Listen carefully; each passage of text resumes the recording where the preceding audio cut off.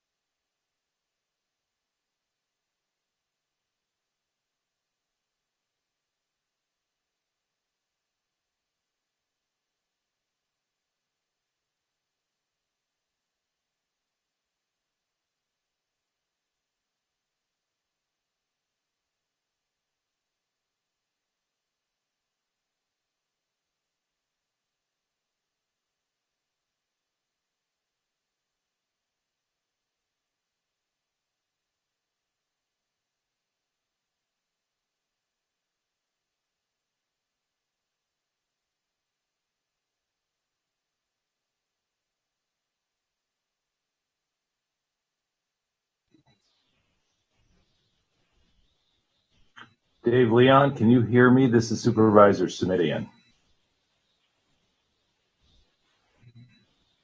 Dave may have stepped away, but this is Rhonda Schroeder, and I can hear you. Apologies, Supervisor. I was dealing with something here. Yes, we can hear you. Thank you. All right, I'm going to go mute myself again. Thank you.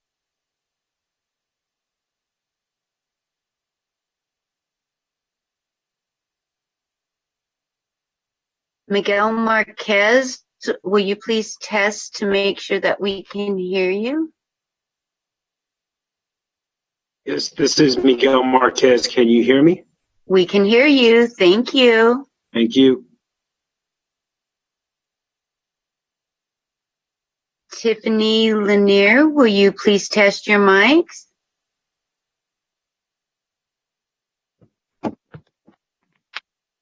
Present.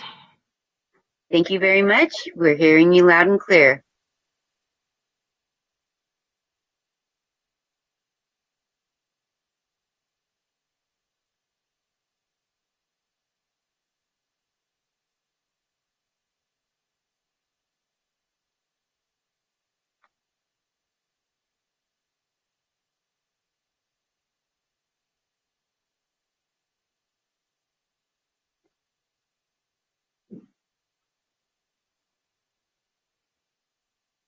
Mic test for Leslie Crow.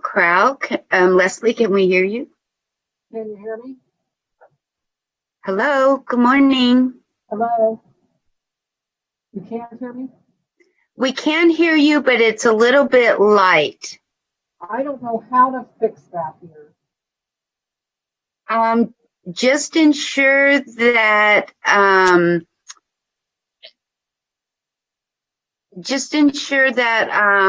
there are no papers covering your mic or speakers. I don't actually have speakers. I only have earphones plugged into my laptop because that's all I've got. Okay. I would suggest just being close to your laptop when you're speaking. My laptop isn't far enough. It doesn't stretch very well from where it has to plug in my desk, Okay. the screen and the laptop.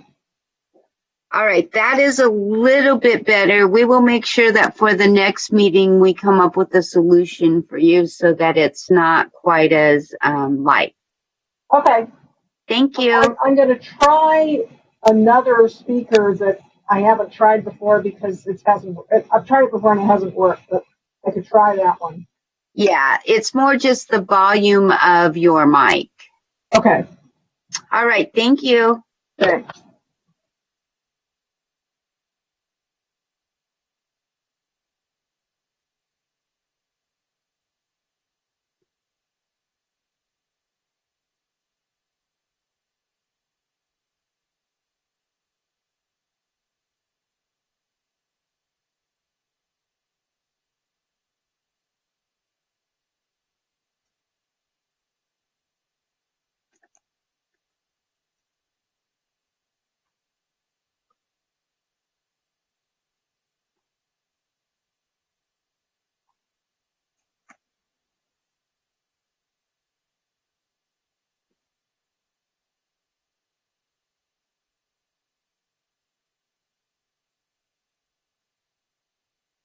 Paul Lorenz, we're doing a mic check. Good morning.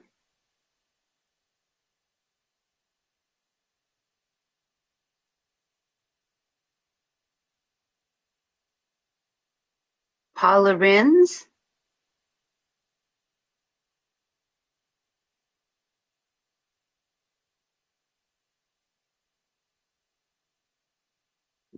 May have stepped away.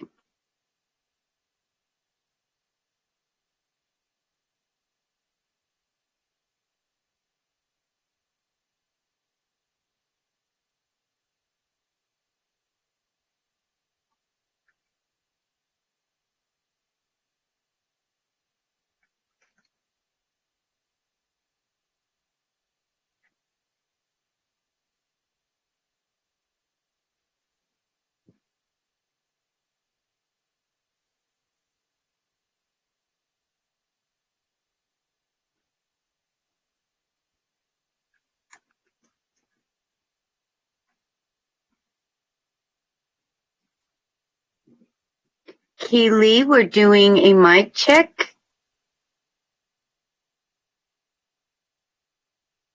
Key.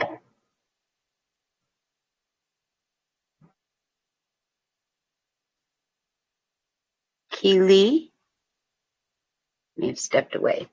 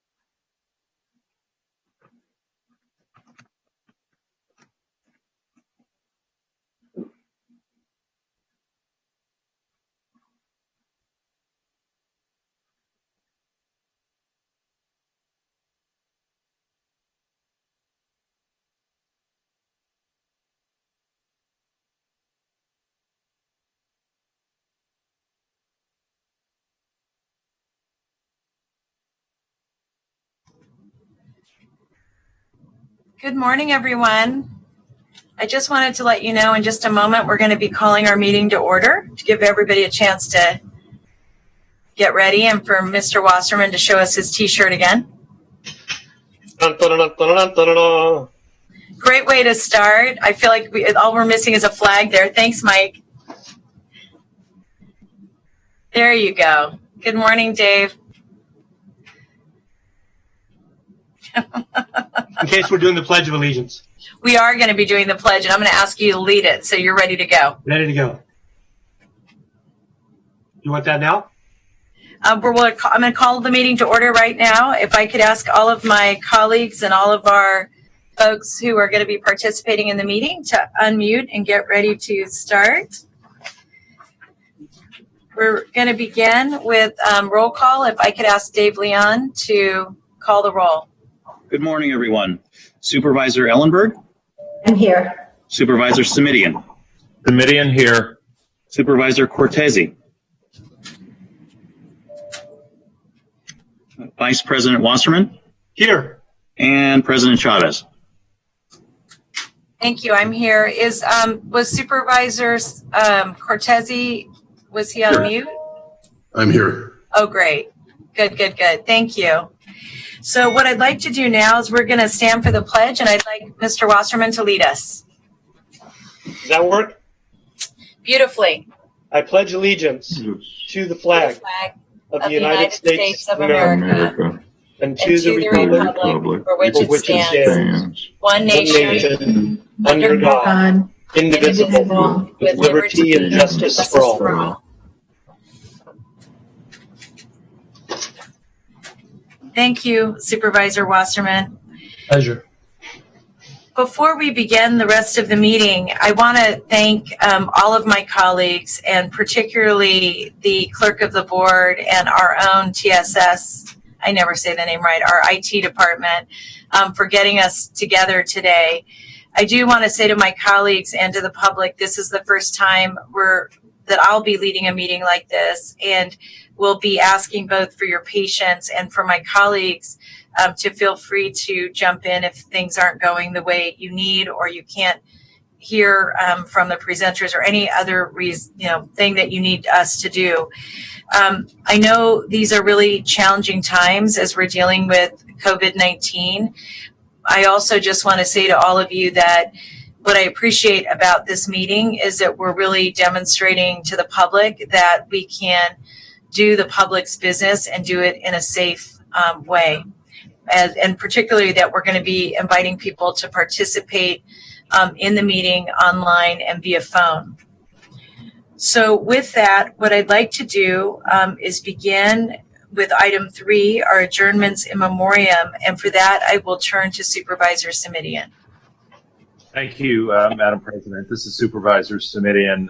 In light of the contents of our meeting today, I think I will forego any extended remarks except to say that I appreciate the board's willingness to adjourn our meeting today. Passed away just recently. Thank you. Thank you, Supervisor Simidian. We have no commendations today. We're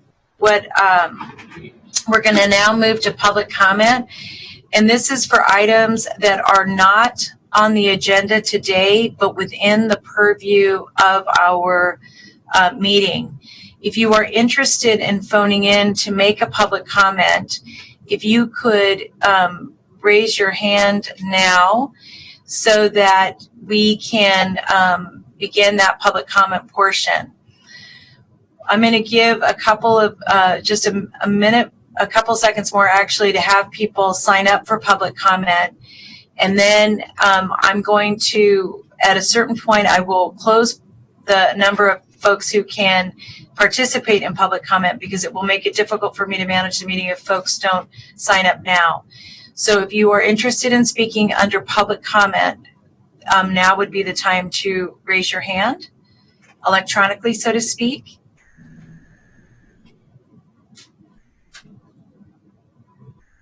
I'm going to give just a minute more.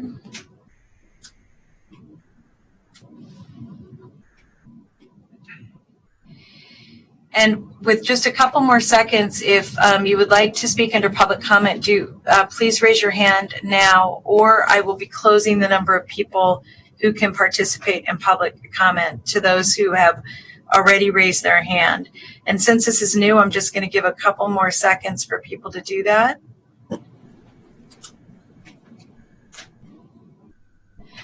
Okay, seeing no more people joining us, I'm going to ask that that Mr. Leon allow each speaker 2 minutes and begin to go ahead and call on those speakers.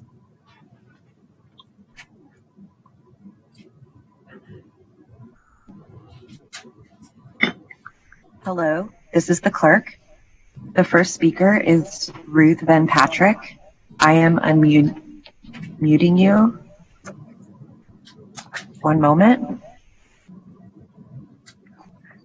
Please accept the unmute.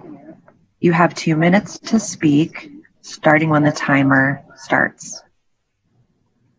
Good morning, everyone. I want to thank you so much for the opportunity to share a little bit with you about my program and the way we've been impacted by the coronavirus health pandemic now. So I run a domestic violence program for women involved with powerful, sophisticated abusers. I've run the program for the past 9 years. We've served over 1,300 women. In the past year alone, I served personally 158 women. I've just hired another domestic violence advocate with a background in law to help me. We anticipate serving over 200 women this year. We do in-person meetings. We hold support groups. We connect women with resources. We go to court with them, the police station, and attorney accompaniment so they don't have to face their abuser alone. All of these activities have been impacted now because of the crisis. We're doing our best to move our operations online, but for many of our women, it's not safe for them to do so because of their abusers being technologically savvy. Our fundraising activities have been curtailed, and our fundraiser is in jeopardy this year. Many of our women are facing bankruptcy and homelessness because of the severe financial abuse. I would be very grateful for any consideration you might have of contributing to our program during this critical time. It would mean a lot to our ladies, a lot to our program, and will help sustain us during this incredibly life-altering time in our lives. Thank you so much for the opportunity to speak this morning. Thank you. The next speaker is Scott Largent. I am unmuting you. Please accept the unmute. You have 2 minutes to speak, starting when the timer goes.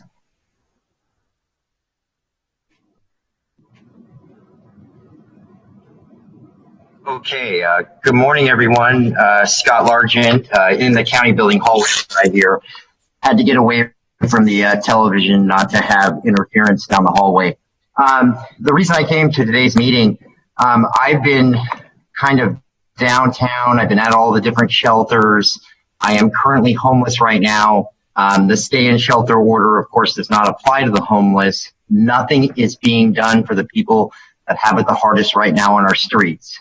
Rec centers have been shut down. The library's been shut down. Every single facility and resource is just done right now. And the hardest thing right now is this county building hallway is the only place I can charge a phone right now and actually use a safe, clean restroom. The porta potties that were brought in are overflowing. The water stations don't even have water left in them right now. The overnight warming locations have cut down to 1/3 capacity. We have pretty much rec centers that are large, that are shut down, that we could be utilizing the auditoriums in there. We could socially distance people. We could clean them up. Why are we forgetting the homeless right now? If you go downtown right now, San Jose PD has been ordered to start removing people from doorways. Now, these are businesses that are shut down for the next 2 weeks right now. They're not bothering anybody. They're trying to shelter in place.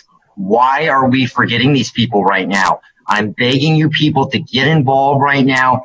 Go downtown and check it out. Drive through there in your vehicle. All you see out there is mentally ill, homeless, lost souls. We must help these people. This is a disaster right now, and why are we doing this? I appreciate everything. Thank you, and God bless America.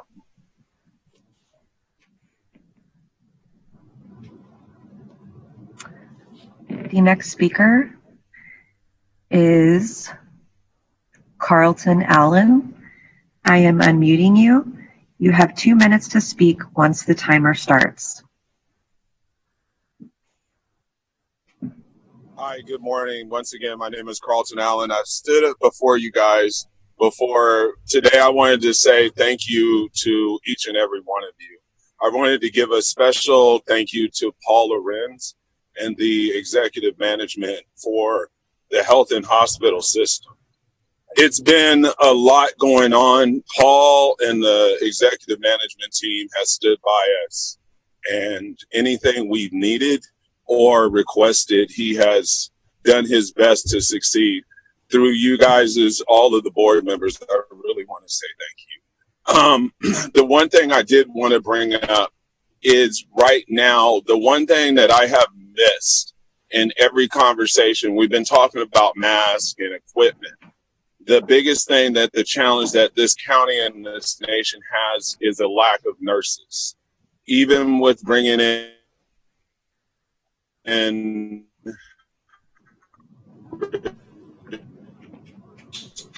hire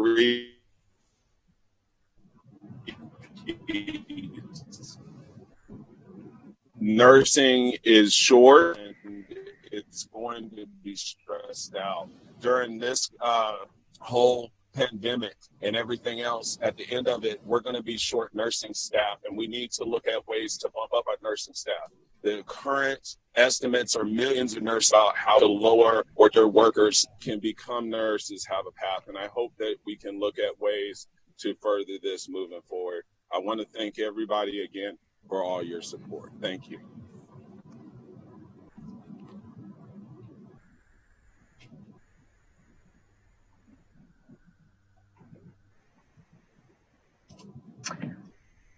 The next speaker is Andre Patron.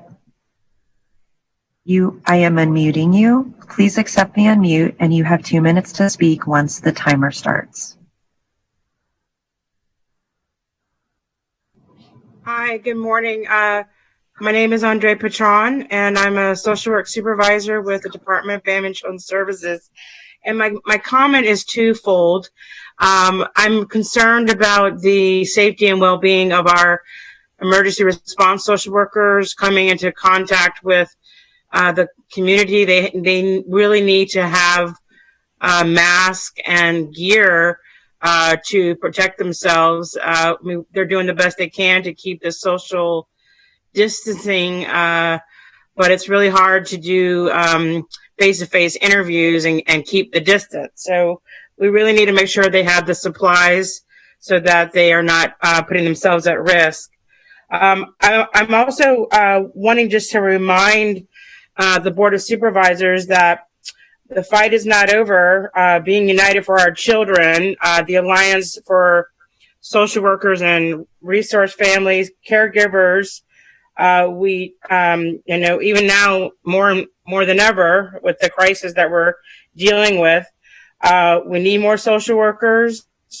We need to make sure that we're expanding the respite care, and we really need to make sure that we're getting experienced, high-quality support for our children and families. Thank you so much for your time, and I appreciate everything you're doing. Thank you.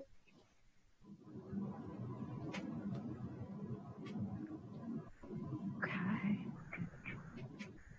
The next speaker is Ming Liu. I am unmuting you. Please accept the unmute. You have 2 minutes to speak once the timer starts. Hi, I'm Ming Liu. I'm the one of the attorney answering the county's Office of Labor Standard Enforcement advice line. This past week was a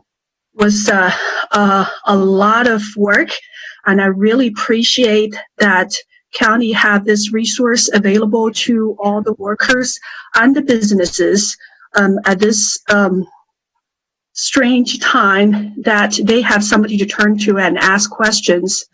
I'm the person answering the Chinese line. Usually I have about 3 to 4 calls a month, but last week I had 25 calls altogether. And in addition to that, we had to help out English line. We must have answered about 100 calls on the English line. So there's a tremendous need for this service. And in addition to hoping that the county continue to provide these services, and also to expand it, because there are businesses asking me, oh, can I send you an email? Can I, have a face-to-face meeting with you? And that's not something that we are able to provide as of now. So I just want to put it on your, put it out there, and hopefully the county can expand this service and servicing even bigger community.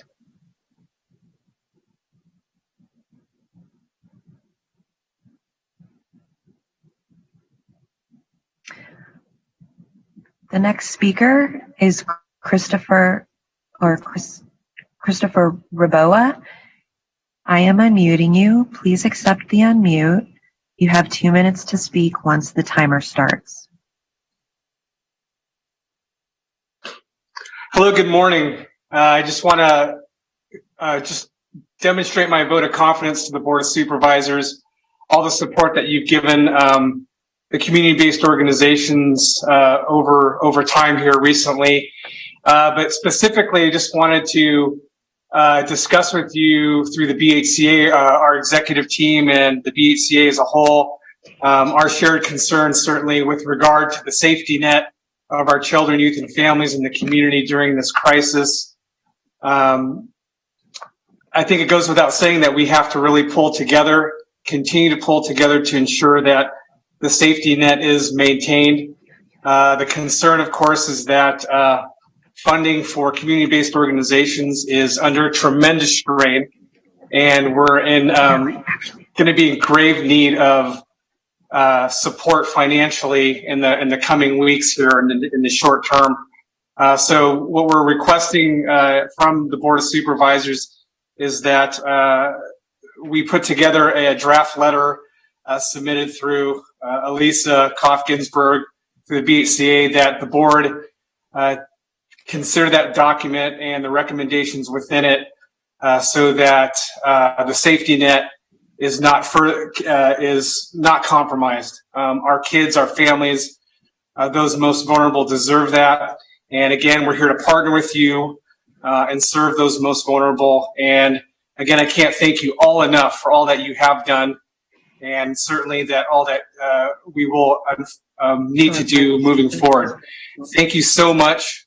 Hang in there, and we're here with you and for you.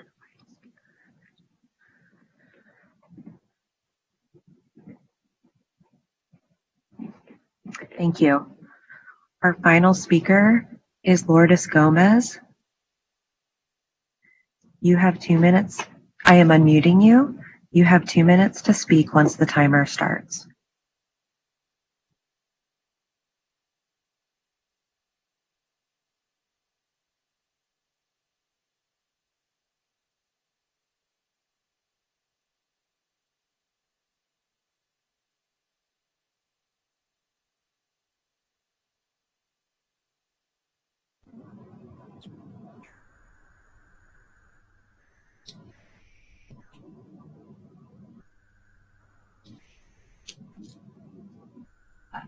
We're not able to hear Lourdes.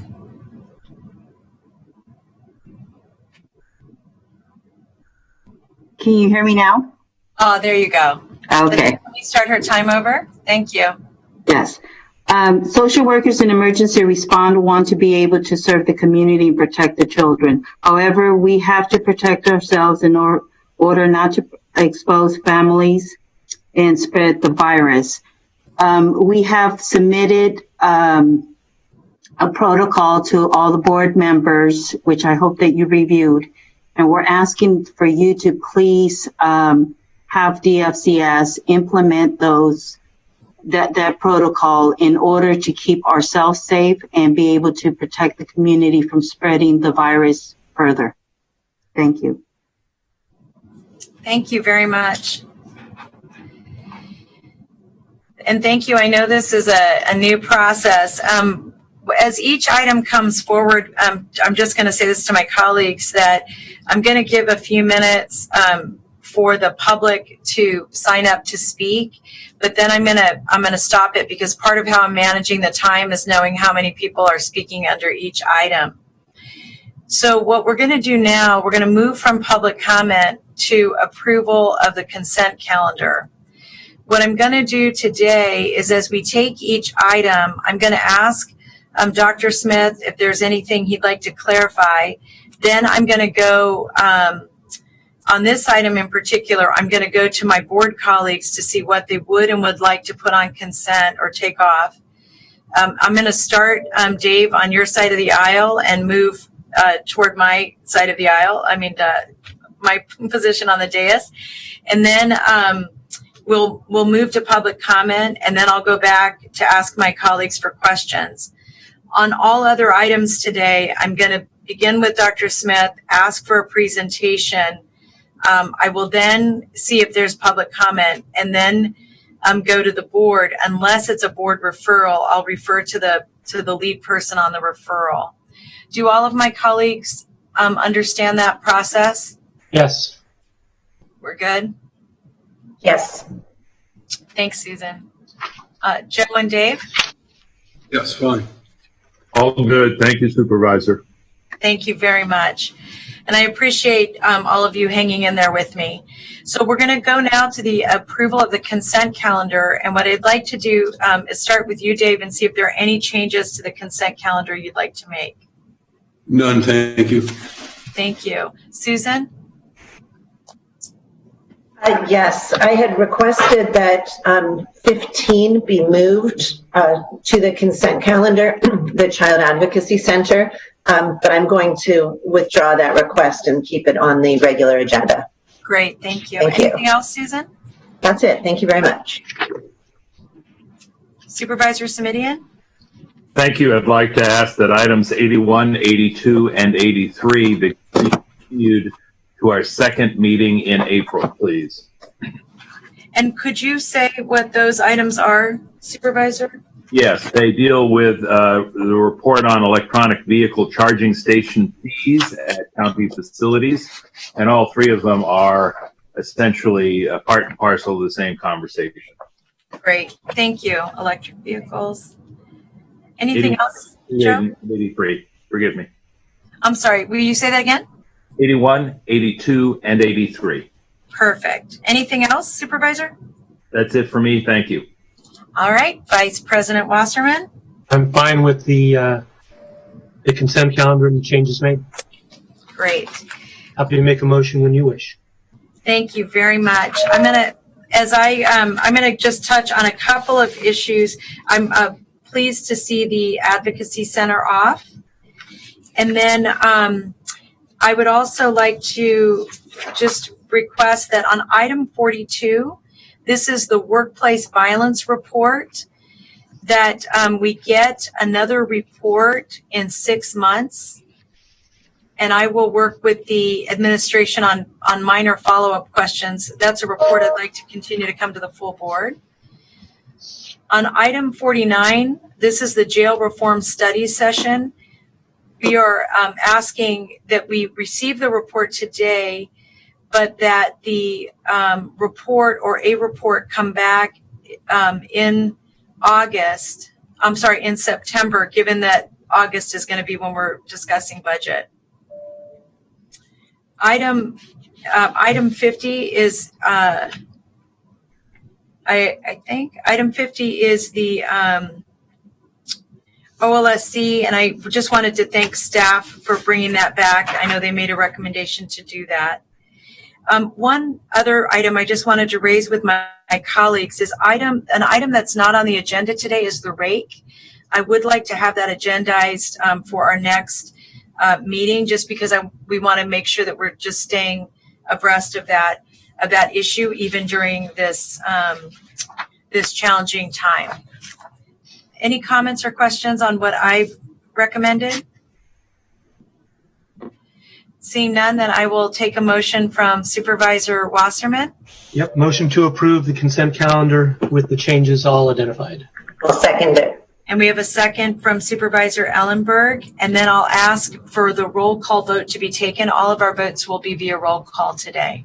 Madam President, before the roll call vote, you do have a speaker on this item. Oh my goodness, thank you for reminding me. I really appreciate it. Would you allow the speaker to speak, and the speaker receives 2 minutes? Yes, President. Thank you. The next speaker is Scott Largent. I am unmuting you. Please accept the unmute. You have 2 minutes to speak once the timer starts.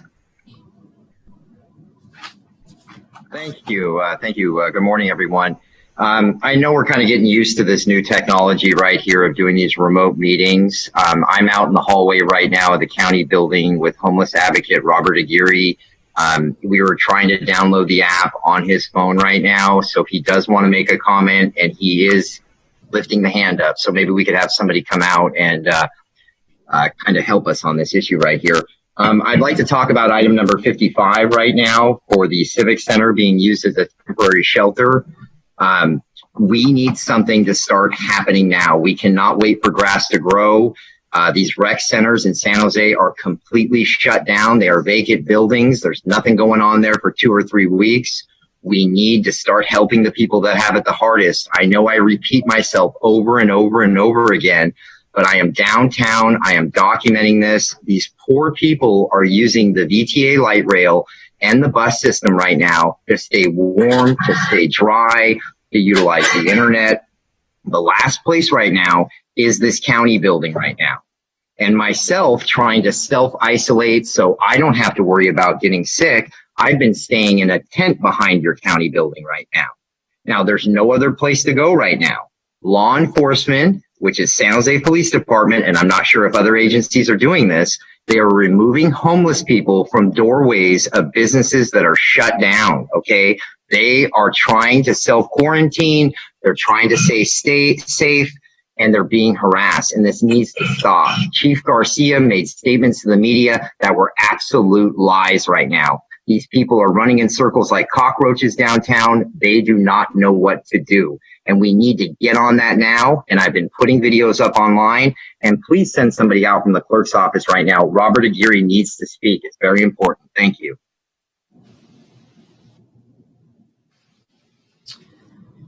Thank you. To the clerk's office, is there a way to help Mr. Aguirre so he can speak on this item? And I will also say item 55 has been removed from consent. We are looking into that, Madam President. Give us just a moment. Okay. We're just going to take a pause, everyone. We're learning how to do this, and we want to make sure we don't negatively impact the community.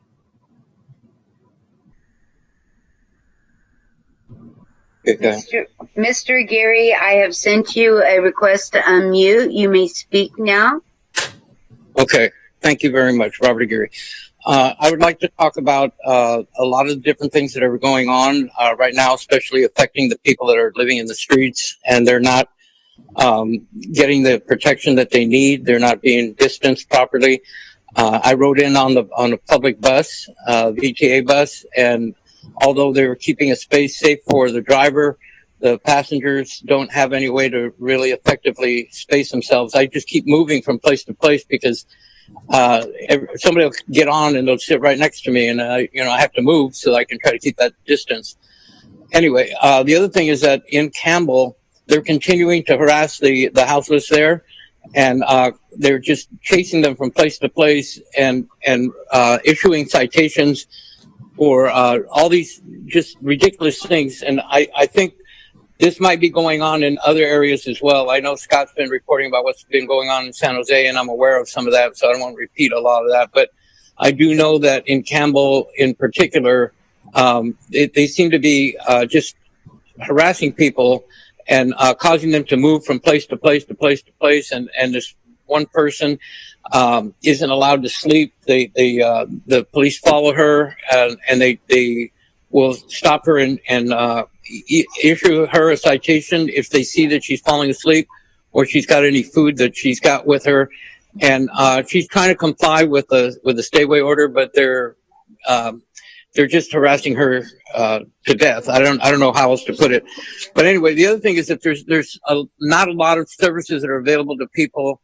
And I think one of the good things that we could do is look into the possibility of San Jose State and Santa Clara University dormitories that are primarily vacant at this time, and utilize those to be able to house the houseless, at least during this time, because most of the schools have closed down and they're not going to be coming back until next semester anyway. And so those dorm rooms are all vacant. So please look into that, contact the people from the different universities and see if we can get something going on that. Thank you.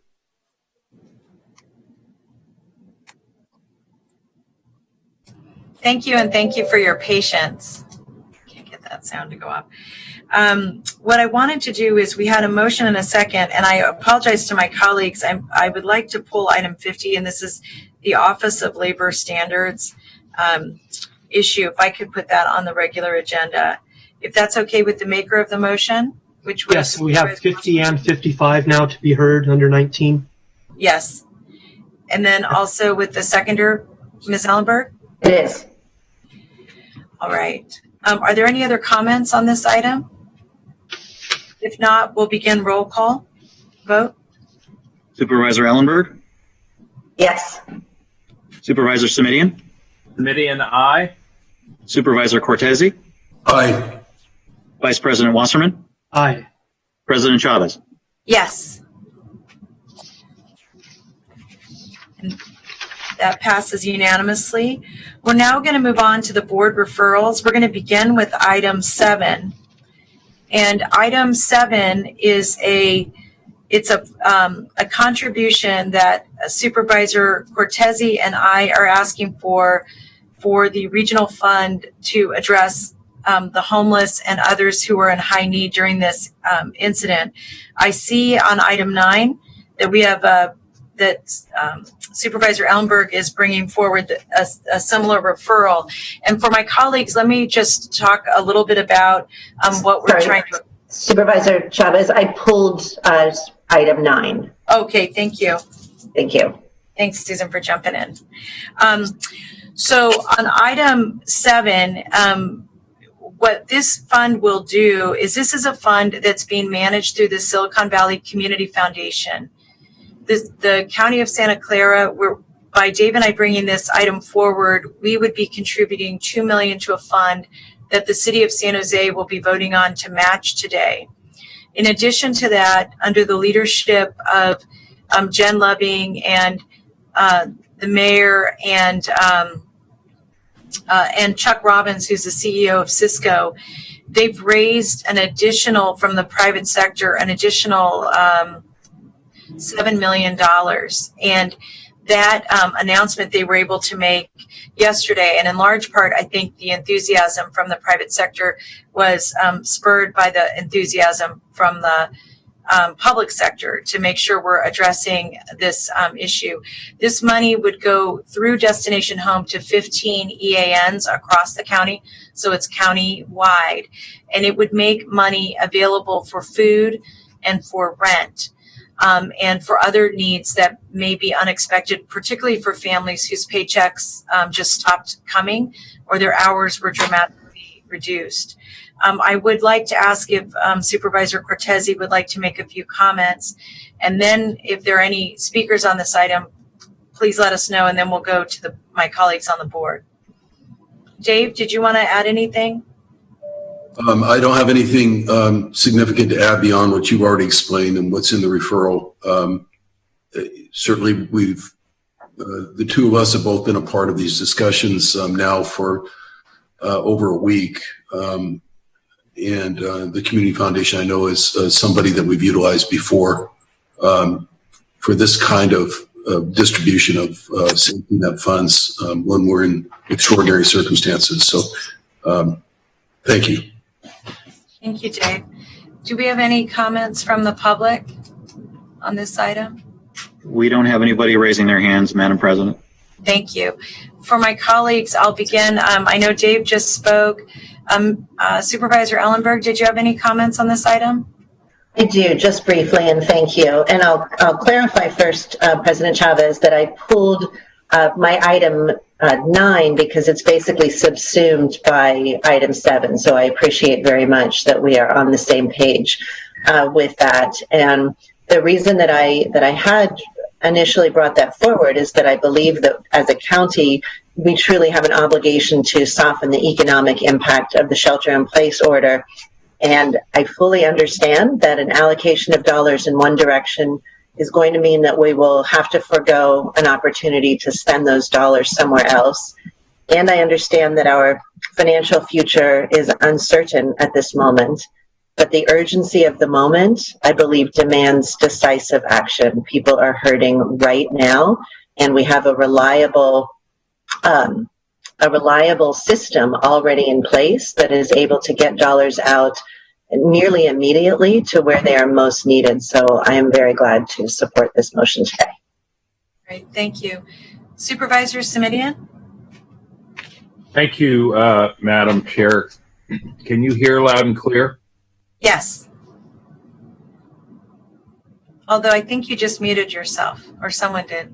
I didn't do that, Joe. He muted it. There we go. Thank you, Madam Chair. A couple of quick questions, if I may, but I'm supportive and appreciate the item being brought forward. I note in the referral, there's a sentence that said contributors are able to specify the county they would like their contribution to support. In this case, you anticipate our specifying Santa Clara County. I'm perfectly happy whatever the answer is. I just thought we should be clear about whether it goes into a regional pool or is specific to our county. This would be specific to our county, and the contributions that have come from the private sector are focused on this county. The number I gave you is this county's number. Thank you. And then the second question is, I just want to understand, is it the expectation that all of these funds will be a pass-through to Destination Home, or that some of these funds might be used in support of other programs? So the money would go through Destination Home to the 15 EANs. So it goes to the foundation, from the foundation to Destination Home, and then from Destination Home out to the 15 Emergency Assistance Network providers, yes? That's correct. Thank you. And then I know there's been some discussion about whether or not we might find a way to direct the funds to be used to the greatest degree possible in a way that would allow for reimbursement primarily by the federal government, but also perhaps by the state government. Any ability in your view as the maker of the motion to attach such language to the motion? I would, yes. Before making a motion, I was going to ask the county council just to give us feedback about how to do that. And let me say, I think, and I appreciate the question, if county council would like to weigh in at this time, that would be appropriate. Yes. My suggestion on that, there's a lot that's a little unclear because of the unique nature of this particular type of disaster, whether certain FEMA regulations are going to be waived to deal with this particular context. I think it is likely that will happen. And so my recommendation regarding this item and item 8 is to just attach language in making the motion that administration should seek to appropriately track and maximize reimbursements where feasible. And the tracking piece is very critical because as the federal and state governments evolve their guidance on what may be reimbursable, we want to make sure that we've carefully tracked those buckets so that we can have the paperwork trail to obtain reimbursement. By the way, that paperwork issue in past disasters, and California did get a major disaster declaration from the federal government just recently. That paperwork tracking issue and having precision there has often been the main sticking point on reimbursement decades out. For example, the Northridge earthquake, the auditing from FEMA was continuing 20 years later with items being denied based on paperwork. And so it's something that we as an organization need to be very aware of. To the extent stuff is reimbursable, under the Stafford Act and other relevant provisions, the federal government might reimburse up to 75%, and the state may reimburse the remaining, much of the remaining share, leaving the county potentially on the hook for only 6-7%. So it is something very much worth trying to pursue, even if there isn't a guarantee of reimbursement. Thank you very much. Supervisor Simidian, did you have any other comments? No, thank you. Those were my 3 questions, Madam Chair, and I appreciate your willingness and ability to incorporate some of the direction that County Council just shared with us. At the risk of stating the obvious, $1 million that is reimbursed is another $1 million we can put towards some very challenging times. So, yep. Thank you again. Thank you. Dr. Smith, did you also want to make a comment? Well, I think County Council really answered all the questions that I was going to raise. We'll do our best to make sure that the contributions are done in such a way that we maximize our likelihood of reimbursement. But obviously, we won't leave any of the organizations in the lurch because of that. Thank you. Supervisor Wasserman, did you have any questions or comments? I did. Thank you very much. I want to thank the motion makers for doing this. I look forward to your motion and second, which you have in supporting this item. I would like to say, as I heard from James, to track and maximize reimbursability wherever possible be added to this, as Supervisor Simidian brought up. Furthermore, I would add that any of the dollars we're dispensing, like in items 8 and 9, that we add that same lingo, if you will. And with that, I look forward to the vote on this item and the next 2. Great. Thank you very much. Supervisor Cortese, I'm going to turn to you for a motion. I'm happy to move the item incorporating the comments made by County Council by way of Supervisor Simidian and Supervisor Wasserman's comments. Great. And then I'm happy to second that motion. And as we do that, I do just want to say to my colleagues that the incredible amount of support we're getting from the business community has been just really amazing. What I'd like to do is we will both make that list public, but also make sure that we send out an updated list to the administration and to my colleagues. It's really amazing how people have stepped up. Anyway, so with that, we have a motion by Supervisor Cortese, a second by myself. May we begin the roll call vote? Supervisor Ellenberg? Yes. Supervisor Simidian? Simidian, aye. Supervisor Cortese? Aye. Vice President Wasserman? Aye. And President Chavez? Yes, thank you. That passes unanimously. We're going to move on to item 8, and this is a $1 million contribution to the Silicon Valley Community Foundation nonprofit fund, and an indirect source that we're asking our staff to take a look at. If I could, Dave, may I turn to you to begin this, and then I will add comments? Yes, thank you, President Chavez. This item is similar to the last item, but is particularly focused on the Community Foundation's nonprofit support fund, which is a little bit different, of course, than the fund that we just looked at in item 7. I'm understanding the requests, obviously, that I incorporated into the last motion probably are of equal concern to my colleagues on this item, and I would suggest that we just incorporate the exact same language.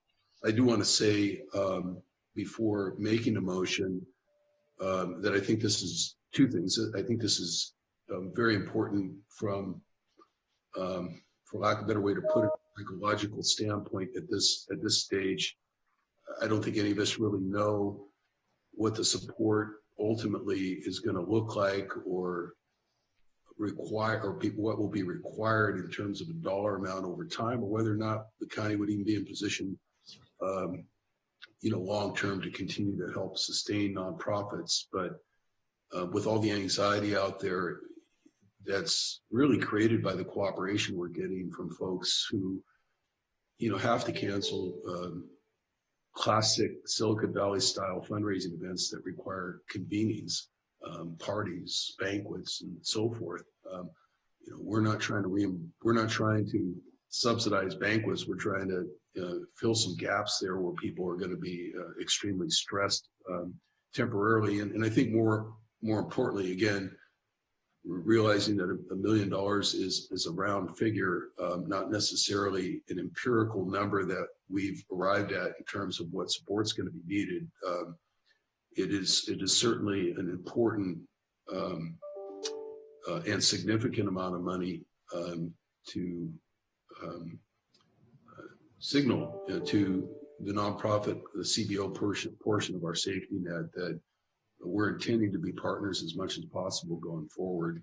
The last thing I want to say is I really appreciated the county executive's comments on the last item after the county council's comments, where I believe the exact words by Dr. Smith were without leaving anybody in the lurch, any of these CBOs. So yes, it's important for us to monitor and track and maximize and try to create even more capacity by getting reimbursed. But unlike FEMA and the state, we're probably not in a position, or nor do we want to be in a position of creating a world of haves and have-nots out there, based on what the federal government decides is an important piece of our community-based safety net out there. So I'm happy with the language for now, and on the basis that if we're monitoring and tracking, we'll all have an opportunity to, to adjust and tweak and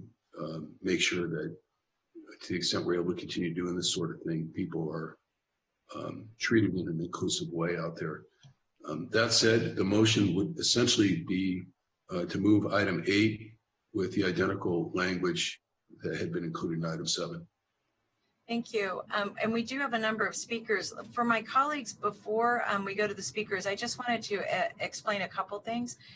We have a legal memorandum of understanding with the Community Foundation that they are the recipients of they're the recipients of resources when we're in an emergency situation like this. We turn to them to put their apparatus in full gear. What the Community Foundation did was not only did they respond to us, but they responded to the 10 Bay Area counties, because they're including Santa Cruz, to create a regional fund so that it would be easy, no matter where someone was, to be able to invest either in their own county or their own city through a number of different ways. So they've set up essentially 3 funds. Fund 1 is this safety net fund that we just discussed. Fund 2 is a business fund that would help particularly small businesses through this challenging time. Fund 3 was a nonprofit fund.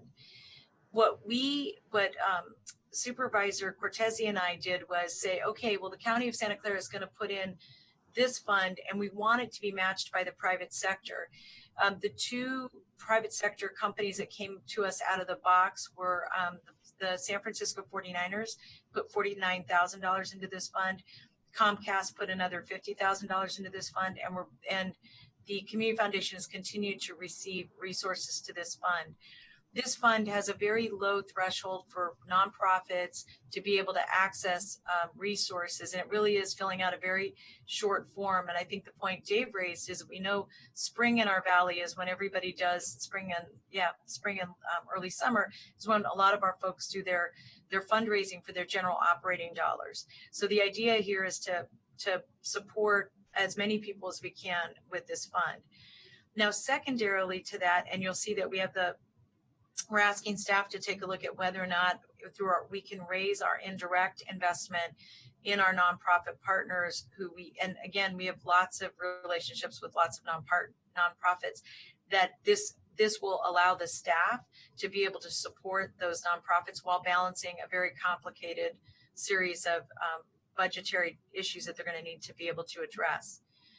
On a separate path, the staff has alerted me that they will be meeting with our mental health partners because there's some unique challenges that they have relative to the way they're funded in partnership with the county. And that I believe they're scheduling that meeting this week if it's not already scheduled. I raise that because I know there are a lot of people who are at a lot of institutions who are coming at us needing help. But I just wanted you to know that, at least from my conversations with Dr. Smith, that is a body of work that will also be pursued over the next few days. So that being said, what I'd like to do, if it's okay with my colleagues, is go to the public speakers. I'm going to take a look and see how many we have. I may Supervisor Chavez, excuse the interruption. This is Supervisor Simidian. I apologize, but just in case any of the members of the public who speak are affected by the issue I want to raise, I just wanted to ask a quick question or clarification. Sure. Thank you. I was wondering if either Supervisor Cortese or you, or in a few minutes after the speakers, would care to comment on, again, some cross-county boundary issues. Many of our Santa Clara County serving nonprofits, of course, serve other counties in the area, including Santa Cruz County and or San Mateo County. And the Community Foundation, of course, is a community foundation born out of both Santa Clara and San Mateo County foundations that preceded it. I'm hopeful, and I think it's probably the intent of the motion, that if there's an organization that is cross-boundary, meaning it serves both Santa Clara County and other counties as well, that funds will be available without regard to the fact that it's not wholly contained in Santa Clara County. But I just wanted to make sure, because I know we're all moving fast, that wasn't going to be an issue going forward. Thank you for letting me interrupt. I'm guessing some of our speakers will have cross-jurisdictional nonprofits that they represent. Yes. So the intent is to fund nonprofits that have some limb in our county, even if their HQ, their headquarters is in another county. That being said, one of the next bodies of work that I'm certainly looking at with the Community Foundation is working with our leaders in other counties to help them start to raise money from their own regions as well. Because I do think that initially the nonprofit fund was really focused on Santa Clara and San Mateo counties. But I believe the Community Foundation is trying to figure out how to incorporate in a few more counties just on that fund in particular. But each fund has a different kind of angle. But yes, Supervisor Simidian, my expectation is that they don't have to be wholly within our county to receive resources. Thank you. And Madam Chair, I would have that view regardless of which district I represented, but given the fact that much of my district is immediately adjacent to San Mateo County, we are in fact an area that is served by good nonprofits working across that artificial boundary. So I appreciate the reassurance. Thank you. Thank you. Based on the number of speakers that we have 10 speakers. If it's okay with my colleagues, we're going to do 1.5 minutes for each speaker. And I'm going to now turn, if it's okay with everybody, to our speakers. Then I'll come back to the board for final input and discussion before a vote. So if I could, go ahead. Oh, thank you, Madam President. We are adjusting the timer. 1 moment. Thank you. Actually, you know what? We're getting a lot more speakers. So hold on 1 second. 1, 2, 3. We're going to now go to 1 minute. And I apologize. I know that's a lot to get in, but I'm going to ask people to be extremely focused. So we'll go to 1 minute. Thank you. 1 moment. The first speaker is Elissa Knopf Ginsburg. I am unmuting you. Please accept the unmute, and you will have 1.5 minutes to speak once the timer starts. We're going to go to a minute. I'm sorry. Apologies, 1 minute. Thank you. Good morning. I'm Elisa Knopf-Ginsburg with the Behavioral Health Contractors Association. Our members appreciate your leadership and appreciate the focus on the plight of nonprofit partners. We're cognizant of the myriad of urgencies that you're addressing, and we wouldn't be here in front of you if our situation wasn't dire. Absent quick and decisive leadership, the behavioral health system of Santa Clara County will begin to collapse next week. Fortunately, there's a proposal that can be implemented within the existing budget. As agencies currently face significant cash flow issues, you can, at no additional cost, use funds that have been already allocated to pay contractors 1/12 of their budget, just as San Francisco and LA are doing. These funds would be paid out at cost settlement, but if we get that far, these agencies may not be here at cost settlement. We need to do that now. Thank you. Thank you. The next speaker is Dawn Taylor. You have 1 minute to speak once the timer starts. Good morning, Board of Supervisors and staff. My name is Don Taylor, the Executive Director at Upload Family Services, a nonprofit agency providing behavioral health, social service, and juvenile justice essential services from crisis response to outpatient. Thank you very much for the continued commitment to safety net services and nonprofits. Your item 8 provides important additional resources to nonprofits, which we thank you for. There are 2 additional actions that are needed to stabilize the fee-for-service nonprofit like ours that Elisa just referenced.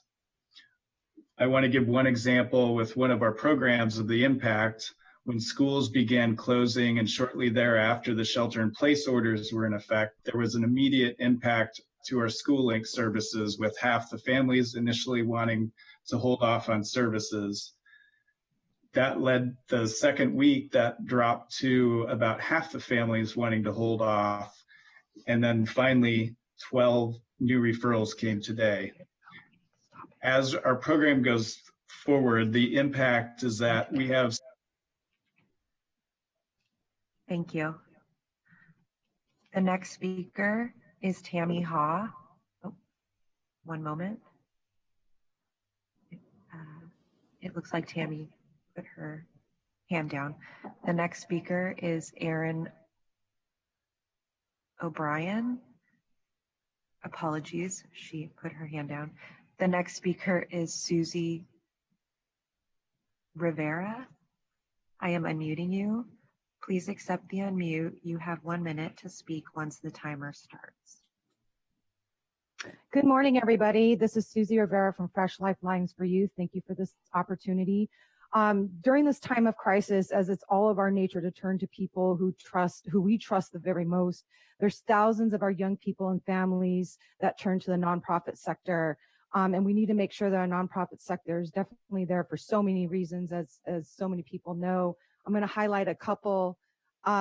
We have to be there to help our families understand how to navigate this current situation, as it's overwhelming for all of us and scary and uncertain. The support that we need to give them is extremely crucial at this time, where for them to get their resources, someone to talk to, and help them and guide them through this particular time. We also need to be there for our partners who are essential during this time, and we have been able to be really creative in providing services virtually for our young people. So it's imperative at the end of the day that we most definitely are able to draw down from our current contracts and provide services, and not only continue the safety of everybody, but inspire hope and connectiveness. Thank you. Thank you. The next speaker is Erin O'Brien. I am unmuting you. Please accept the unmute. You have 1 minute to speak once the timer starts.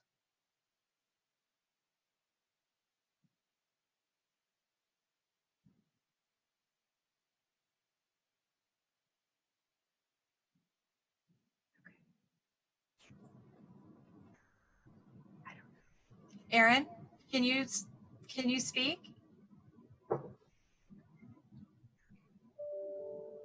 Maybe she'll come back. Okay.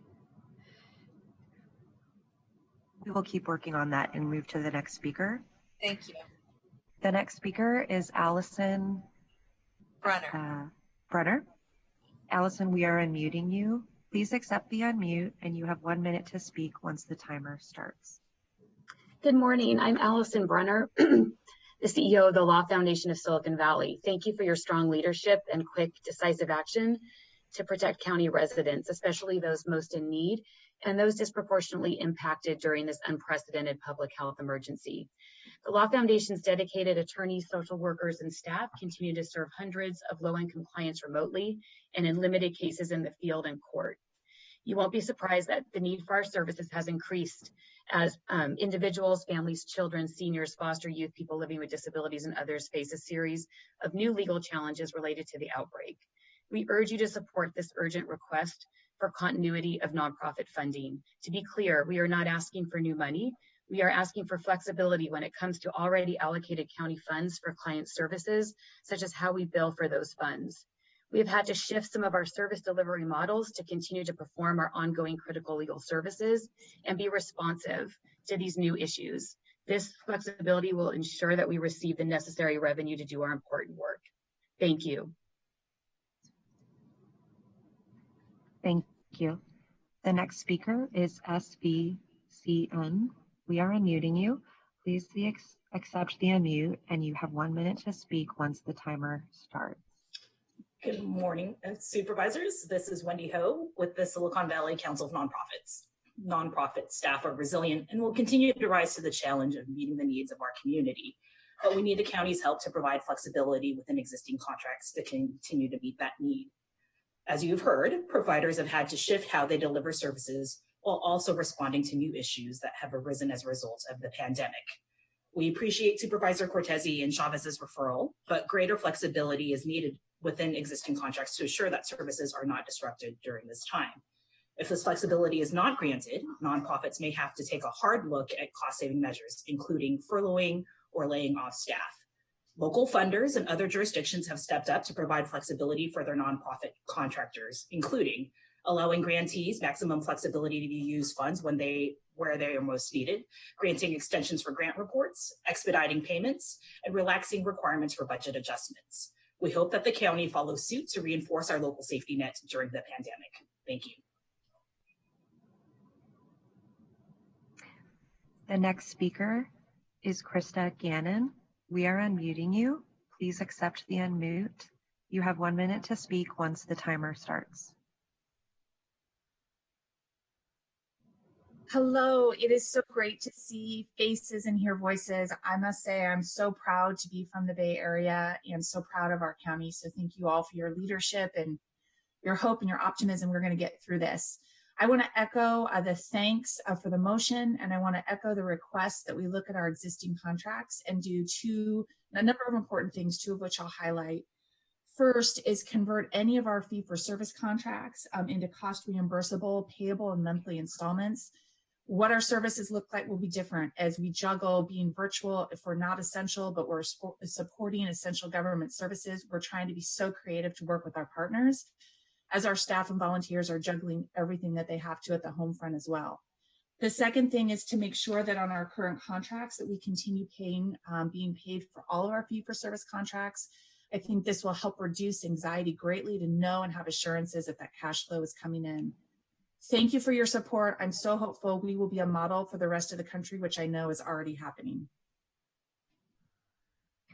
The next speaker is Gregory Kepferl.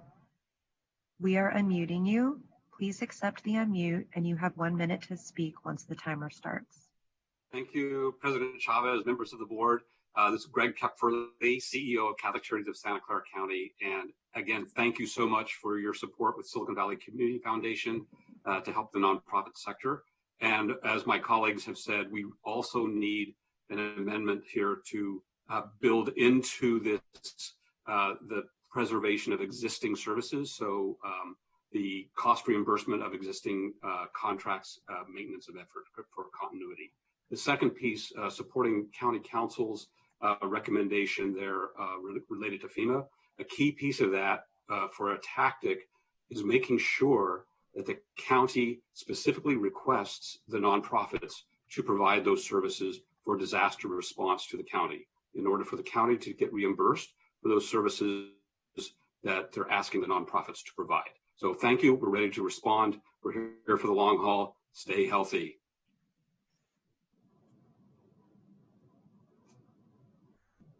The next speaker is Jaya Basu. We are unmuting you. Please accept the unmute and you have 1 minute to speak once the timer starts.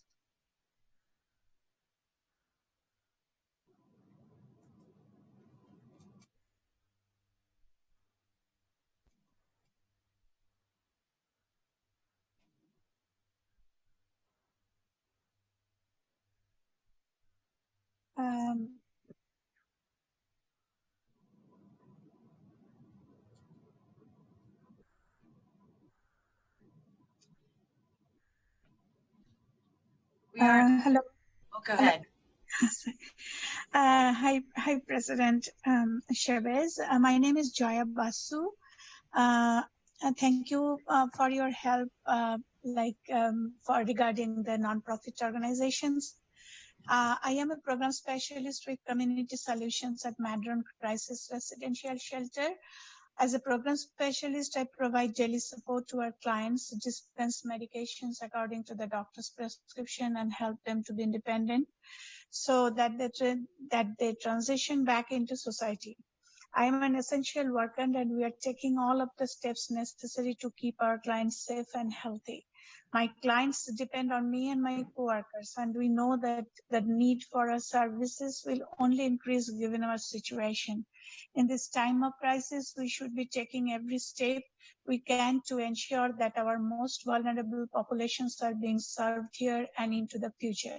That is why I am here to urge you to approve the increase in funding for our local nonprofits. Thank you. Thank you. The next speaker is Tammy Ha. Tammy, you have 1 minute. Please unmute yourself, and you have 1 minute to speak once the timer starts. Hi, my name is Tammy, and I'm a youth justice consultant for FLY. I've been with Fresh Lifelines for Youth for about 4 years now. And to get this started, I just want to thank you for your time, but I also want to amplify how much I need FLY right now. It's important for me to, I rely on FLY a lot because of the people that I can trust there and the support and the guidance and everything else that they're able to do for not just for my family, but for my community's families.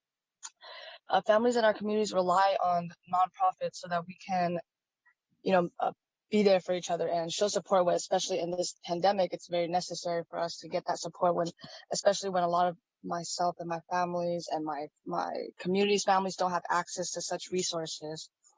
I think it's important that, nonprofits still continue to get their funding so that they are able to further support us throughout this crisis. Thank you. Thank you. The next speaker is Erin O'Brien. Erin, we are unmuting you. Please accept the unmute. You have 1 minute to speak once the timer starts.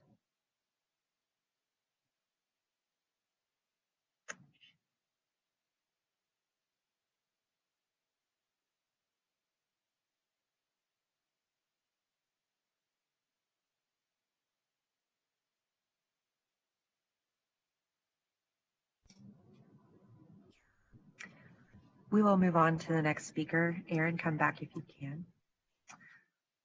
The next speaker is David Mineta. We are unmuting you. Please accept the unmute and you have 1 minute to speak once the timer starts.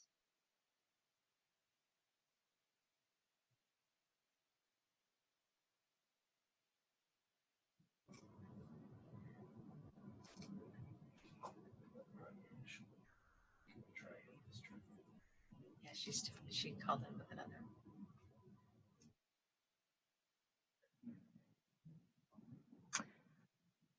The next speaker is Stacy Ferguson.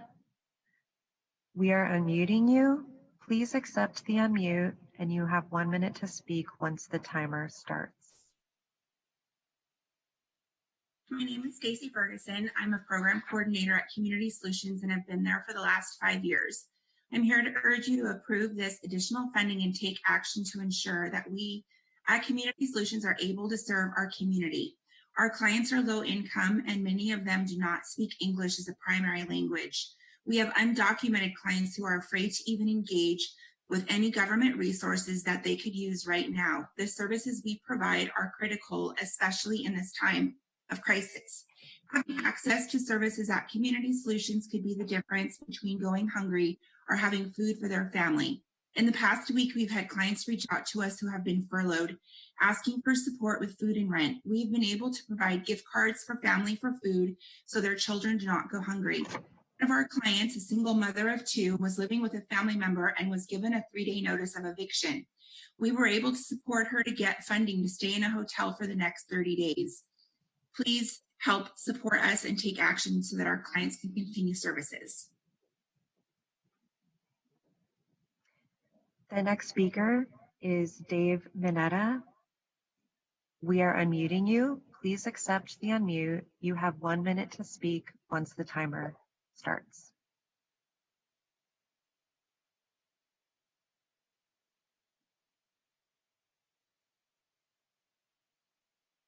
Good morning, Board of Supervisors, County Administration. Thank you very much for this opportunity today. Just want to say that the county has supported behavioral health as an essential health service, as well as any county in the state, actually before the state, before the feds. As partners, we build a system that gets to levels of what public services should be in behavioral health, yet we are on the precipice of a very large cliff for our behavioral health system. As you heard from my colleagues, there are ways forward to keep our system as intact as possible. But the government at all levels, including the local, state, and federal, must coordinate efforts to ensure survival of this essential healthcare service. This realization and practice of this board for years needs to guide the way forward in this national crisis, and we look forward to partnering with all of you to do that. Thank you very much. The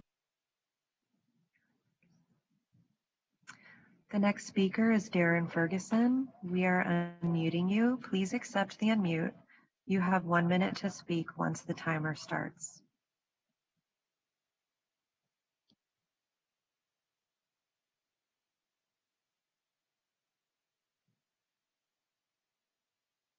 Hi, my name is Darren Ferguson. I've been case manager at Community Solutions for the last 4 years. I work in intensive case management in the Housing First program, and I'm worried about the impact that the virus is going to have on clients now and in the future. I'm here to urge you to support the work we do at Community Solutions and the health and safety of our clients by voting yes on this referral. As a case manager, I work directly with our clients. I have one client I work with who is currently housed in San Jose, but is disabled. And even if he went to the store, he couldn't buy anything because he can't carry it. So I normally help him with doing that. I have another client who normally I would drive to the doctor. Most of our clients have substance abuse issues. If we cannot help them, then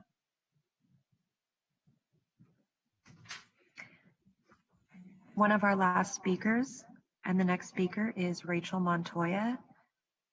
Rachel, we are unmuting you. Please accept the unmute, and you have 1 minute to speak once the timer starts. Hi, this is actually Erin O'Brien. I'm continuing the comments from Elisa Koff-Ginsburg regarding moving to the 112 funding. Providing the funds to agencies now rather than a cost settlement years down the road will ensure that essential services remain during the crisis and after. It does not change the amount of funding that they receive. We're also encouraging the county to, at the year end, adjust rates to ensure that we are pulling in as many federal funds as we can. The federal government is changing their contribution from 50% to 56.2%, so that will provide significant relief to the county. So a little bit of bright news. By shifting the 1/12 payment for the balance of the year and increasing rates at the end of the year to ensure maximum federal participation, we ensure agencies have the funds they need now without requiring additional financial obligation from the county. We are so grateful for all of the leadership you are providing through this crisis and hope that you will consider this request.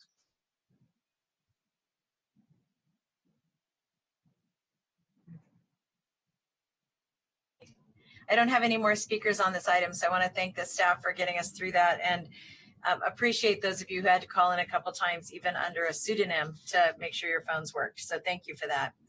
What I'd like to do is Dr. Smith is interested in responding to this, and then I will go to my colleagues for comments or questions. And Dr. Smith, I think as you weigh in on this, if you could talk to us just a little bit about the proposal to allocate the 1/12, and also I really just want to say I want to highlight and appreciate Greg Kefferly's point about how we're asking for services. Yes, thank you, Ms. President. I wanted to let you know that there's a meeting set up this afternoon at 3, which is part of the regular meeting with the Behavioral Health Alliance. And so we'll be getting more information from them exactly how to make this work. And then we're in the process of trying to set up meetings with the rest of the CBOs through the Silicon Valley Council of Nonprofits and our community clinic partners. There is, I'm sure, a way we can figure out how to do this. We understand that they provide critical services. We see them as part of our team and our system. We probably can't get to the board immediately and change all the contracts, but we think probably within our emergency authority, we can make some changes. So want to assure people that we'll get to a solution that works, but we do want to meet with them and make sure we have all the details of their concerns. So I'm going to start, as I told my colleagues I would, with see if Dave, then Susan, then Joe, and then Mike have any comments. No further comments from me. Thank you. Thank you. Susan? I have no comments either. I'm glad to support this item. Thank you. Thank you. Joe? This is Joe Smitty, and no additional comments. Thank you, Madam President. Thank you. Mike? No, ma'am. Okay, so we have no more comments. We understand that the staff is going to get back to us. I do just want to say, I was going to save this under COVID-19, but I will say, Dr. Smith, as if we need to consider emergency meetings of the board, if you could give that consideration, if it's helpful to us making sure that we address the, that we're properly using whatever channels we need to use to draw down federal dollars. I want to make sure we don't miss an opportunity to do that. I know you're concerned about that as well, but just something I wanted to raise. And, and I think my colleagues, we all recognize these are extraordinary times and we can be flexible as well. Right. We will do that if we need to. Okay. Obviously, if we can do things with the emergency authority of staff, we'll do that in order to get it done quickly and then come back to the board for ratification. Good. Perfect. Thank you. So with that, we have, may I ask, I think Supervisor Cortese, since this is yours, I thought you might want to do the honors of the motion. I did earlier, President. Oh, sorry. Thank you. The motion, just to refresh, as identical to the prior motion in terms of the clarifications that were attached to it. Excellent. And as the co-author, I will second the motion, and then I'm going to ask for a roll call vote. Supervisor Ellenberg? Yes. Supervisor Simidian? Simidian, aye. Supervisor Cortese? Aye. Vice President Wasserman? Yes. And President Chavez? Yes. Thank you. We're now going to move to item 10. This is the Lehigh Notice of Violation status being brought to us by Supervisor Simidian. Thank you, Madam President and colleagues. This item, as you can see from your packet, deals with a notice of violation that was issued on June 13th of last year, now 9 months ago. And the Department of Planning and Development issued the notice of violation to Lehigh, which is located in the unincorporated county just outside the Cupertino city limits in my district, District 5.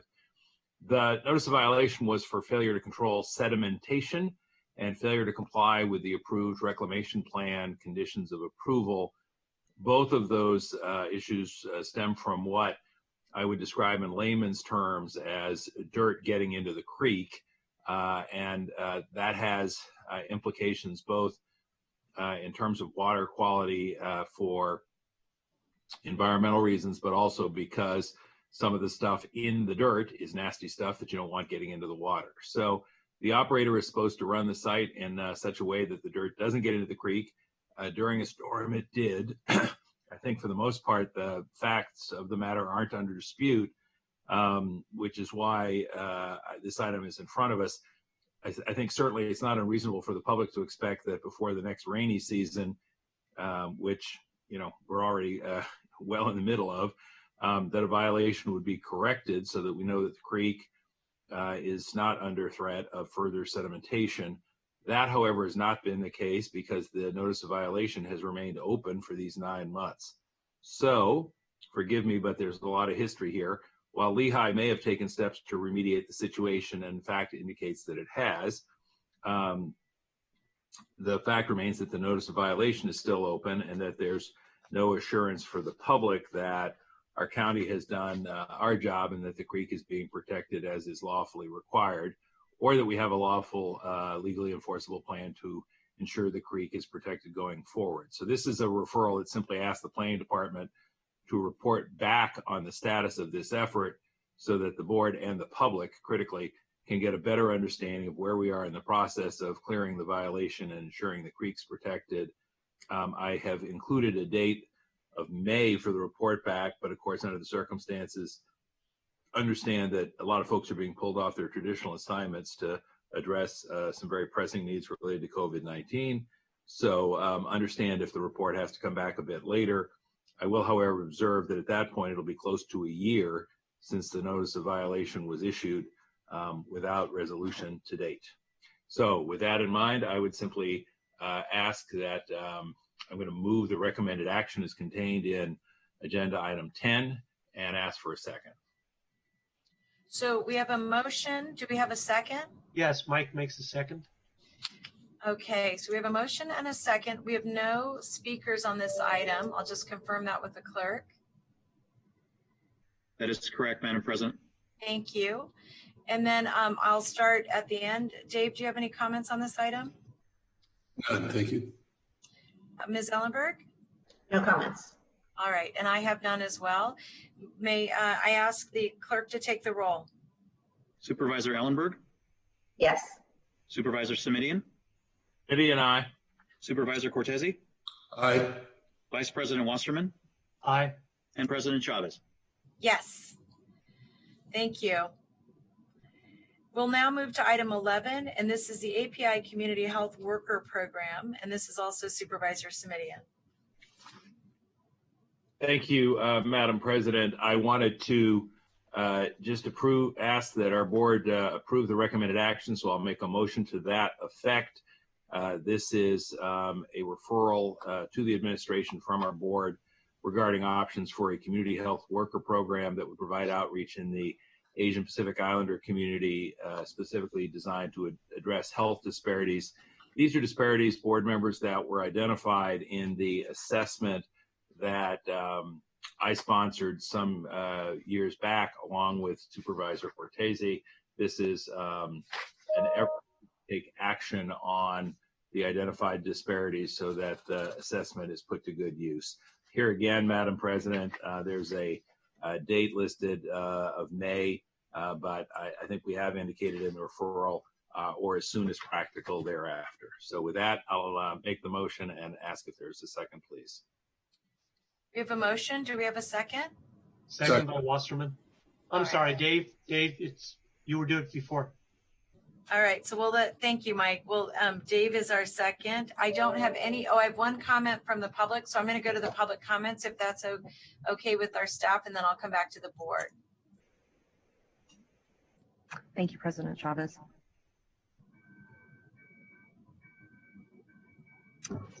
The speaker is Sarita Coy. Sarita Coley. Yes. We are unmuting you.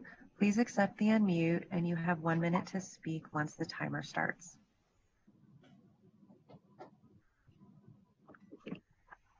Supervisor Simitian, President Chavez, Supervisor Cortese, and others.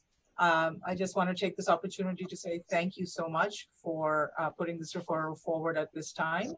As I'm sure that you have heard in the media, and there's been lots of reports about anti-Asian sentiment, and we want to do whatever we can to be supportive of all populations. And I know that this county stands very strongly against any kind of racist issues coming forward. So I think this is particularly important at this point in time, and we appreciate your leadership in bringing this forward despite all the other issues that we're dealing with right now. So just wanted to take this opportunity to say thank you. Thank you, Sarita. And we have no more comments on this item? No, President Chavez. Thank you. I'm going to go back to the board. I'm going to see if there are any comments or questions from, I'll start with Supervisor Cortese. None, thank you. Supervisor Ellenberg. Just a quick question about the timing. Thank you, Sarita, for speaking up, and Supervisor Simitian for bringing this forward. We have put a number of really important referrals on a 90-day hold as we prioritize and address the COVID-19 response. And I'm curious to know if this will be part of that delay in asking our staff to come back after 90 days, or are we asking them immediately, or Supervisor, are you asking them immediately to get to work on this piece? As I indicated a minute ago, and I apologize if it didn't come through loud and clear, while there is a May date in the original referral, the referral also says at packet page 31, or as soon as practical thereafter. So okay. I have acknowledged both orally and in writing the fact that this may be on a time frame other than originally envisioned. I will just say to all my colleagues, I think if we've learned anything from the current crisis, it's how important it is to connect vulnerable folks in our society with their essential healthcare services. And that, of course, is the central thrust of the referral. Absolutely. And thank you for clarifying on the timing. I'll be glad to support this. Thank you, Susan. Mike, did you have any other comments? No, ma'am. I only wanted to add, I'm very excited about this referral. My recommendation would be that we also partner with the Office of LGBTQ Affairs for effective messaging with the LGBTQ Asian American and Pacific Islanders, who have, I think, a whole different set of challenges with access. But I'm presuming that that would be okay with the maker of the motion. Supervisor Simitian? Yes, Supervisor, but I think to your point, and I think it's a good one, I wouldn't quote just limit it to the LGBTQ community. Of course, in some instances, gender is going to be an issue relevant to health disparities. So why don't we say and others, or and other relevant offices in the county, if that works. That's excellent. Thank you. All right, so we have a motion and a second. May I ask the clerk to take the roll? Supervisor Ellenberg? Yes. Supervisor Simitian? Simitian, aye. Supervisor Cortese? All right. Vice President Wasserman? Yes. And President Chavez? Yes, thank you. And that passes unanimously. We're going to now go on to item 12, and this is the report from our county executive. Yes, thank you, Madam President. I wanted to talk a little bit about the county's response to the COVID crisis. On the next item, Sarah Cody will be talking about the medical response and issues related to that. However, I wanted to point out, as the board all knows, that we've had extensive intra-county response too. The EOC, Emergency Operations Center, has been opened and has been functioning completely, and I want to thank all the employees that have staffed it and made it work. This is a different kind of threat than is typical, in the sense that when you have an earthquake or a flood or fire, you know where the risk is coming from. In this situation, we know that there are thousands, probably about 10,000 individuals out in the community that have the virus infection. Most of those don't even know they have it or have minimal effects.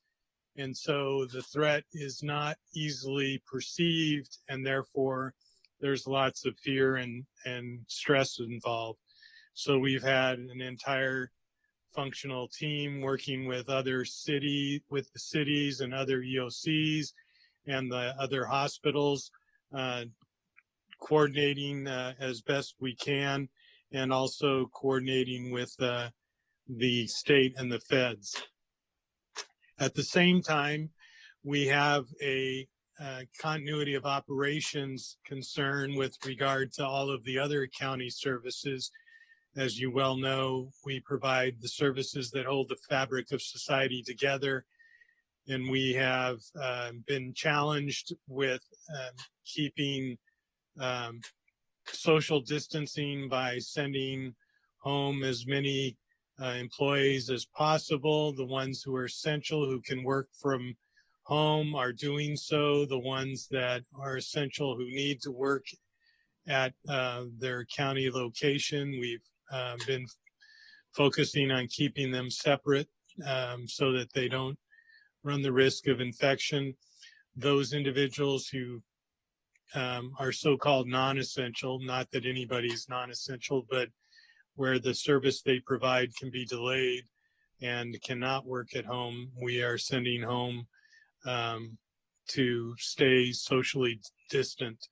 That puts a great stress on the system. Obviously, a lot of our services, as you heard earlier in the public comments, like social services, require some kind of contact with our clients, and we're trying to minimize the risk of infection by changing that type of contact as much as we possibly can. The health system is fully functional and is being pushed dramatically. We're coordinating with the entire medical community in the county, so all of the hospitals and health systems. We have secured what's called a federal medical station, which will be set up in the Santa Clara City Convention Center. This is a federal asset that provides 248 beds with some medical staffing and lots of equipment. It's designed sort of like a medical respite unit. Basically, what we will use it for is for COVID-infected patients who don't quite need acute care hospitalization, but can't really go home for whatever medical reason that might be. We've adopted a protocol for that usage, and we're getting input from the other hospitals in the region. And obviously, this will be a region-wide asset that we'll be able to use. We put in a purchase order for 211 ventilators, and we also have gotten a promise from the state of another 100. Obviously, those will be dispersed throughout the county, including all of the other hospitals, as best we can. We're keeping track of daily census in the hospitals related to COVID, particularly in the ICU.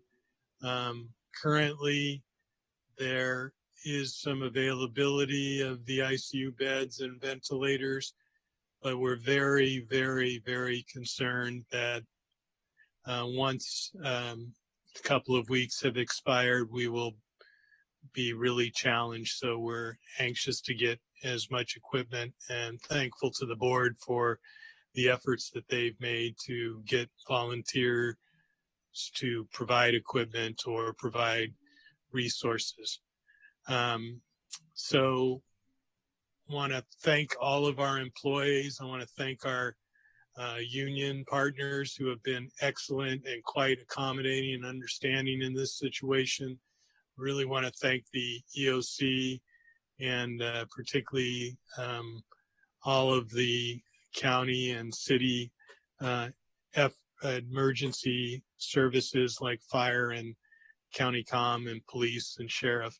They've done a great job. This is going to be a challenging time. I'm sad to tell you that in my personal opinion, this is going to go on for a few months at least. And obviously, as you know, it's caused a great turmoil in the community, both from social interaction and workforce issues, but also great economic stress on everyone, but in particular small businesses and retirees and the homeless and those on fixed incomes. Just to give you another bit of good news, we have used some emergency authority that we have based on this emergency to be able to offer. Right now, we have 118 offers of employment out to individuals for clinical nursing positions. We hope to get as many of those to accept as possible. 29 others for per diem offers. Those are individuals who wanted to work part-time. Those 118 plus 29 will be used to supplement our current needs, plus cover additional staffing. So we are moving as fast as we can to augment our services in the health system as best we can. And with that, I think I'll turn it back over to you for Dr. Cody to give us a medical update. So if I could, just for my colleagues on this one, we do have a written report in our packets. What I would like to do is for lack of a better word, sort of merge Dr. Cody and Dr. Smith's presentation. And that way we can ask a more fulsome set of questions, if that's okay with my colleagues. Sounds good. Great. All right, if there are no concerns, then we'll move to Dr. Cody. Thank you, President Chavez. I hope you can all hear me well enough. I wanted to start with thanking everyone. I think this is so much more than a whole of government approach. This is really a whole of every single sector in our county, in our community, to enable us to weather this as best as we can. I would like to start by giving a situational update, just the numbers, and then very broadly talk about the actions we've taken and the priorities and the response. And then I can turn it back over to Jeff for some comments. We have also Key Lee is on, who can speak to the housing issues. Dr. Jennifer Tong was going to speak a little bit more about surge in our acute health system, but I think that she had to run to another meeting. So let me just start with a very basic situational update. As of 5 o'clock last night, the total number of confirmed cases among people living in our county was 375. This count includes 16 deaths. That's 3 additional deaths since our previous report. Also, I want to note that to date, the acuity level or the severity of illness among the cases that we're confirming is still quite high. 125 of our cases were hospitalized at the time of diagnosis, and 13 of those were in an ICU.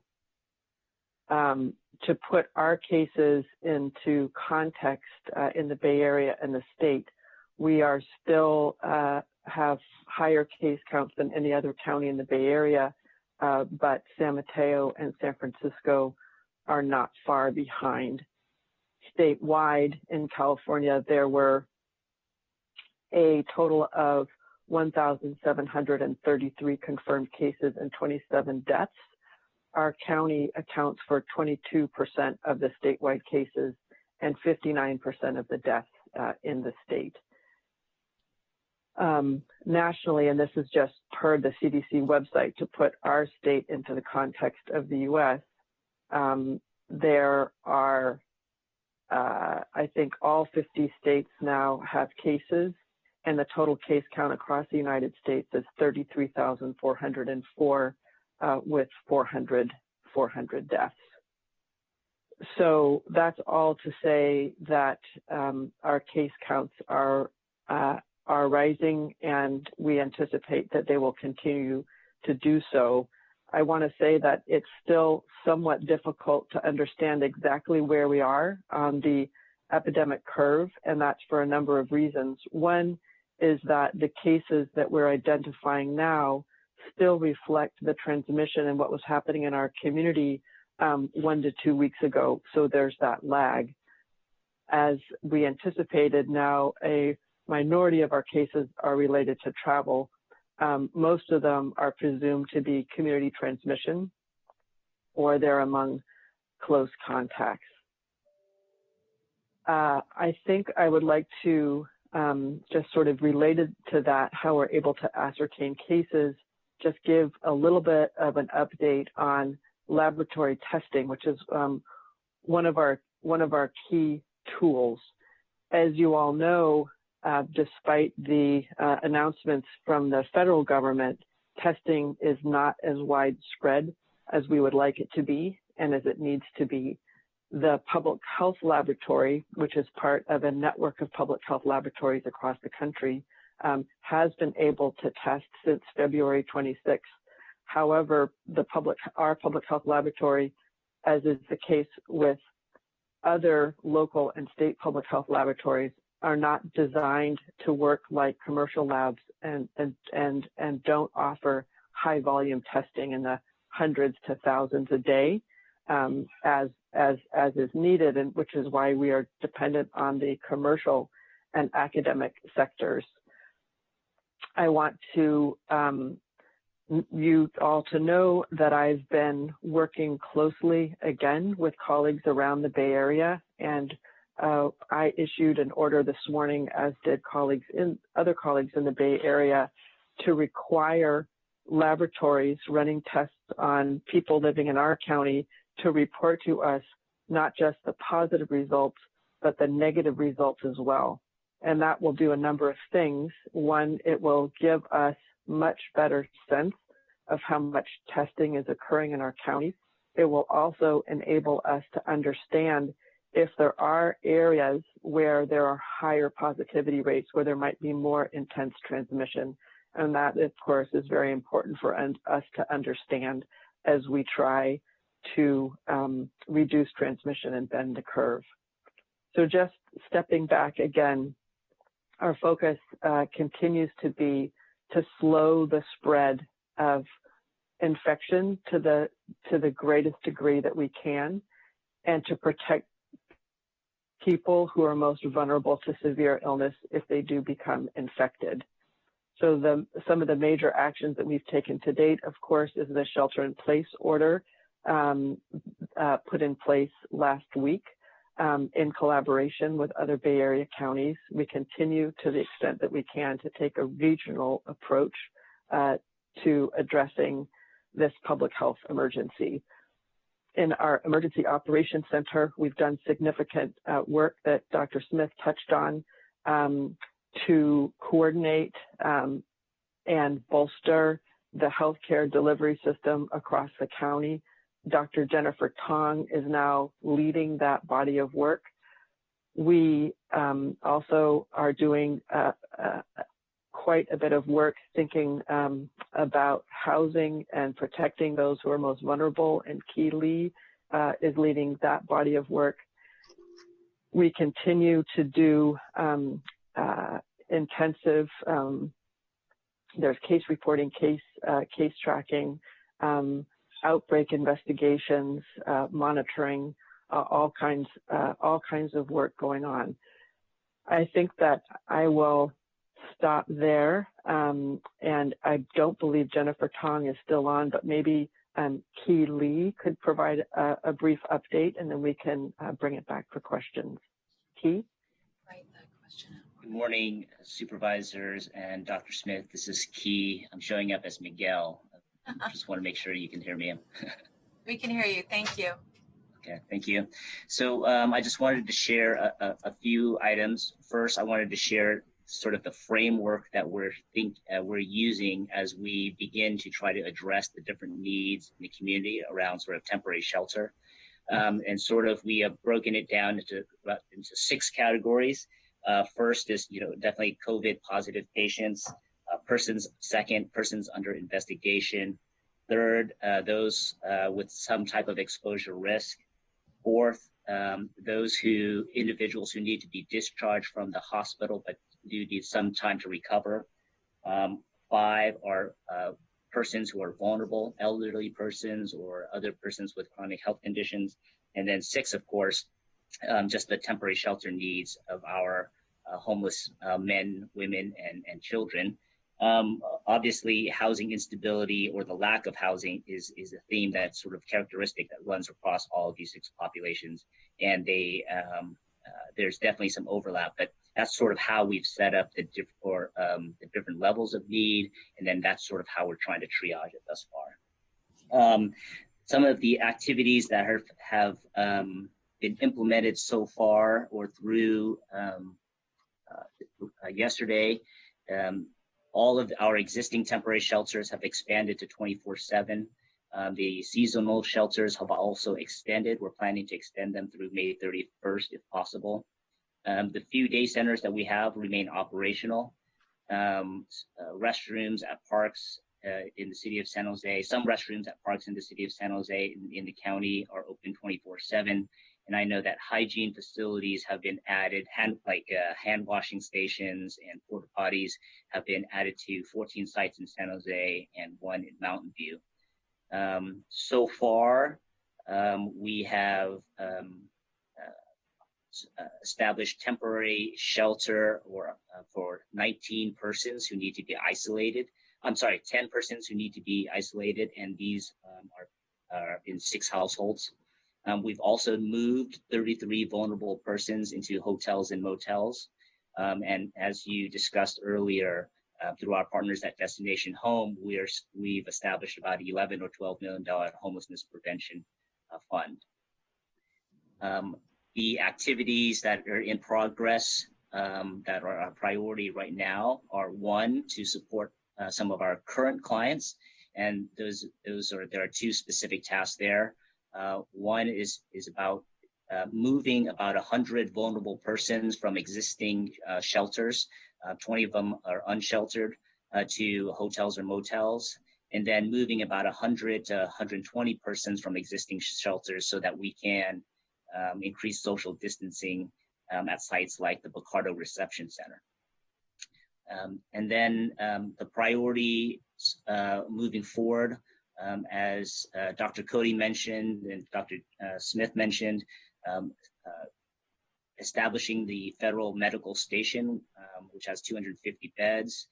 Second is establishing additional medical respite center beds by about 100.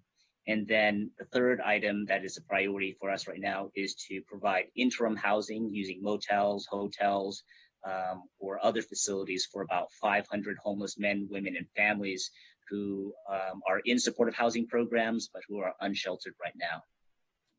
And lastly, I just want to share that we are trying to move as quickly as possible to secure sites. Having said that, it's about securing the sites, but also establishing the necessary staffing and services like laundry service, food service, security services at each site. So as we're able to put that in place for each site, we'll be entering into agreements for making funding commitments. Thank you. Maybe I can jump in here and give some more context, and then I'll turn it over to Paul Lorenz to give us an idea of what the surge planning is for the other hospitals. Just for the public, I wanted to put a little historical perspective on what's going on here. There's been a lot of information bouncing around and lots of people projecting numbers and projecting effects. The issue is that we have many factors that affect the spread of viral disease and the treatment of viral disease.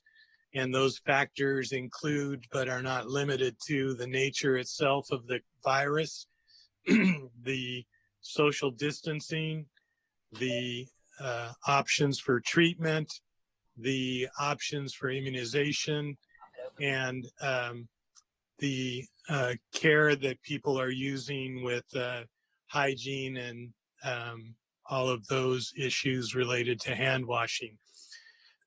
The worst example of an epidemic or pandemic it's actually an epidemic in our history was in 1918, the Spanish flu.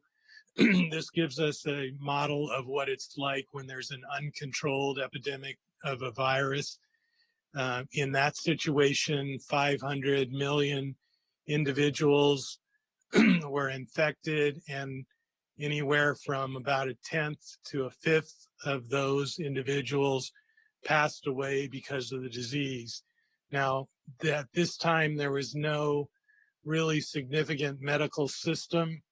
The hospitals were not at all as sophisticated as they are now, obviously, and interventions into the care were minimal. So if you look at the statistics and the projections at that time, it was a geometric increase in the number of infections and number of deaths because there was really no intervention. So that's the example of a virus gone wild.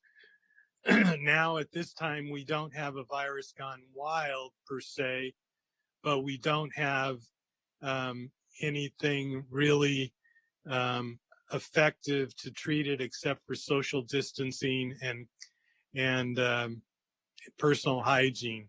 There's no vaccination, which is likely to take many, many, many months, if at all. And there's no treatment drug, even though some people are advocating for certain drugs, they're not proven. We also have the complicating factor that the testing was not started early by CDC, so we don't really have a reliable analysis of how many individuals in the community are infected. And the testing that's being done now is a number of different types of tests. All of them are PCR tests, but they all have different specificity and sensitivity, and so comparing them is a little challenging.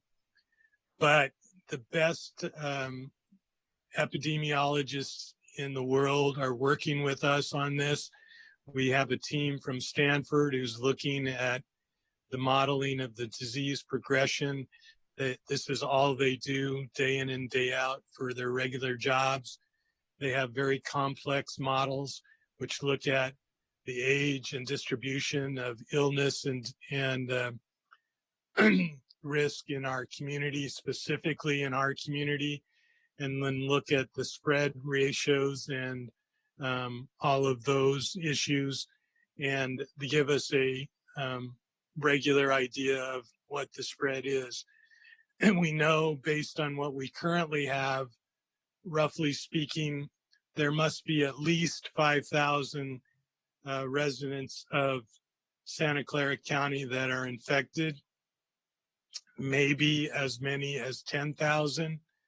The 80% of the infected individuals in this disease have minimal or mild symptoms, so they can't be really identified just by looking at them or even just by symptomatology. However, we had a very strong public health department, and Dr. Cody was the leader in the nation to look carefully at the fact that in our community, the ratio of positive tests to negative tests in the sick population, which is the only population we were initially able to test because of CDC guidelines, was significantly higher than other areas, as she just mentioned a while ago, which prompted her to communicate with the other public health directors in the region that this is a bad sign, an ominous sign, suggesting that the real risk in the community is very significant for infection, because if you have a high population of infected individuals in the sick population, you probably also have a high population of infected individuals in the non-sick population. So she and the public health directors rapidly initiated the public health order, and then were followed by many jurisdictions throughout the nation and the state itself. The state is using projections. You probably heard the governor a while ago commenting about how he thought maybe 56% of California's population would be infected. They're using projections that are based on an unfettered spread of virus, similar to what I mentioned happened in Spanish flu times. So that's sort of the worst case scenario. We don't have any reason to believe that the worst case scenario is highly likely. It's certainly possible, but a more moderate scenario is probably most likely. However, since Santa Clara has been at the forefront, we certainly need to be prepared. And our focus has been on trying to make sure that our health system is not overwhelmed. So with that, I'll shut up and turn it over to Paul Lorenz, who will give you some history of what's going on with our communications with the surge capacity. Thank you, Dr. Smith, members of the board, President Chavez. So let me just, first of all, acknowledge and thank all of the hospitals in Santa Clara County. The executives and the staff at all of the hospitals have been working very closely together. For the past several weeks, we have, along with the county hospitals, been looking at our individual surge capacity in terms of managing through this crisis. Each hospital has their surge plans, and as we speak today, Dr. Tong and her team are meeting with each of the hospitals to understand where they currently stand, and then tie that into our overall planning in the county. So as Dr. Smith has said and Dr. Cody has mentioned, it's critically important that we utilize those assets to the most severe and critical patients that we may have before us. And so with that in mind, the new branch that's within the county EOC is focused on hospital surge planning throughout the county and working with all of the hospitals. That's going to entail looking at the patient flow algorithm throughout the county, make sure that we're utilizing all of our resources. Many of the resources that have been mentioned by Keely and Dr. Smith are part of that planning. We are looking to make sure that we're acquiring all the needed supplies and the equipment to complement and supplement the hospitals. So what I mean by that is that each of the acute care hospitals currently have their current capacity lined out, both in terms of ICU level of care as well as medical surge capacity. What we need to do is work with them to identify their additional bed capacity that we can support them on, including providing ventilators, supplies, and additional staffing. That all will tie into our countywide effort to ensure that we're utilizing all of our resources in a manner that is the most efficient. Obviously, when we look at this, it's a massive undertaking. but it all is going to come down to our ability to work together and share information. The information that Dr. Smith spoke of relative to what the potential impact to the hospitals in working with Stanford, et cetera, is going to really tell us what we need to prepare for over the next couple weeks and the months to come. Because resource planning right now is our first priority to manage this unknown situation before us. With that being said, that's a general overview. I'm happy to answer any specific questions. There is one other item actually I want to mention is that this surge capacity planning team is looking at all of the non-acute facilities, such as the SNFs and the long-term care facilities because of the at-risk populations.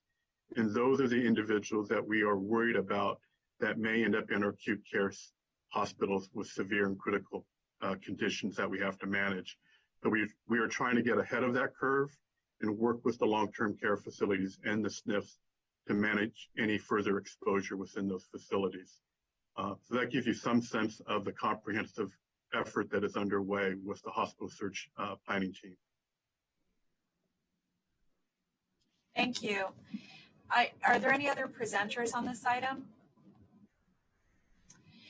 What I would like to do is go back and start with Dave and just go through the line of the board to see if people have any questions. I do want to just start by saying a very sincere thank you to everybody who's on the ground, all of the essential workers, fire, police, nurses, doctors, the janitors that are working in the different hospitals, the respiratory therapists that are working in the hospitals, the grocery clerks, the people who are driving food and keeping those systems open.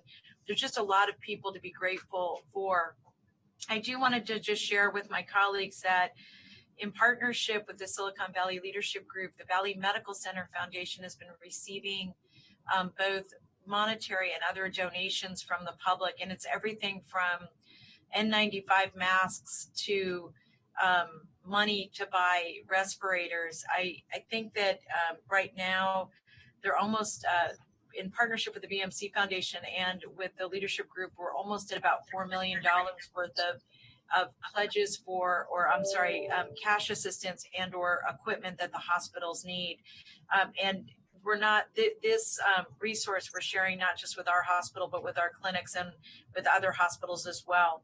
So with that, I want to start with Dave, and then I'm just going to go back down the line to see if there are questions or comments. And then I'm going to have a couple of recommendations at the end I'll be making. Supervisor Cortese? Thank you, President Chavez. Thank you. Dave, I'm so sorry. I forgot to take public comment first. May I do that and then come to you? Absolutely. Thank you. That would be great. So the clerk, I apologize to that. May we get our public speakers, and each speaker will get 2 minutes. Yes, Madam President. Thank One you. moment. The first speaker is Scott Largent. We are unmuting you. Please accept the unmute. You have 2 minutes to speak once the timer starts. Okay, great. Thank you, everybody. Scott Largent. I have been very concerned that the VTA system here in Santa Clara County is pretty much now being used as day shelters since the capacity for the overnight warming locations is full. Same with all the other shelters. The other morning when I woke up, it's about 5 in the morning, and most of that light rail, the green line, and I believe it's the orange line, were full of homeless and mentally ill seeking shelter, and of course utilizing the Wi-Fi. And these are just incubators, and they're riding them up and down. They're going to the end of the line in Campbell, and they're doing the same thing all the way out to Mountain View. I am just curious why we have not tried to set up some type of sanctioned encampments right now. We have this of course is a disaster right now. It is I just don't know why we're not doing this out at the FAA crash zone that's out there. There's already 300 to 400 homeless living out there right now. I'm just surprised we don't stagger out some tents, bring in some actual portable showers. The porta-johns that Kiwi was talking about, like I said, they're overflowing. They're not being cleaned and maintained properly. The water stations don't even have water in them anymore. The hand sanitizer has run out, and it just does not seem safe right now. Can somebody please review these videos that I am putting up on YouTube? They will show exactly what's going on. And at the other shelters right now, at the overnight warming locations, they are not socially distancing people, are not providing hand sanitizer, and then they're basically not letting a lot of people in, and they're sitting out in front of the building, and they're just side by side stacked. And we need to start looking into this ASAP. So I appreciate it. Thank you. The next speaker is Robert Aguirre. We are unmuting you. Please accept the unmute. You have 2 minutes to speak once the timer starts.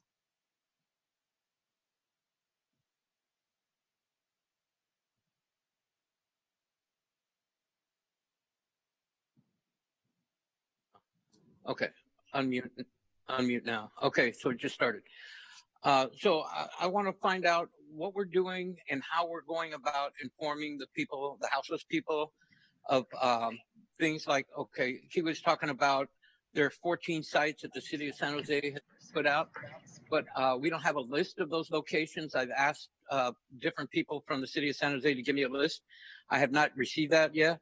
And 14 sites, is that really enough for the number of people we have out there?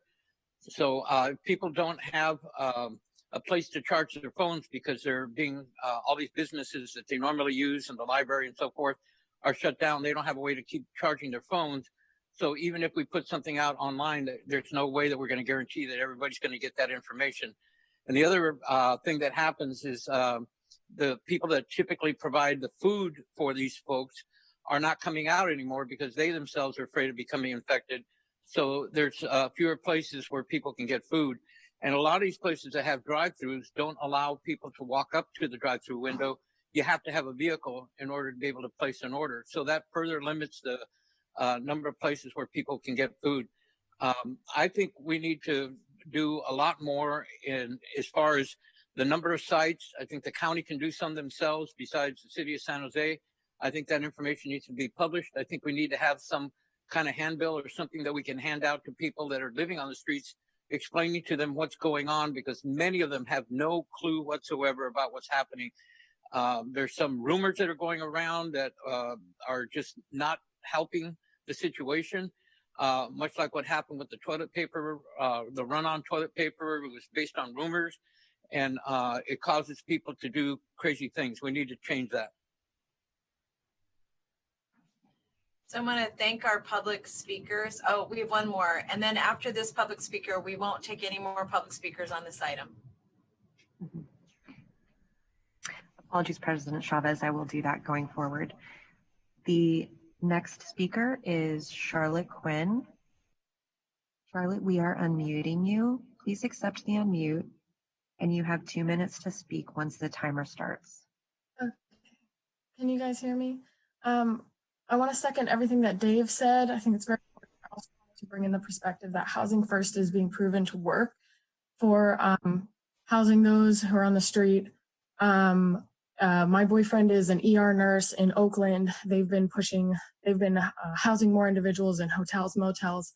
It's not perfect, but it's already proving to significantly reduce the strain on the ER. He's had fewer and fewer people who are in for things that are preventable and can be prevented by just housing people. So I really want to push for, in addition to for everything that Dave said, we need to just start paying for people to be in hotel rooms and motel rooms. It is your moral obligation to do so. And it's been proven on paper. It's been proven in other countries, and it's being proven right now. We should not be waiting to do this.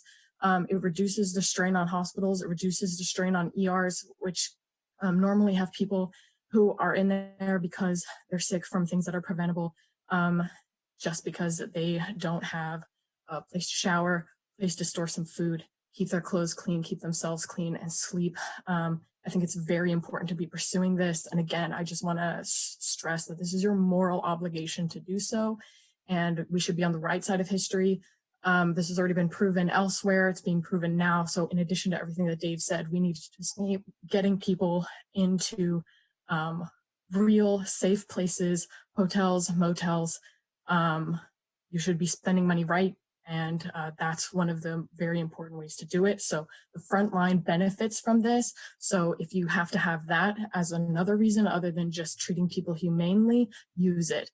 It reduces stress on hospitals, reduces stress on ERs. It's incredibly important, and it protects our healthcare workers, okay?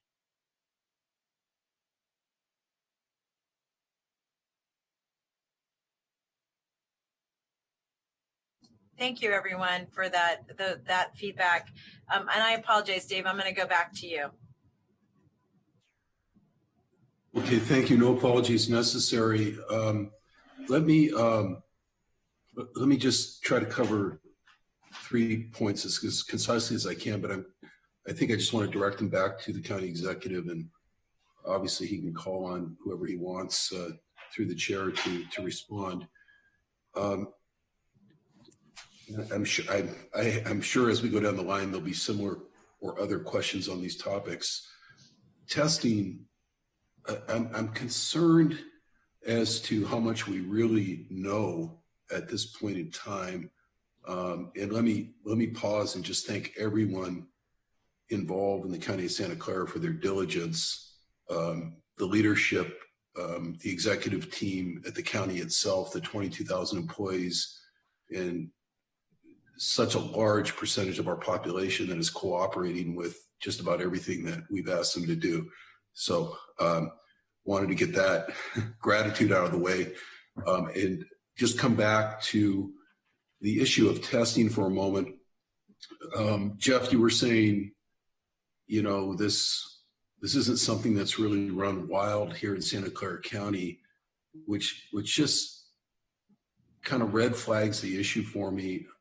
How do we know? You know, we have the 370 some odd cases that Dr. Cody reported live real time during this meeting. The last time I saw testing numbers, they were under 700. Even if you took the population, even if you took the fact that this virus has been found to have mild symptoms with 80% of the populations abroad and in other places where we've seen it, that in a county this big, that would still leave a significant number of people, and I don't know the number, who we've all considered to be at much higher risk because of underlying conditions and so forth. I get it that the testing kits were slow to come out, that, you know, we're trying to ramp that up here. I'm also, probably like my colleagues and the rest of you, reading what's going on in states in metropolitan areas throughout the country.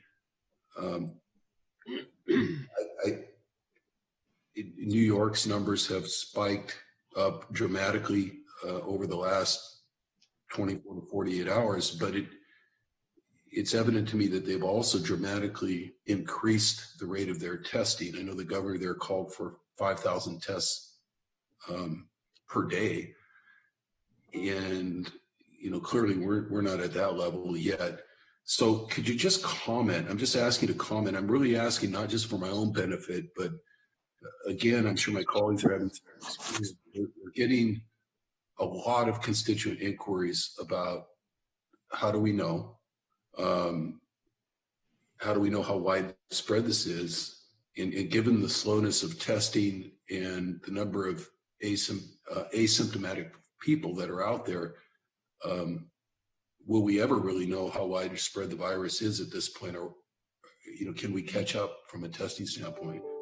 That's my primary question. And if I could just put a COVID question out there that's unrelated to that issue, and then I don't have to turn my mic back on, President Chavez, and that is construction activity has been one of the areas that seems to have created an abundance of confusion, not just in the business community, but and just about with everybody connected with that type of work. And I'm just wondering how much work is going on, in the EOC in terms of the public health officials in the region to try to continue to nuance the orders, the public health orders, the shelter-in-place orders, so that needed or critical either safety or infrastructure work that cannot be done remotely, is considered for approval to go ahead. So that would be my second question, but the testing was the first question, and I'll conclude my questions there, President Chavez. Thank you. Thank you, Dr. Smith. Do you want to start? Sure.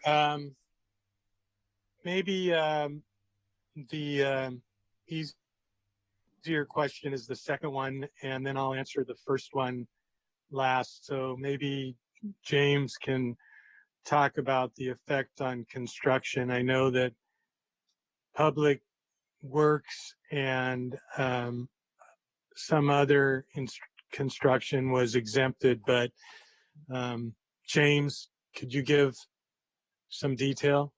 Yeah, sure. And we have, by the way, been getting lots of questions about different unique or specific issues with respect to the order.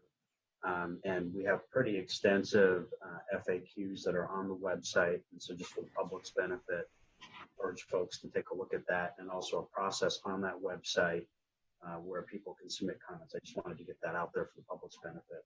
But regarding the specific questions, related to construction, the order exempts construction related to any healthcare, any essential infrastructure, which is a separately defined term, which is very broadly defined. It includes not just all of the things you would classically think of, but other kinds of related infrastructure as well as all public works construction and all housing construction. So those are the broad categories that are currently exempted in the county order.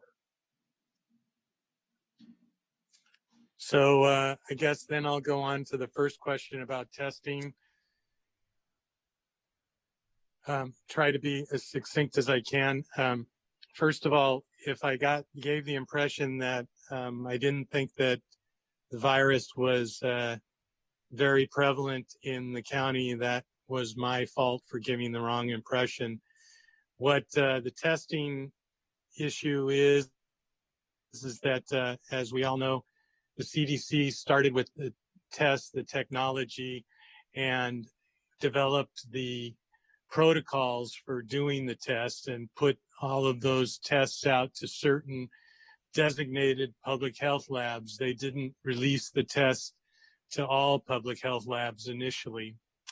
When we got our tests, what's called a test kit is a little bit of a misnomer, in the sense that what it is it's a package of reagents and products, and the test, when it's run, has to be run by a laboratory tech with a number of reagents, and always has to be done with controls.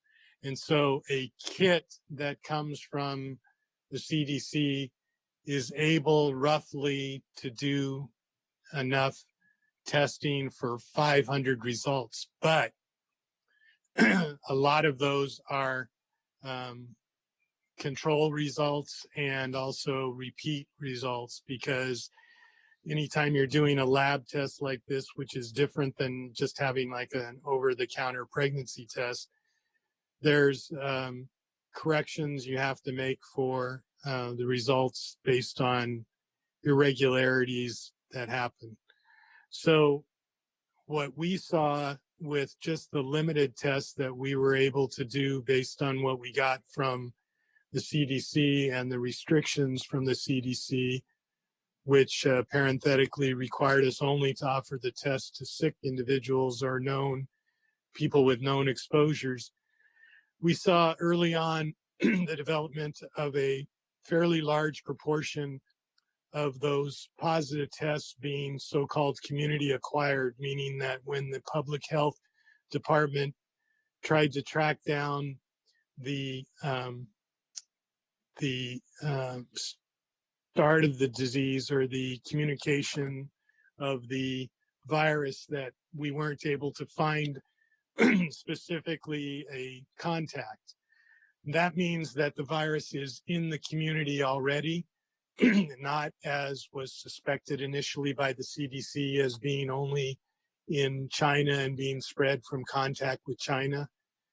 So that led us to know that the virus was freewheeling in our community, and probably has been here for quite some time, but we don't know that for sure. Now, as far as surveillance testing, which is testing lots of people, not necessarily just sick people, but people who are concerned or anybody who wants a test, that kind of testing is not what the CDC is allowing for public health labs, but we do have the benefit of having private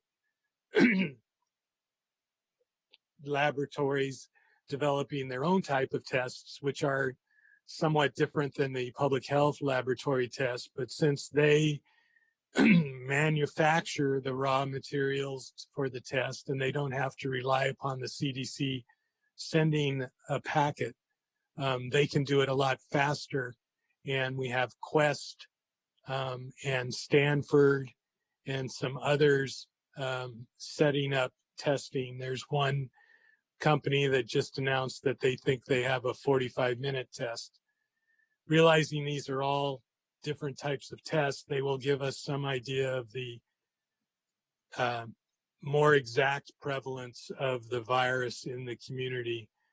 But as I said, even if you use it conservative numbers right now, there's got to be at least 5,000 individuals who are infected now in the community that aren't identified, and easily could be 10,000 or more, depending on how you look at the statistics from other countries. And when you compare Santa Clara County to the rest of California, we're definitely a hot spot. So we don't have as much information as we'd like to have, but we're pushing to get it. And the public health order that Dr. Cody just put out today will compel all of the laboratories who are doing tests to give us the information about not only the positive tests, which they're required to do by law, but also any of their negative patients, so that we can come up with a more rational denominator. I don't know if that answered the question. If you need more details, Dr. Cody's still on too. President Chavez, I don't need any more details, at least for this supervisor, for this particular meeting, but I would like to see more, especially after the data starts to come in from these labs per today's order, more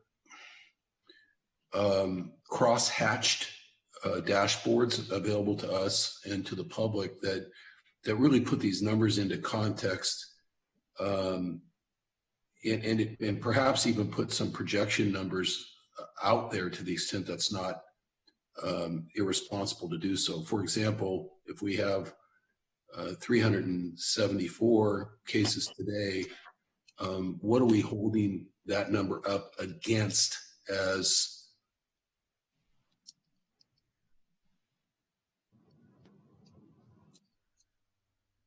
Oh, Dave, I think we lost you. So as Dave comes back, what I'll do is I'll let Dave jump back in the queue. Oh, Dave, you want to try again? Oh, here he is. Dave, did you want to finish your comments?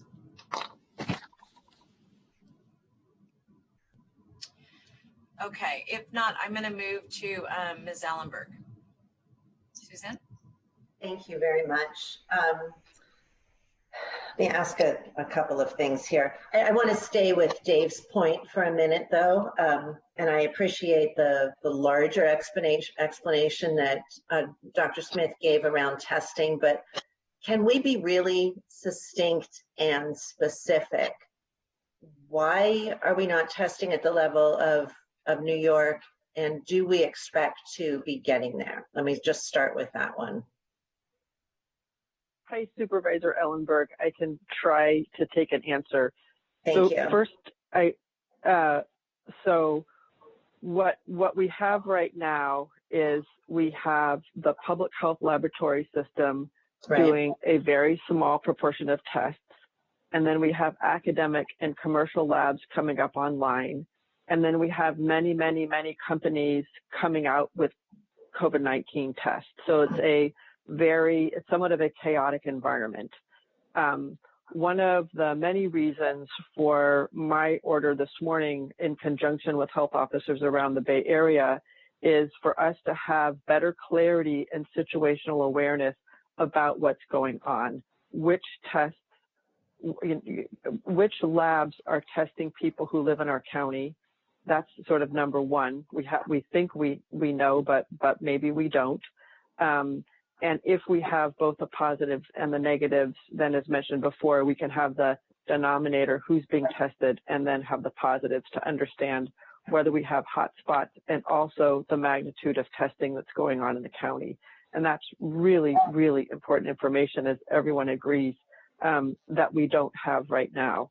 As far as why is New York able to test thousands and we're not seeing thousands of tests being done in our county, I don't have an answer for you at this moment, but we will try to explore to better understand that. Okay, I think, Dr. Cody, that's important. I understand all of the factors that you're dealing with the tests coming in from different perspectives, but I'll tell you the most frequent question that I've gotten from dozens and dozens of constituents, emails and phone calls over just the last 48 hours is why are we not testing as broadly as New York? So if we can get a direct answer to that question and publicize it, I think that's a really important piece to know. I also want to ask, I understand now that the test results are coming from different sources. Going forward, when we are reporting out our number of identified cases each day, should we expect to see just an aggregate number of tests, or will we expect a breakdown that says X number tested by the county, this number by Stanford, this number by whomever else? I think right now what you're going to see is just the total number of cases, confirmed cases in the county. It may take a little bit of time to try to understand the data coming in and to summarize it and interpret it and put it out in a way that's meaningful and useful to the public.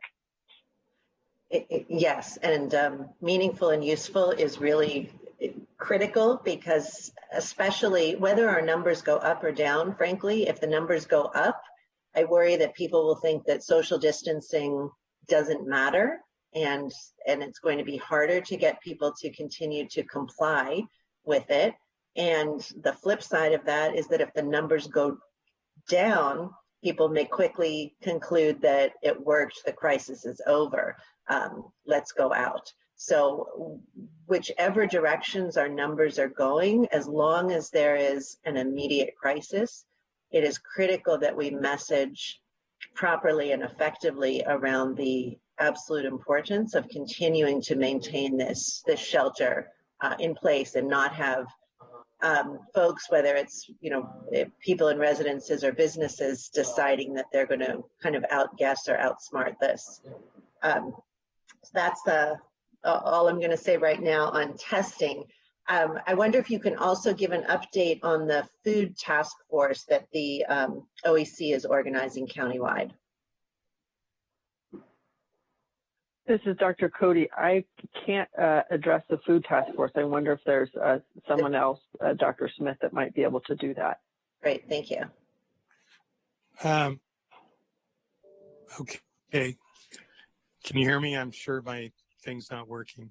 But You are. We can hear you, Jeff. okay. As part of the organized response from the county, the city of San Jose volunteered to take over the responsibility for organizing food collection and distribution for the entire county for all 15 cities. And they've been doing quite a good job of working with the community-based organizations and working with those institutions that already have been doing food delivery and collecting large volumes of food. The last numbers that I heard, and maybe James can correct me, but were that they were delivering 7,000 units a day, and they're hoping to get up into the 13 to 15,000. James, do you have any additional information on that? I don't have any updated numbers specifically. But they have asked us for further help in terms of getting more volunteers. It's a daunting task, so we will be working with them, and EOC is working with them to help out. Okay, I'd like to ask then for an off-agenda update on what that looks like, what the capacity is, what needs are perhaps still not being met, so that we can fill gaps and holes if necessary. And again, I'm going to come back to the shelter in place. How do we message clearly the importance of looking for volunteers who will be out in the community distributing food with the shelter in place order? Because on the face of it, it certainly sounds like those are contradictory messages. So I hope that we're being clear about what volunteering actually looks like, who is eligible to volunteer, what precautions are being put in place, and most importantly, are we reaching everyone that needs to be reached? Will do. Thanks very much. And that concludes my questions. Thank you. Great, Susan. Joe? Thanks. This is Supervisor Simidian with a pair of questions for Dr. Cody, if she's still on the line. I'm still on the line. Thank you. Thank you, Doctor. The first question is, there was passing reference to your efforts to get folks who are conducting testing to share their negatives with us as well as their positives, yes? Yes, that's a health officer order that I issued this morning, so that labs that are performing tests on people living in our county must report both positive, negative, and inconclusive results. And when they provide the negatives, is that simply a number with no personally identifying information? I'm raising HIPAA/privacy questions here.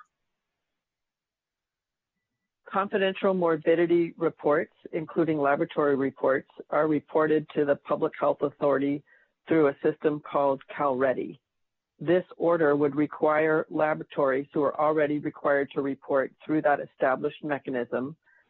Confidential morbidity reports would also require them to report negative results.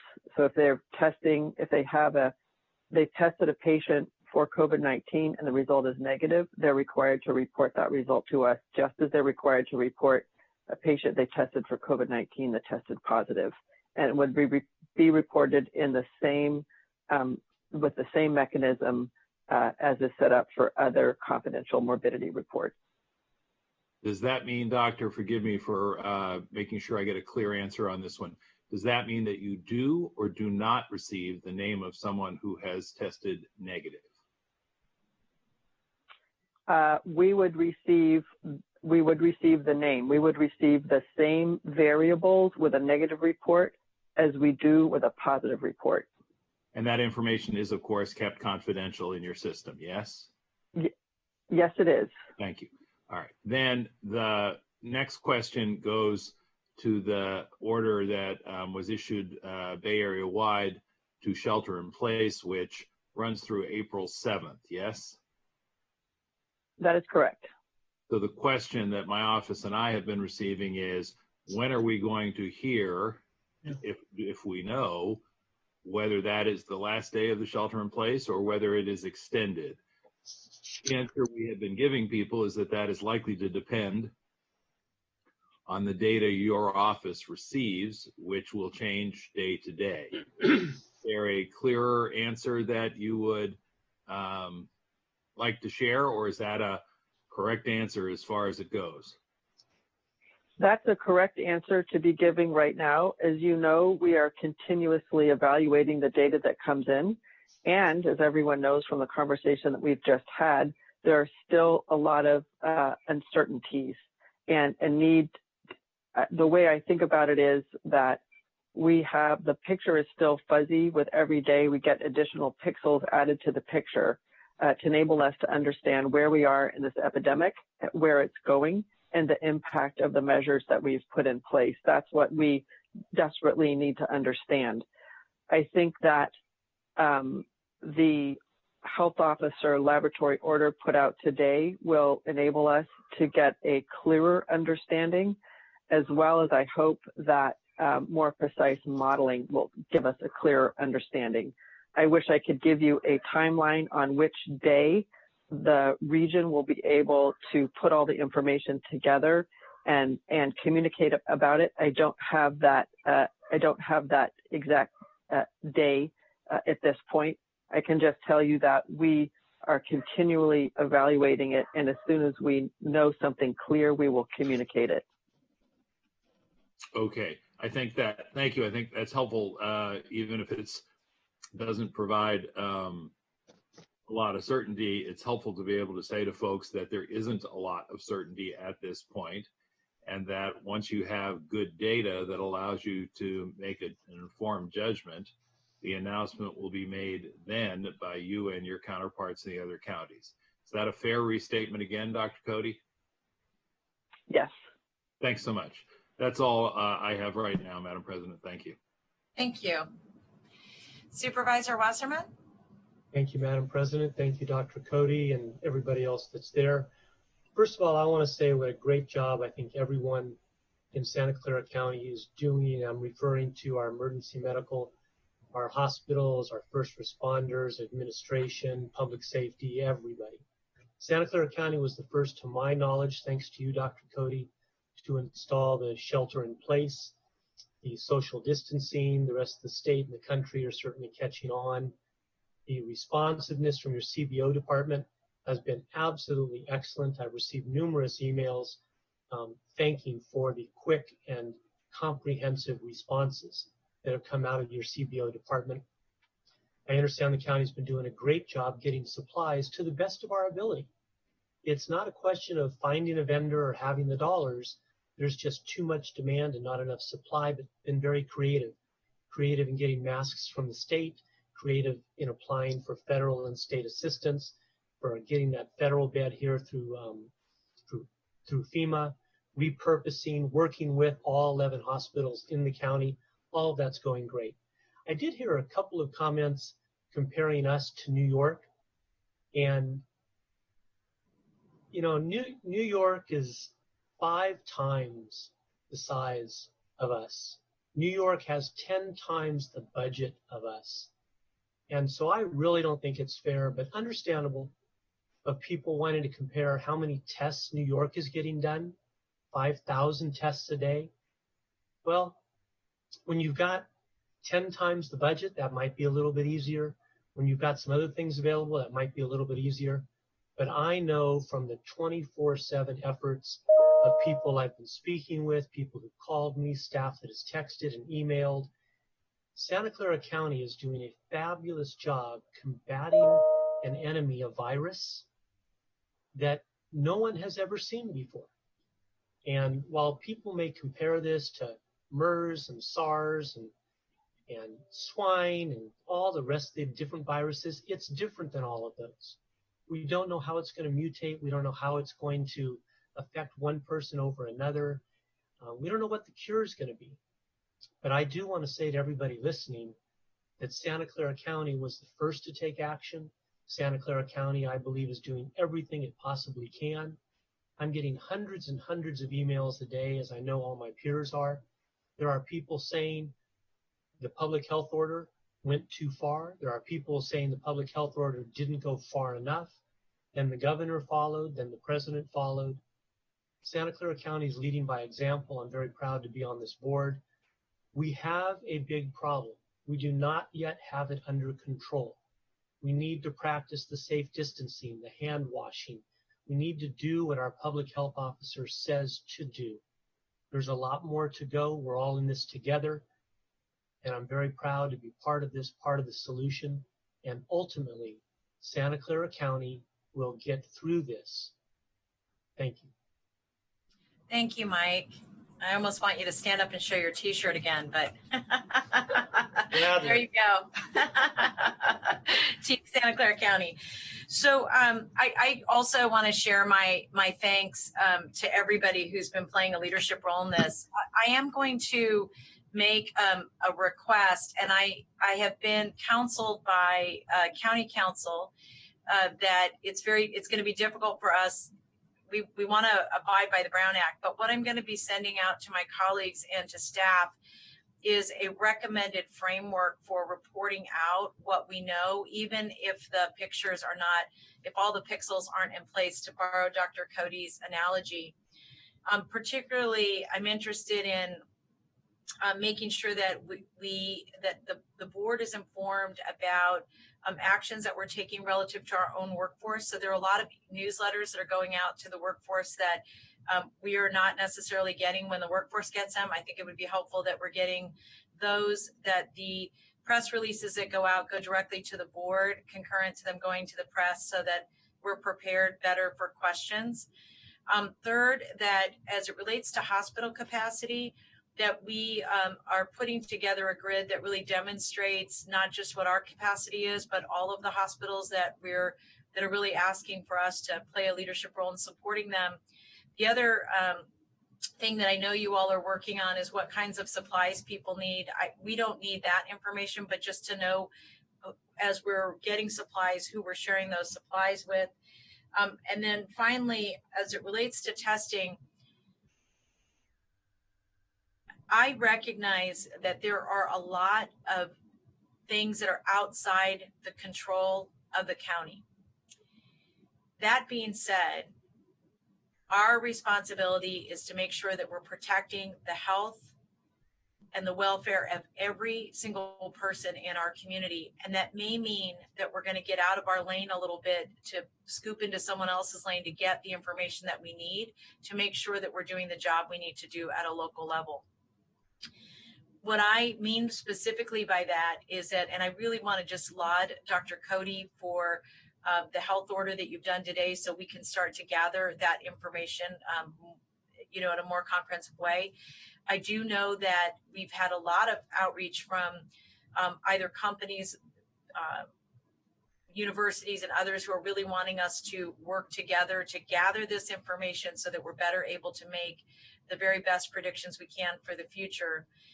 So I'll send that out. I'm going to copy my colleagues. I'm going to ask you not to respond to me, but only to staff if there's information that you think would benefit you as you're responding to constituent cases, but also as you're pitching in to help.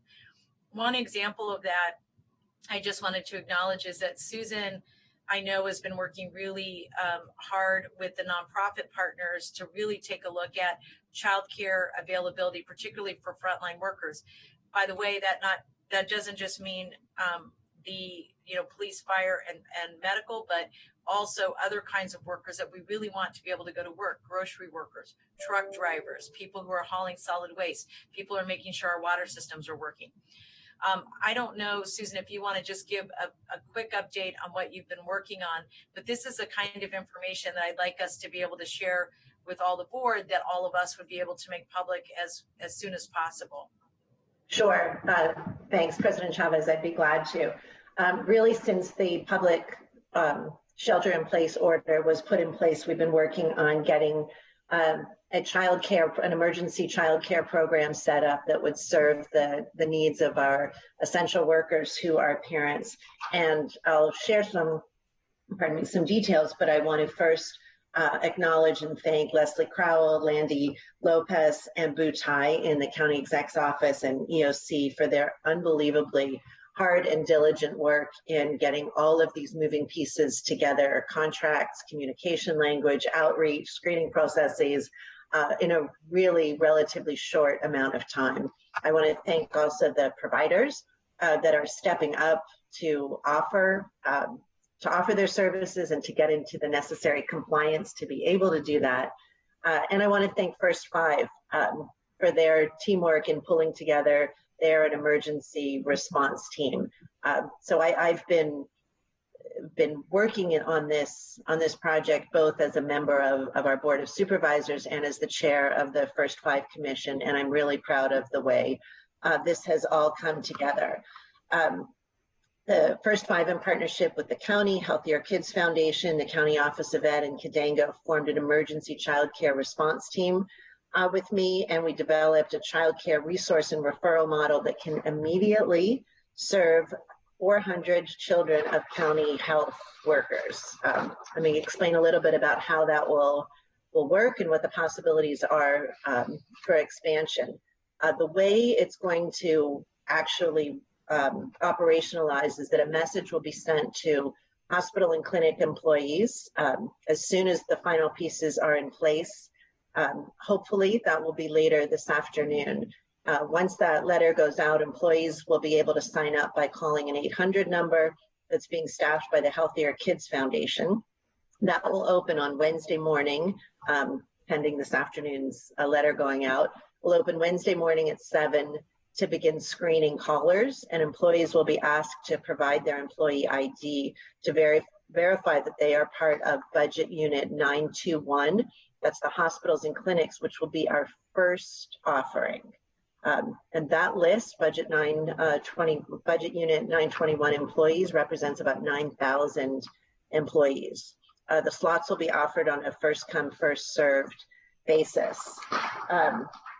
The current contracts that we have represent a total of 425 available spots, 94 for infant and toddlers, 123 for preschoolers, and 208 for school age slots.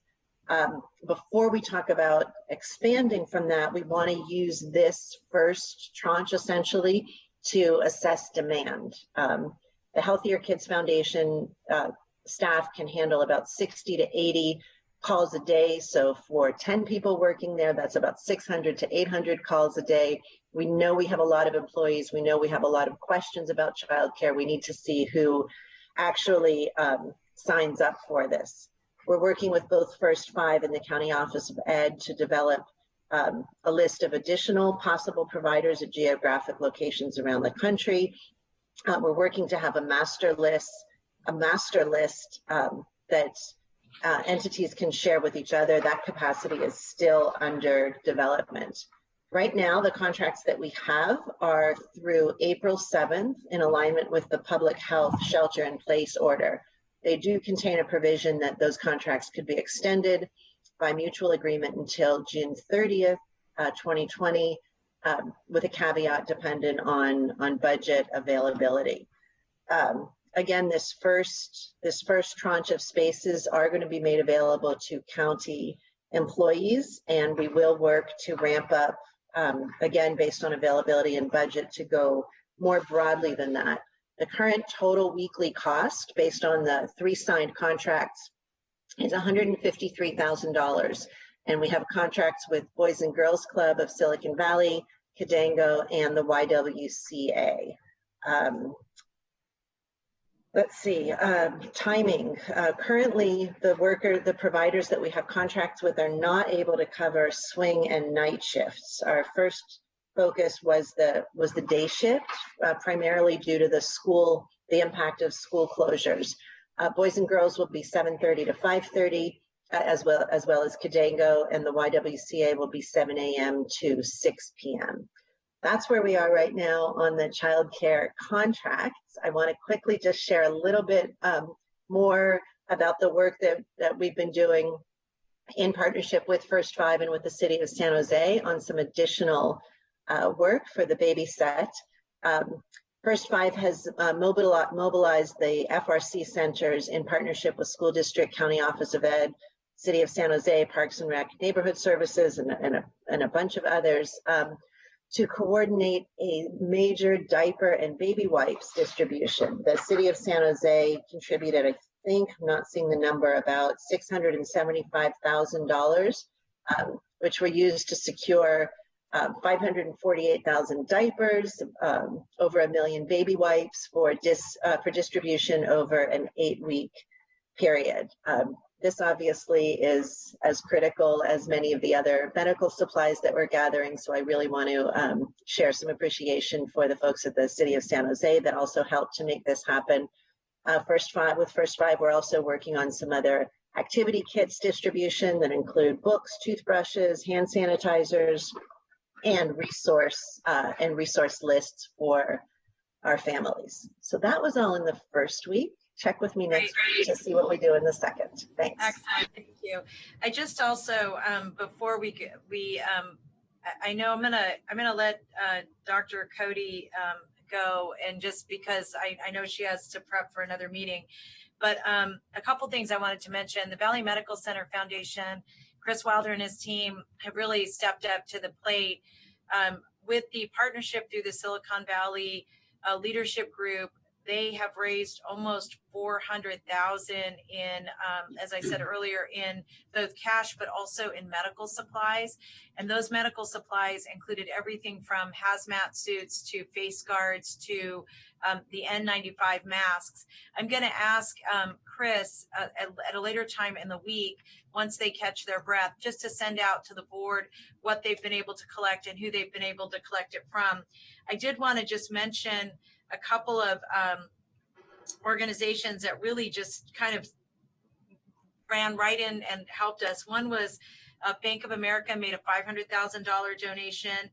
KLA made not just a monetary donation, but got resources from other parts of their company to make sure we had masks and other things. IBM, Synopsys, Adobe, the Silicon Valley Bank actually got us started with a $500,000 donation, and AMD, and then over 100 other donations that were anywhere from $50,000 to $25. And I wanted just to say a big thank you, not only to the leadership group and to Mayor Liccardo for his help, but also to the Valley Medical Center Foundation. And for those of you who are watching or listening at home, if you go online and look at VMC foundation.org, there's places for you also to contribute if you're interested in doing that, and a location if you have equipment that you can donate as well, and they can help you there. And they've just been amazing. So I wanted to say a very big thank you to them. Madam President? Mm-hmm. I know you can't see our lights on, so when you're done, I'd like to say a few things. Okay, you go ahead. You can do it now. I was just going to wrap this section up with a couple more comments. I'm happy to follow you with whatever you wish. Please. Okay. I wanted to take this opportunity. I don't think my screen can show up here, but much as what Supervisor Ellenberg was bringing up, making a difference together, essential healthcare worker and first responder child care.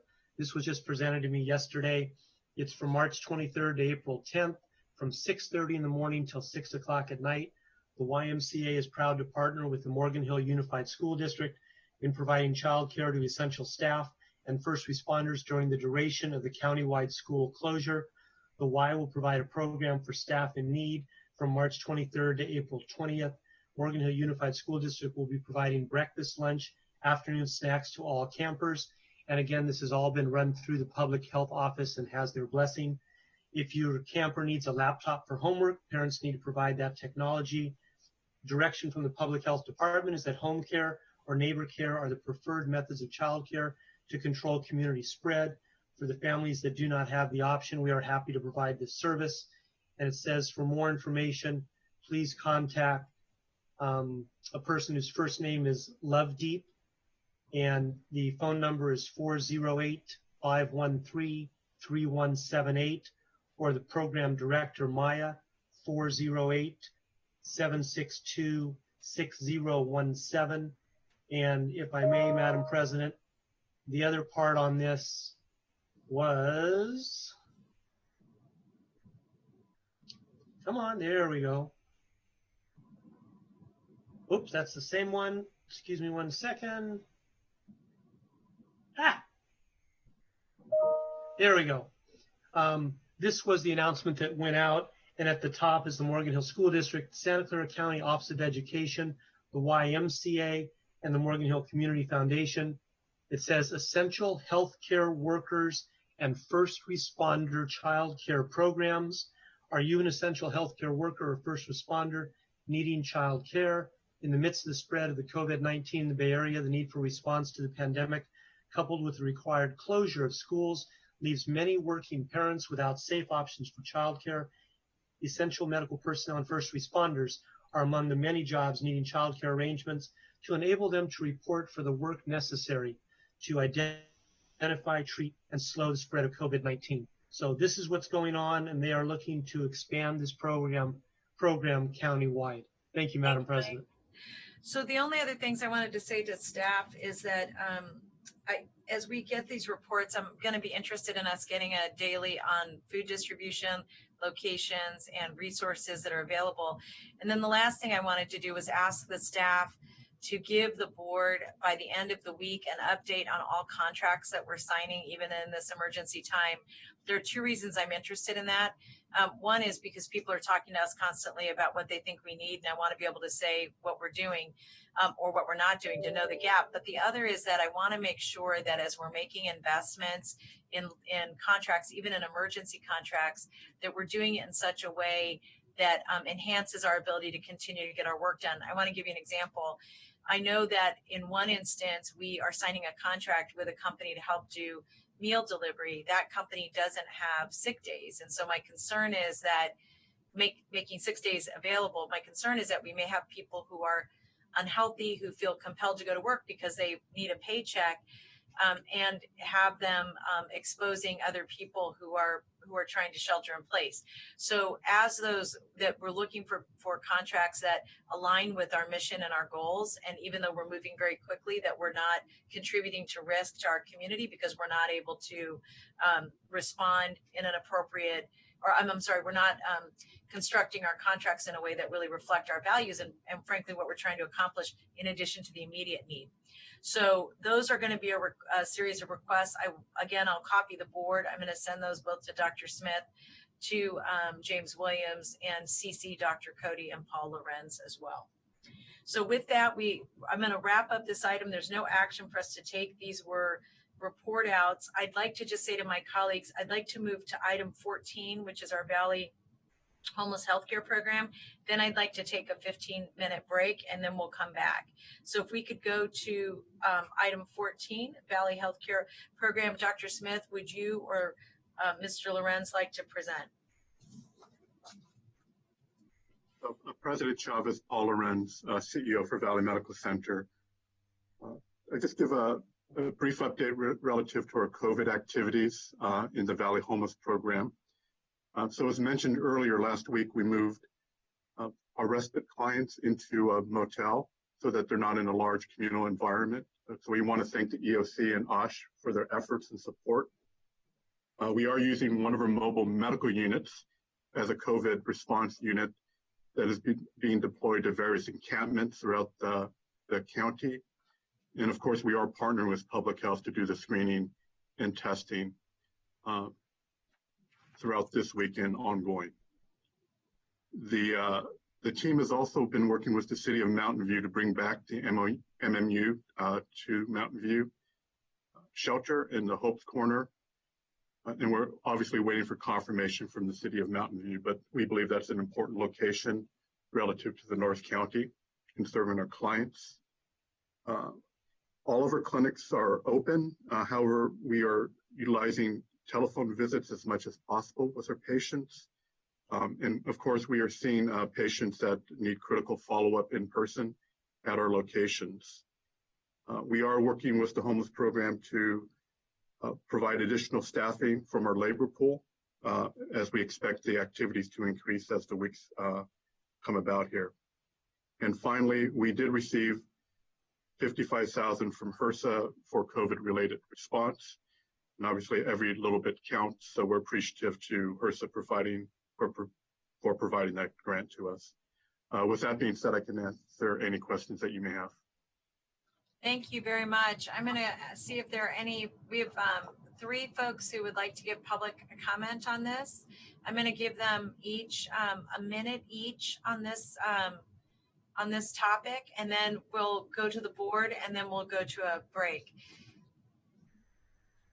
Thank you. One moment. President Chavez.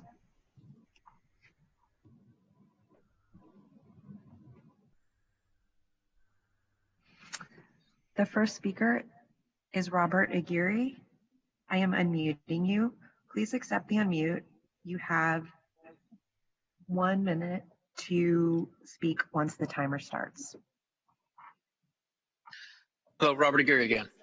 So I would like to point out, first of all, thank you to the Valley Homeless Healthcare Program. It's a wonderful program, and I can't say enough good things about what they're doing. I do have one thing that I would like to see if we can get going here is if we could distribute IR thermometers so that people coming into shelters, coming into places where the houseless people are going and be able to be tested. If we could get the advocates to have these thermometers, they can go out and pre-test people just to find out if they have a fever, and then we can do a follow-up with those people at a later date or time. But the fact that we don't have these thermometers available for a lot of the shelters, people are coming in and out, and we have no idea whether they're infected or not. And this would be at least a frontline way to be able to handle that. So thank you for that. I hope we can do something about that right away. The next speaker is Veronica. Veronica, I am unmuting you. Please accept the unmute. You have 1 minute to speak once the timer starts. Thank you, Madam President, for what you said about partnering up with organizations that actually are acknowledging and doing the values that we will live in, such as having family sick time or just sick time overall. I am a teacher, and I am concerned that when I go back, my children out of school, and who's going to take care of them. I'm also concerned of what's going to happen if a child gets sick under our care, and what are the procedures that's going to affect, and how are we taking care of that, and essentially how are we taking care of our teachers that do not want to go back, that are scared.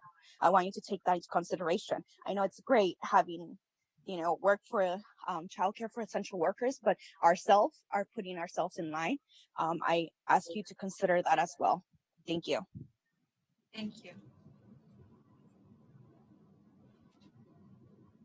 The final speaker is Scott Largent. I am unmuting you. Please accept the unmute. You have 1 minute to speak once the timer starts. Okay, great. Thank you. Scott Largent. Just sitting out here in the county building lobby, we were able to see the Valley Homeless Healthcare bus going down heading right now. From some people we've spoken with, they were out at Columbus Park right now, supposedly doing some testing. That's the first that I've kind of heard of that or seen that right now.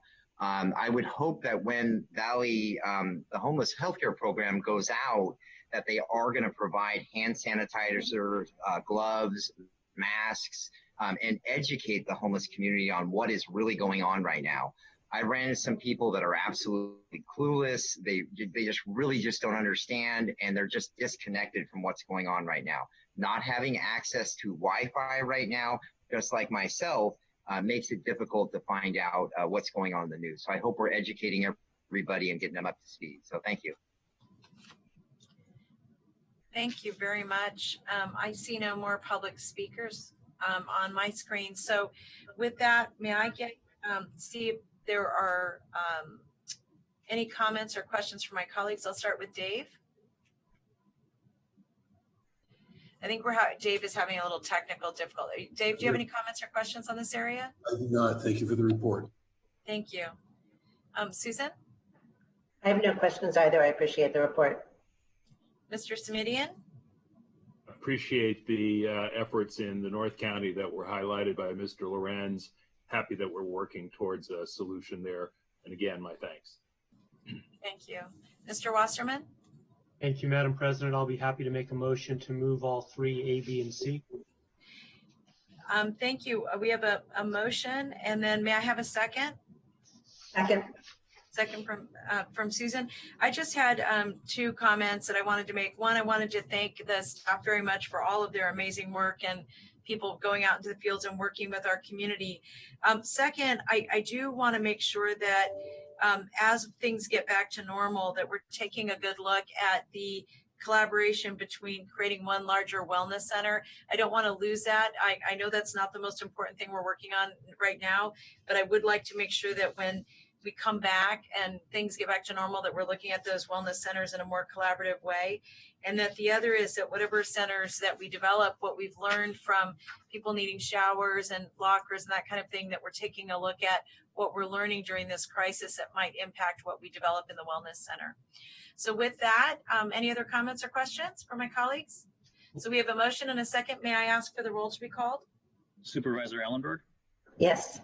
Supervisor Simidian, Yes. Supervisor Cortese, Aye. Vice President Wasserman, C. and President Chavez. Yes, thank you. With that, I'm going to beg everyone's patience. We're going to take a 15-minute break. It's 12:35. We'll be back at, I'm sorry, it's 12:35. We'll be back at 12:50. Is that all right with everybody? Yep, thank you. Yes. Thank you, everyone.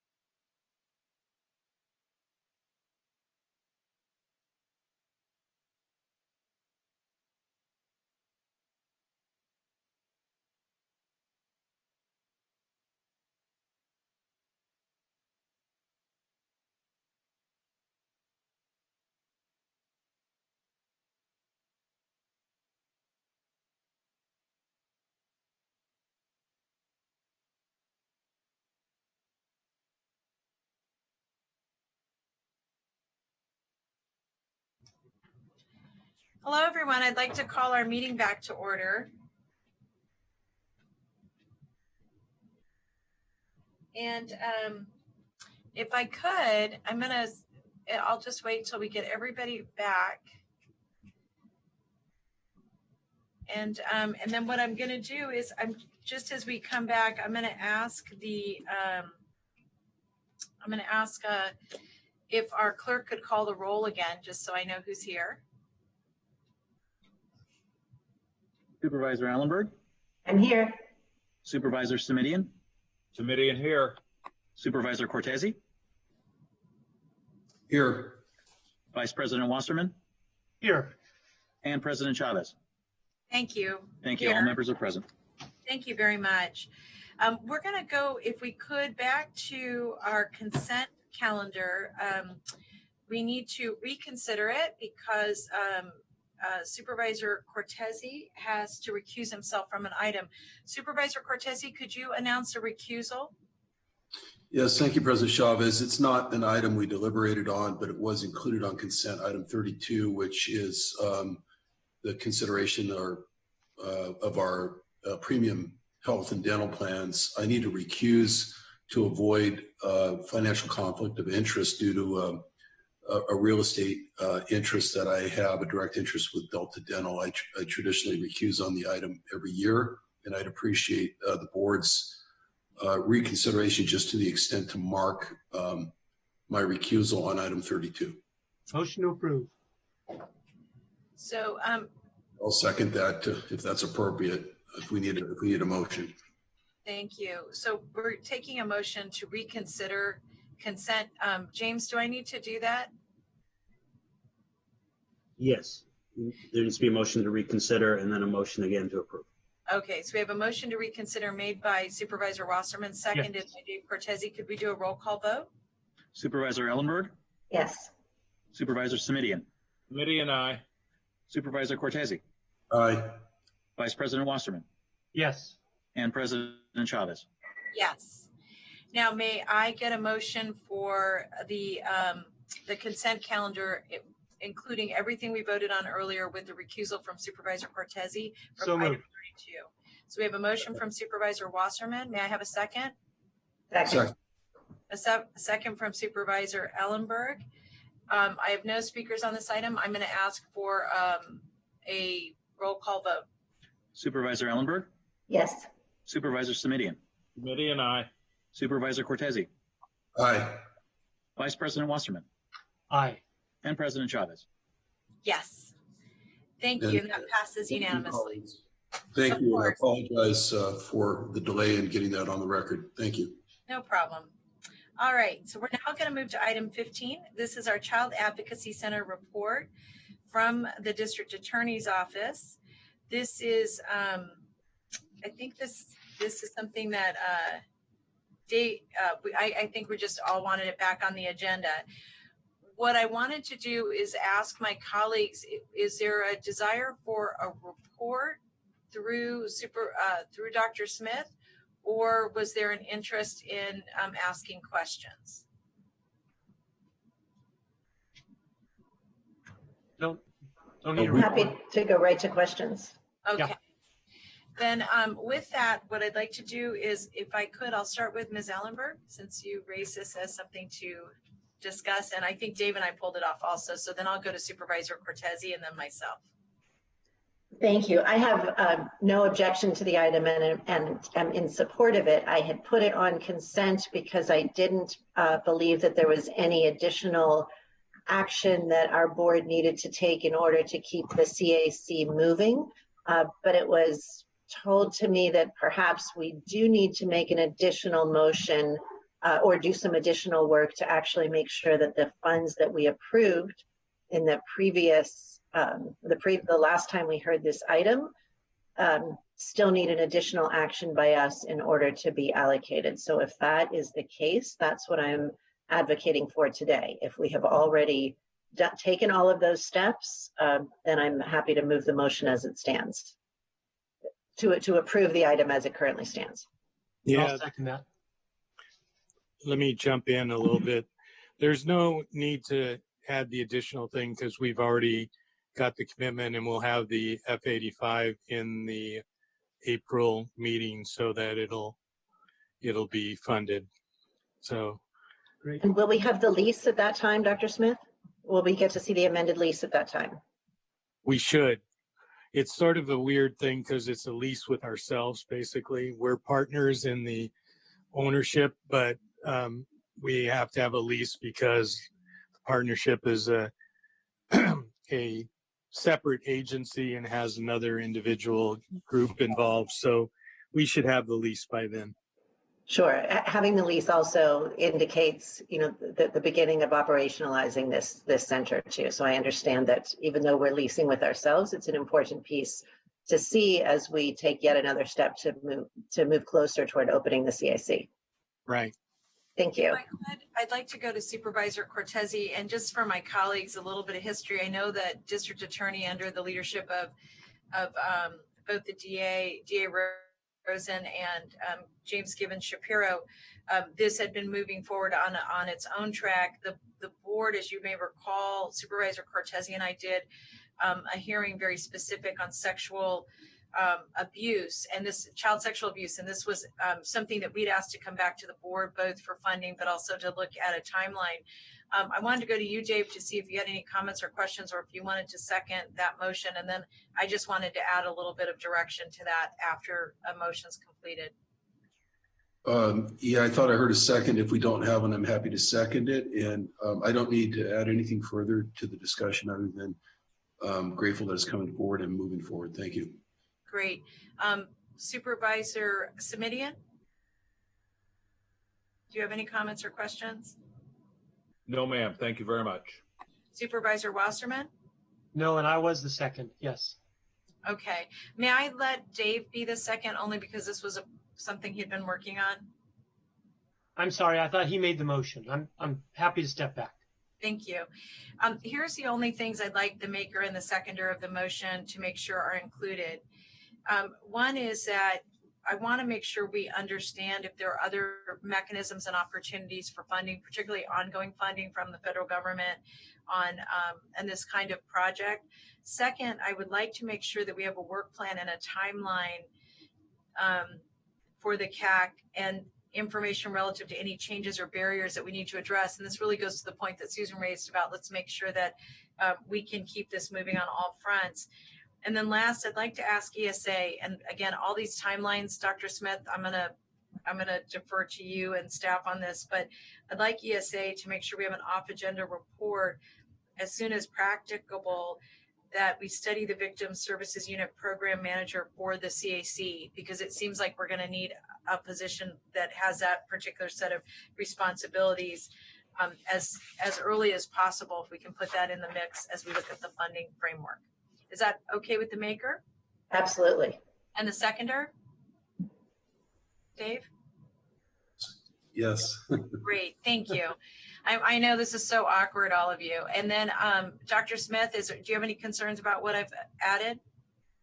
No. All right. So James, thank you for joining us. And you get to take, I think, yes as an answer. So we will now go to a roll call vote. If I could ask our clerk to do the roll. Supervisor Ellenberg? Yes. Supervisor Simidian? Simidian, aye. Supervisor Cortese? Aye. Vice President Wasserman? Yes. And President Chavez? Yes, thank you very much for that. And James, thank you. And thank your whole team for us. Mm-hmm. Thank you, everyone. Thanks. Thank you, everyone. Thank you. I'm now going to go to item 16, and this is the eviction moratorium. And what I'd like to do, thank you, Jeff. I see Jeff just popped up. Thanks for your work. On item 16, this is our work on our eviction moratorium. What I'd like to do is I'm going to begin on this item with a presentation from staff. I will then go to public comment, and then I'm going to go to to Supervisor Simidian, who has been working a little bit with staff and my staff to shape what's before you today. So if we could go then to to James Williams. Thank you, President Chavez, members of the board.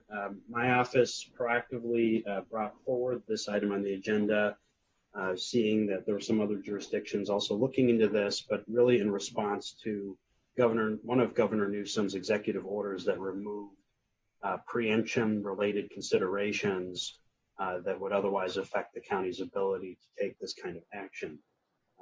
What the board has before you for consideration is an urgency ordinance that would establish a county-wide temporary moratorium on evictions for both residential properties as well as small business commercial properties. The moratorium does not excuse any payment of rent. It is a moratorium on evictions. It's on eviction itself as a mechanism. It is for, in the context of the emergency and utilizing specific authority, both from the executive order issued by the governor and also provisions in the government code that allow the county to take certain actions related to the emergency. Obviously, there's a clear public health nexus when there's a shelter-in-place order in effect for people to actually be able to stay in their home, and an eviction would be contrary to that public health imperative. And so that nexus allows the county to take this action also on a county-wide basis and not just in unincorporated areas. We worked feverishly on this and including through yesterday. Happy to answer questions that the board may have. It's primarily modeled on related actions that have been taken by San Francisco, San Jose. Thank you. What I'd like to do, if it's all right with my colleagues, is I'm going to go to public comment. I'm going to give a couple more minutes for folks to sign up for public comment. I will let the clerk know in just a couple minutes where the cutoff is going to be, and mostly because I want to make sure we can move to the board action. So if you are listening to this presentation or watching it and you are interested in speaking, if you could raise your hand now, that's in the technological way, would be great.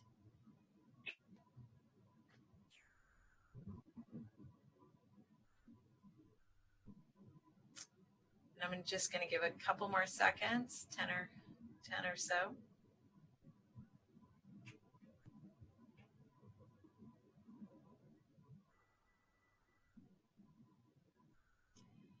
So we are going to have give each speaker 1 minute.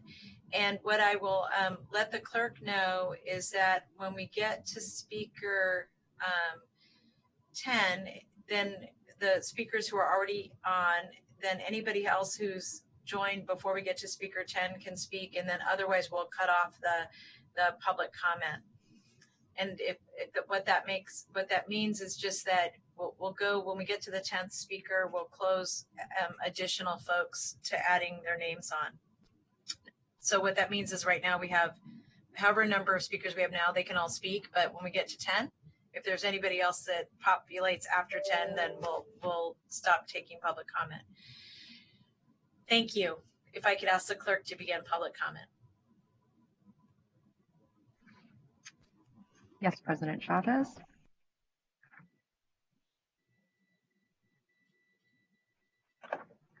One moment.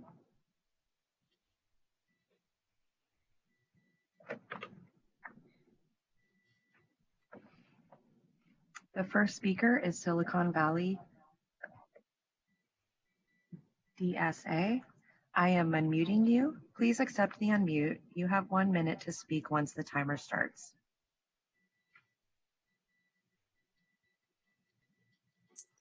Hi there.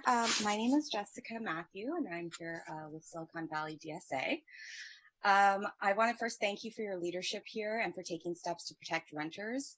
While I wholeheartedly support this ordinance, I think it doesn't go quite far enough.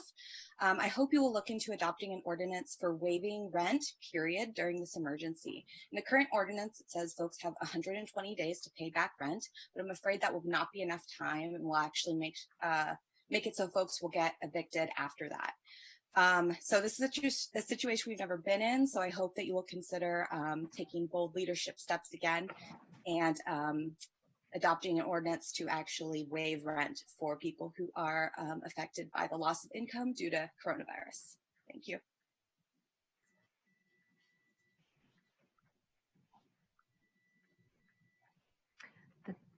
The next speaker is Alex Nunez. I am unmuting you. Please accept the unmute. You have 1 minute to speak once the timer starts.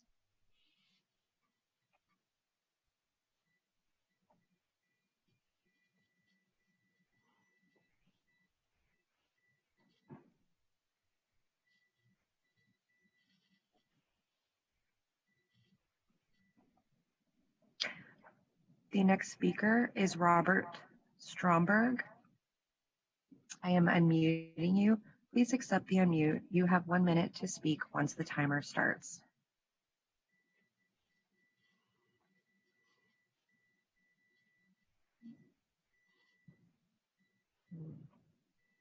On behalf of Destination Home and in light of the ongoing virus epidemic, I urge your support of a temporary moratorium on evictions in Santa Clara County. Our lowest income neighbors face the most severe impacts of this crisis. Hourly workers are losing income as people get sick, events are canceled, workplaces and schools are closed. We and our partners have launched an emergency financial assistance initiative to help address the need caused by virus-related loss of income, but it will not be enough. Temporarily stopping evictions throughout Santa Clara County is critical to help families remain stably housed and safe in this difficult time. It is imperative to act now. Thank you for your leadership. We're here to provide support to make sure our most vulnerable neighbors stay in their homes.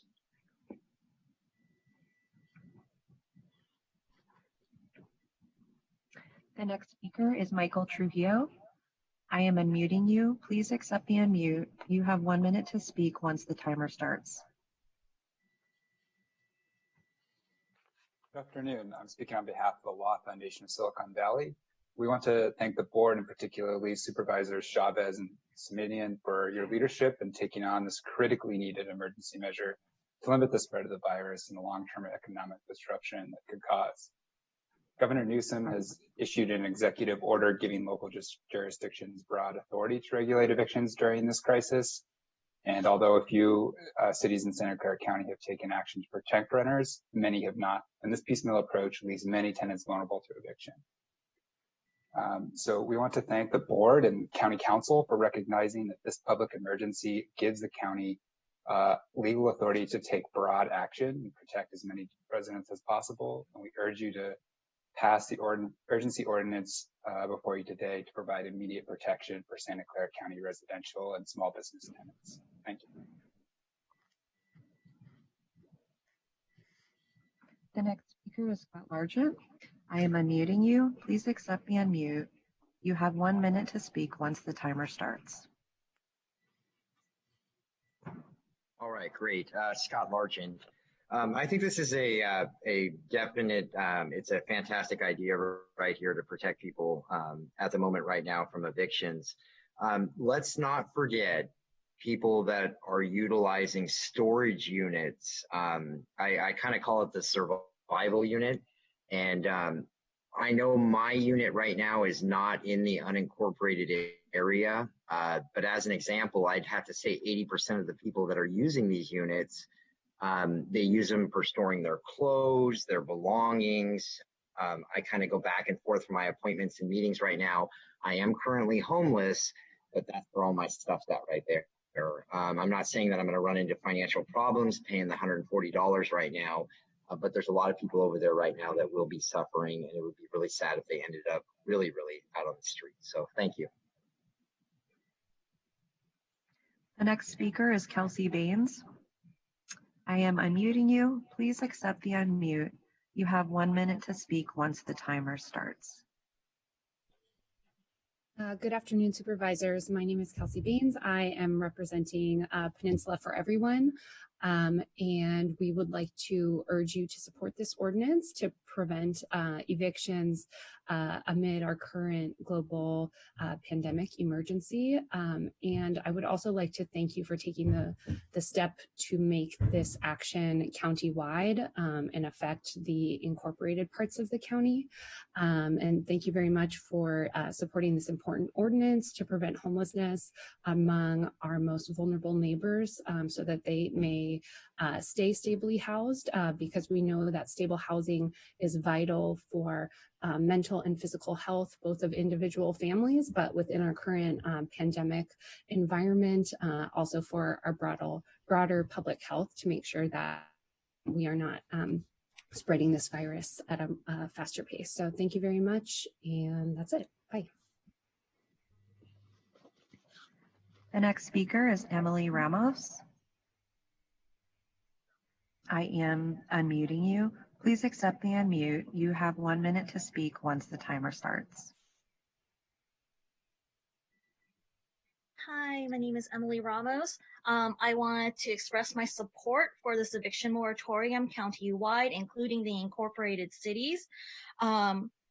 Renters are at a really vulnerable point right now. We want to be able to keep people in their homes. One, not only just so that they have homes, which is great. We have a running housing crisis even without the pandemic, but having people unhoused during this time would just make the situation much worse. So I really hope that you'll take the time and pass this eviction moratorium that includes the cities. In future moments, I would love to see some help after the 120 days when it is expected that they pay them back, some rent relief programs and maybe payment plan options for these renters. So, but please pass this moratorium. That is an urgent need. Thank you so much. Next speaker is Emily Hislop. I am unmuting you. Please accept the unmute. You have 1 minute to speak once the timer stops. Thank you. My name is Emily Hislop. I'm with the nonprofit agency Project Sentinel, and we provide housing counseling for many of the jurisdictions in Santa Clara County. We are very glad to see blanket action hopefully being taken to protect people from immediate eviction in the countywide and in incorporated cities. We just would like it if there is clear communication to the cities that they can do other things to help support people. So stopping the evictions is one thing, but we would like to encourage jurisdictions to look at dispute resolution programs to negotiate repayment or even reduced rent, because everything's not going to magically be better after 120 days. So thank you, and we hope that you pass this ordinance. The next speaker is Monica Malone. I am unmuting you. Please accept the unmute. You have 1 minute to speak once the timer starts. Hi, this is Monica Malone. I live in unincorporated in District 4, and I really want to thank you all for the opportunity to make this public comment on Zoom. I want to encourage you all to vote in support of the evictions moratorium. So many of us are struggling right now because most businesses and places of employment are closed.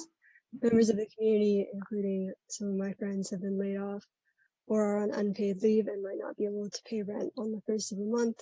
Health officials are telling us that the best thing that we can do to protect ourselves from the virus is to stay home.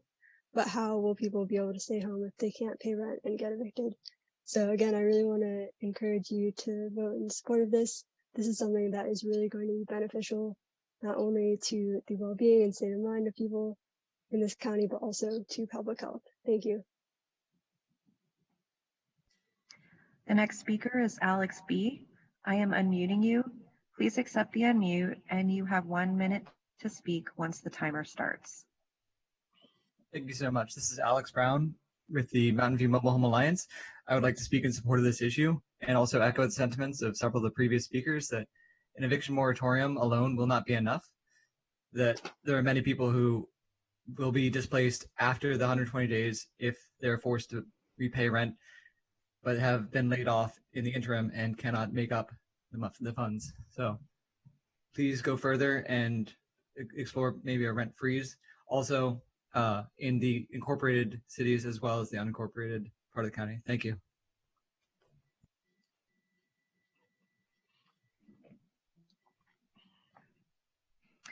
The next speaker is Charlotte Quinn. I am unmuting you. Please accept the unmute, and you have 1 minute to speak once the timer starts. So I thought, I want to second everything that's being said, but especially those comments from Alex and from Silicon Valley DSA. I really want you guys to approve this. San Mateo County just approved their their eviction moratorium related to COVID-19. But also know that thank you for these short-term measures, but know that 120 days is not going to be enough for people to gather thousands of dollars for back rent to be able to pay their landlords, and we'll just see a massive bloom in how many people are unhoused. So I really hope that Santa Clara County can be on the forefront of thinking ahead and reacting to this public health crisis, be on the right side of history, act morally, act with justice, and recognize how to set us up for success moving past this crisis.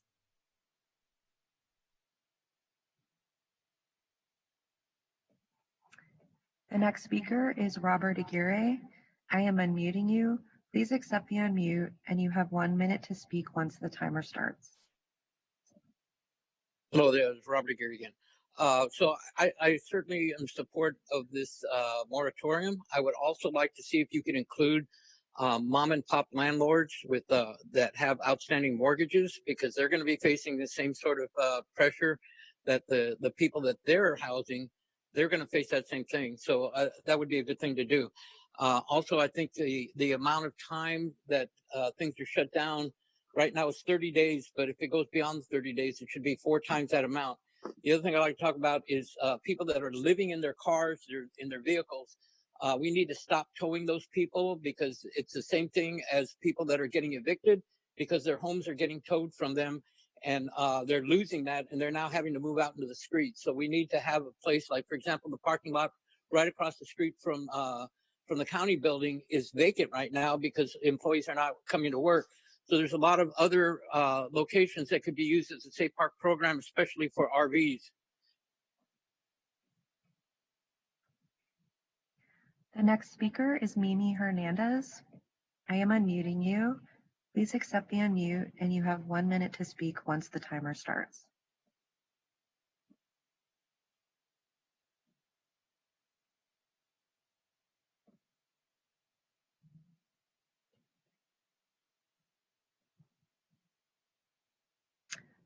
The next speaker is Alex Nunez. I am unmuting you. Please accept the unmute. You have 1 minute to speak once the timer starts. All right, made it the second time. All right, so I'm Alex. I am from Mountain View. I work pretty closely with a lot of tenants in Mountain View, both on issues of housing affordability as well as redevelopment and displacement. So I definitely like to echo several of the comments that were made recently as far as the timing of this. I do believe that 120 days, especially if someone suffers catastrophic problem, will be rather difficult to recoup that money and then bundle it back and make the payment. Additionally, one other vector of potential de facto eviction could be redevelopment and displacement. There's several projects in Mountain View where the conclusion of those projects would result in the displacement of those households. And if the goal is to keep people a little bit separate off the streets from each other, I'd ask that you consider a moratorium on that as well. Thank you.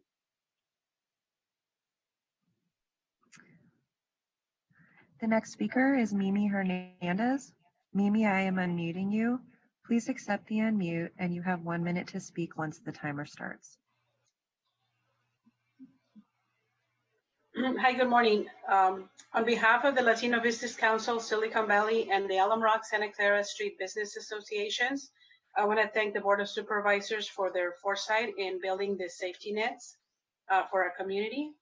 My ask today is that you include the small businesses and micro businesses in this eviction protection I know we have a lot of other compelling reasons to add other fellows, as the earlier guest spoke, but I implore you to protect the small businesses. This morning, I already had 2 phone calls from women who could not make ends meet because their salons have been closed for the last week. Again, please include the vulnerable business districts in your protection so that they don't become evicted and homeless. Thank you.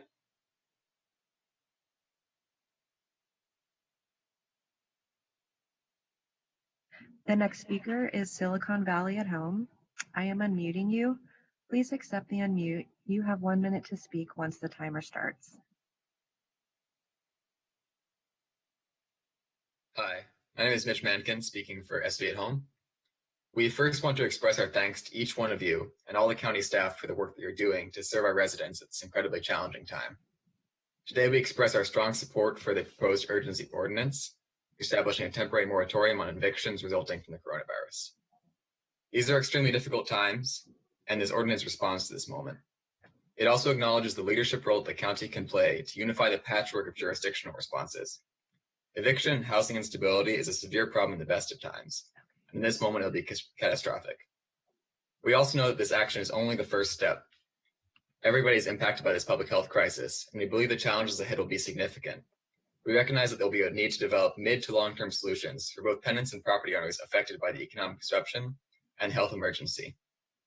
SV at Home is committed to working on these longer-term solutions with the county and with our many community and regional partners.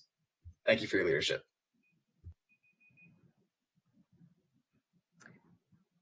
The next speaker is Anil Babar.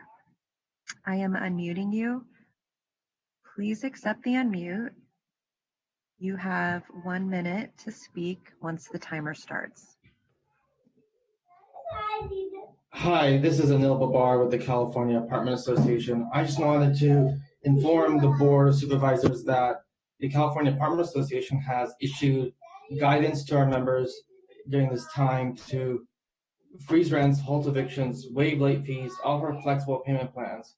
At the same time, we are definitely concerned about some elements of the ordinance, particularly the the inclusion of no-fault evictions, which may create an issue under the Ellis Act and could have health and safety implications, particularly if the unit needs to be vacated pursuant to a government order or to repair major habitability issues.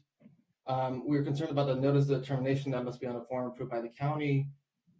How quickly will the county have these ready, and does the county have expertise in complying with all the applicable landlord-tenant laws?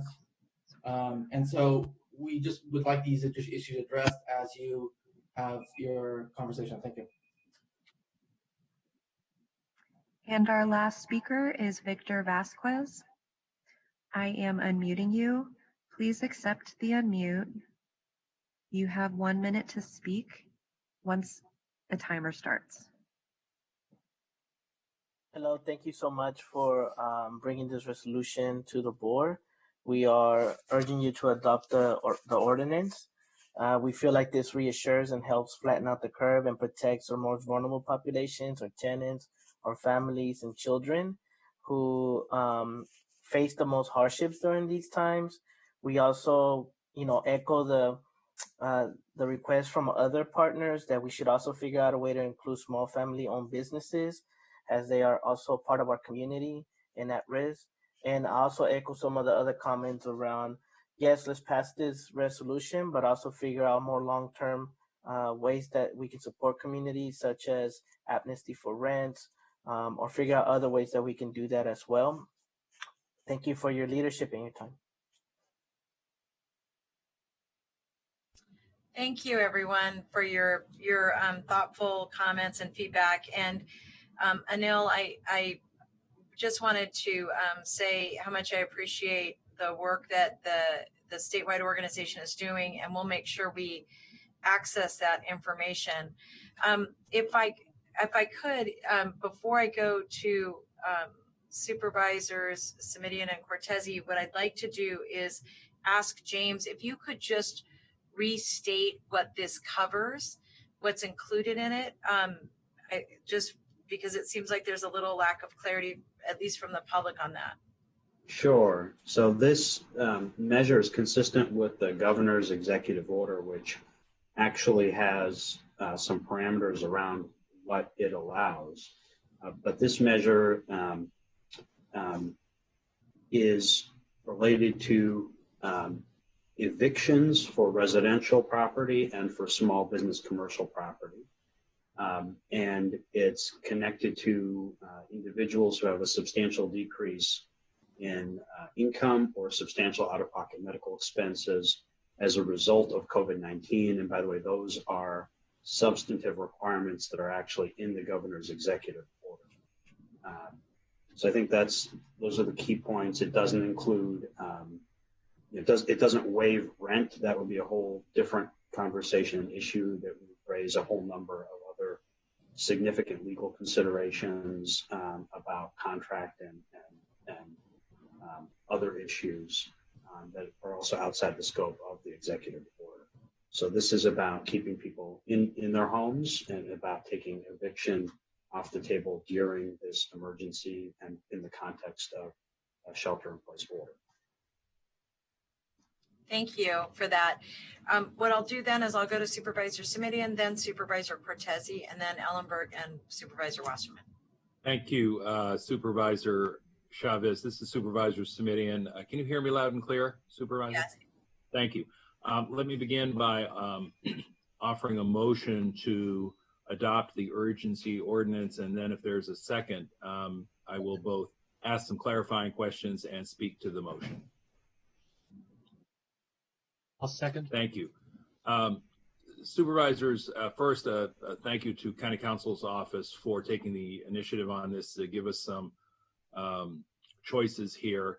And thanks to Supervisor Chavez and her office, with whom my office and I have been working, and their office certainly did a lot of heavy lifting to get us to this place. So thank you there. When I engaged on this, I wanted to be sure that we were on solid legal footing so that whatever protections we were able to provide, people could count on. So I want to just run through a couple of the issues that I've already raised, full disclosure, that I feel like I have good answers to, but that I think are important, Madam President, to get into the record following my interactions with County Counsel's office. So if you'll bear with me for that, I want to underscore, Mr. Williams, the point that you made that, in fact, this is not only a moratorium on evictions for residential dwellings, but also for small business commercial properties, yes? That is correct. And could you clarify for us again, please, on the record, how it is that we have the authority to take action which affects all 15 cities and towns, the incorporated communities within our county? Typically, when we take land use actions, they're limited to the unincorporated area, and I just think it will be helpful and important, since we've got 95+% of the population out there in these 15 cities and towns, to be clear about the basis on which we're able to do this. There are a couple important considerations that allow us to take this action. One is the governor's executive order, which lifts state law limitations, and that executive order, as I mentioned earlier, does have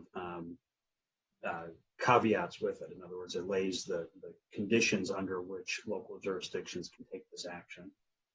The second is that we are in a proclaimed local emergency, and that allows us also to invoke the provisions of Government Code Section 8634, which allows the county to take actions that also apply. James, we lost you just for a minute. I was saying that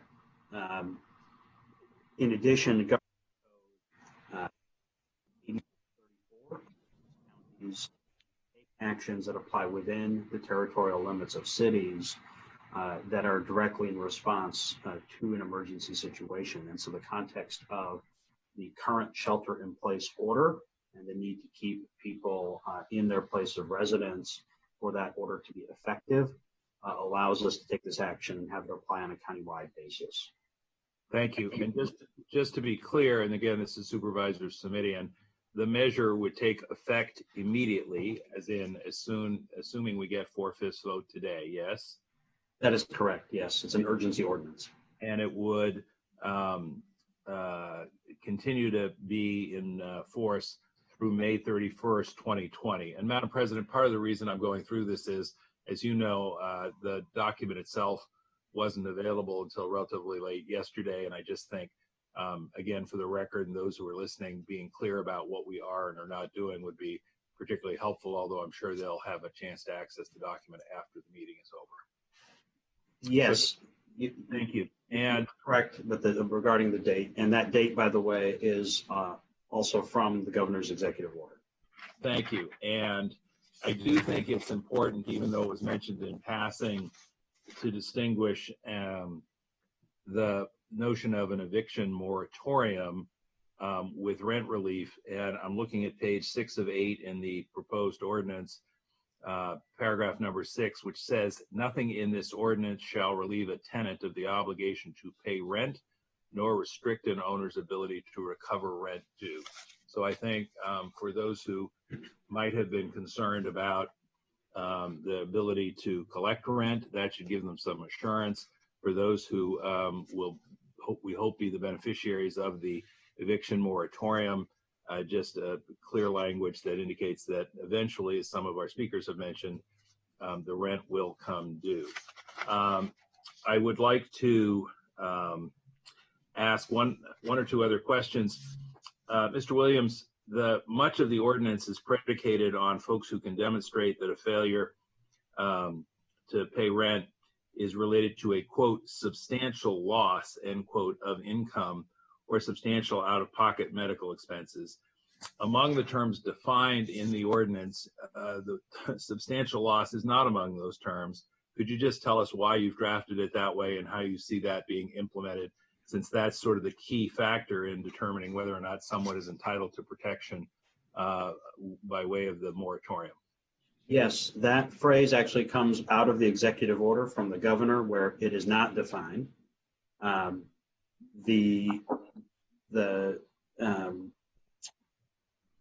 the purposes of this ordinance, I think that substantial would mean a loss of income that in the context of the tenant's finances would impact his or her ability to pay the rent owed.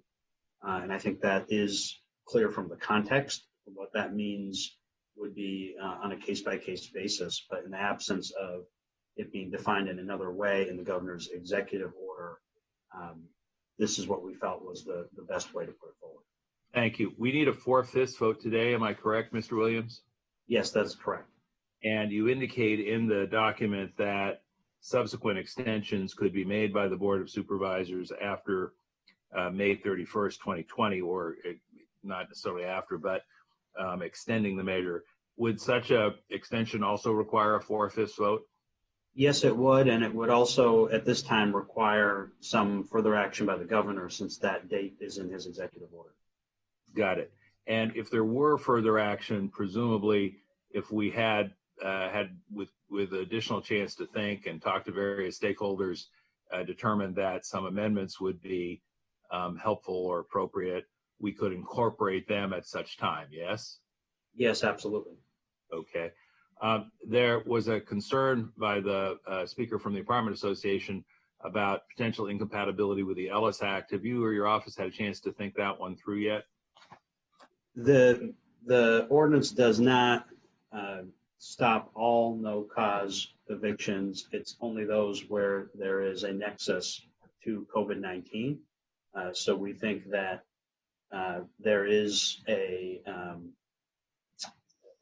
there are clear parameters around that, but that's something we can also look into further if there are specific other concerns. There was also a reference to the form that needs to be put out. It's referenced in the ordinance by the Office of Supportive Housing. Our office is already working on that and hopes to have that out as soon as possible. Could we ask you to give some date certain on that? I know everybody's jammed, but to the speaker's point, I don't think we want to be in a position where we have a potential lack of compliance because folks are saying they can't get a form that we're requiring them to access. I'm hoping that the form may even be ready today, but certainly by tomorrow. So can we say close of business Friday this week at the absolutely positively latest opportunity, but sooner rather than later possible? Thank you. I just think that will give people some assurances. And the one other issue, Madam Chair, is that I think the success of the measure depends very much on both renters and owners being aware of and knowledgeable about the provisions, which means we're going to need some kind of simplified version that's a little less formal than our 8-page ordinance. And so if the County Council would be willing to work with Office of Supportive Housing and individual board offices to create a FAQs on this or a simplified explanation, I think that would be helpful. I note, Mr. Williams, that the Government Code section 8634 that you refer to specifically requires that such orders, quote, shall be given widespread publicity and notice, end quote. So it's not only the right thing to do, it's the legally required thing to do. And with that, I'll say thank you again. At the risk of stating the obvious, extraordinary times require extraordinary measures, and that's what a moratorium is. Thank you. Thank you. I'm going to go to Supervisor Cortese. Thank you, President Chavez. Question for County Council. Let me pause and just say I appreciated the Q&A I just listened to the Supervisors Committee and glad that was helpful. Question for County Council, and I must tell you that we got the ledge file for some reason very late in my office, so I apologize if this is all clear than I'm making it sound. But is this moratorium on unlawful detainer actions only, or the actual removal, or does it also preclude other tenant removal judicial actions other than an unlawful detainer? For example, a breach of contract action that would request of the court various remedies like damages.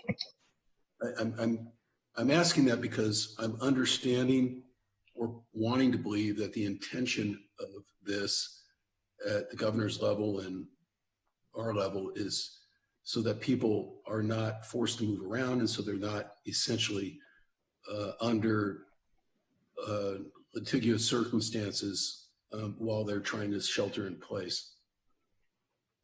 The ordinance precludes any set of actions that would result in the tenant being displaced from possession of the property. It does not foreclose other actions that could be taken to recover rent payment. It's related to the any processes associated with actual eviction. Okay, so essentially a landlord could still, under this ordinance, as I understand it, then file a breach of contract action, not an unlawful detainer, ask the court for the remedy of removal, and then just pause that. The court would have to stay the removal under this ordinance at that point. Is that correct? Yes, no removal could occur. But the unlawful detainer action can occur? No, the unlawful detainer cannot. Unlawful detainer, this ordinance can be asserted as an affirmative defense in the event that an unlawful detainer action was brought. But only an unlawful detainer action, no other landlord-tenant action. The governor's order also applies to some other provisions. This basically forecloses I think the best way to frame it, because there are different mechanisms that you can bring things forward. I think the best way to frame it is that this forecloses any remedy that would have the person taken off the property, but a breach of contract action could still be brought to recover, for example, money damages.